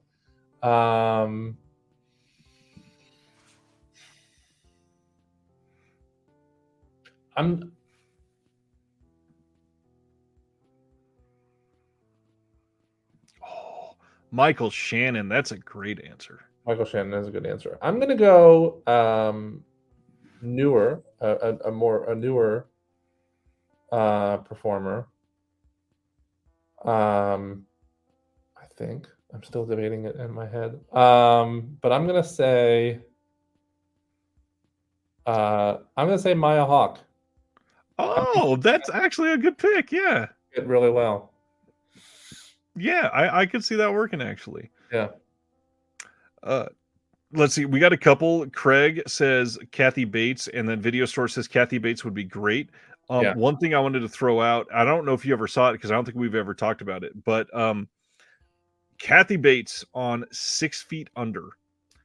That show was incredible. And she's just this little bit player in like 6 episodes. Yeah. She's this wonderful, like energetic hippie character, and she's so great in it. That show doesn't get enough love either, but never. That movie is, that show is remarkable. Incredible finale. Great acting. Lots of people that had acting stints in there earlier. Rainn Wilson had a kind of big part in there for a long time. Go on to do, I mean, even Michael C. Hall hadn't done too much at that point, and then of course that led to Dexter. That led to Dexter, yeah. Oh, Richard Jenkins would be great. Actually, I agree with that. I love Richard Jenkins. Naomi Watts, that's a good answer too. Naomi Watts. I almost said Kate Winslet. Actually, I see Christopher said Kate Winslet, and I almost said Kate Winslet before I went with Maya Hawke. Kyle MacLachlan, that's a good answer too. Aubrey Plaza, that would be interesting. Especially, didn't she just do? She is doing more and more kind of avant-garde stuff later in her career now. Yeah, really liked. What was that one she did last year? The like indie New York crime. Emily the Criminal. Emily the Criminal. That one, she was great in that movie. Yeah, I think that would be an interesting to see her in the Coen Brothers film. Well, certainly Carey Mulligan. And speaking of Zoe Kazan, she did that movie with that was written by Zoe and directed by Paul, I believe. Wildlife. Yeah, Carey Mulligan and Jake Gyllenhaal, which was really, really good. Absolutely. Here's what I would love to end on, if you would spare me the extra 5 minutes, Ryan. Sure. Or so. I have been in an argument. This is the perfect time to bring this up. I would love to bring this up to not only I don't need to be highlighted. To not only discuss. Are you peeing? No. Oh, I don't know how you hold it this whole time. I know I say that every show. Because I love the whole topic tonight has been the Coen Brothers. We both love the Coen Brothers. Everybody who's watching, either loves the Coen Brothers or at least likes them. I surprisingly love Dirty Grandpa.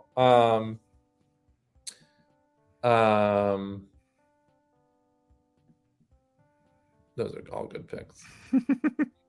I got into. I mentioned this earlier, and you said, "Oh, we'll get to that," and then we didn't. But I'm circling back to it now. I've been in an argument, a straight-up argument. I'm fine with it, by the way. This other person, it's a coworker of mine here in the office, who legitimately gets heated when I brought it up, including in the comments of my Instagram post advertising tonight's show. I said casually when talking about the Coen Brothers recently here in the office at work about a week or two ago that they split up because Joel made a movie by himself. Ethan made a movie by himself. They are no longer together. That does not mean that they can't get back together, and they seemingly are already. But by definition, they split up. So I use that terminology when describing it very casually in the middle of a whole other discussion. And this person got very, very upset and said that they did not split up and was very adamant about it and said, and his biggest reason was that he said something like the Wachowski sisters split up because they hate each other's guts and will never do a movie again. And I'm trying to explain to him that the animosity versus splitting up and doing separate movies is not mutually exclusive. You can split up and still, love each other, especially since they're brothers, and have the possibility of getting back together and making another movie. But the definition of split up is two things separating into one or two separate parts. Craig says it's an open relationship. They have an open relationship. It doesn't mean that they have to hate each other, and it doesn't mean that they can't get back together and make another movie or many more movies, which they seemingly are again. So I would love to know.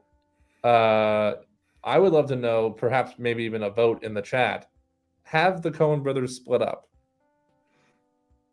Again, it doesn't mean that they're not getting back together and that they can't, but have they split up?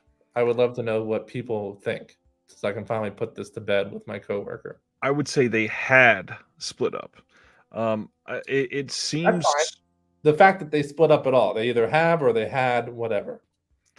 and for the entire, the run of their career that they had doing stuff together, they took a detour. They took a turn and went separate ways for a moment. And hey, the fork in the road will bring them back together, and that's fine. Yeah, that's what I think. I agree. I agree 100%. I think they are, they already have a new one in the works together. But I think surely by the definition of the term split, that they split up, which is all that's all I was trying to explain. That doesn't mean that they have any animosity towards each other or that they won't get back together and make another movie. I will say using the term split up could be a little off-putting, especially because by the way that we refer to them, they're actually brothers. They can't divorce as brothers. So maybe like a detour or stopped collaborating would be better terms. But yeah, I don't think it matters. That's what I agree that the word split up definitely feels more permanent than it was ever meant to be. Mm-hmm. Okay. It seems like you and a lot of people in the comments are siding with my coworker. Your coworkers would be so happy. Who, granted, got very heated, so much so that he had to storm away from the conversation. I was not upset at all. I was just trying to defend my side.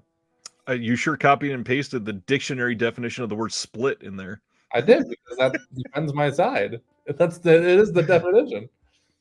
I'm trying to read some of the comments, but we should probably wrap up. Yeah, it's been over 4 hours, my friend. I didn't think we were going to do 3, and we went there. We did 2.5 on the new releases. Yeah, that's true. They were on a break. Damn it. This has been one of my favorite discussions, so thank you for doing this. This has been astonishing. Jeremy, you're one of my closest friends, and I love you, and I love our chat, and thank you to everybody. Again, if you're ever interested about getting closer with the community, our Discord is welcoming new people every single day. Patreon link in the description below. The links for the Physical Media Advocate, the zine, is in the description below. I agree with Spaghetti. It is time for this chat to split up, but it's not permanent because we'll be back here next Thursday. And if you get the zine, you get the entire schedule for the next month. I did put what we're doing for Reconnected over the next 4 weeks. So please get that, and we'll find out what we're doing next Thursday then, if you haven't got it. Love you guys. We'll see you then. Thanks, Jeremy. This is a heart. Thanks, guys.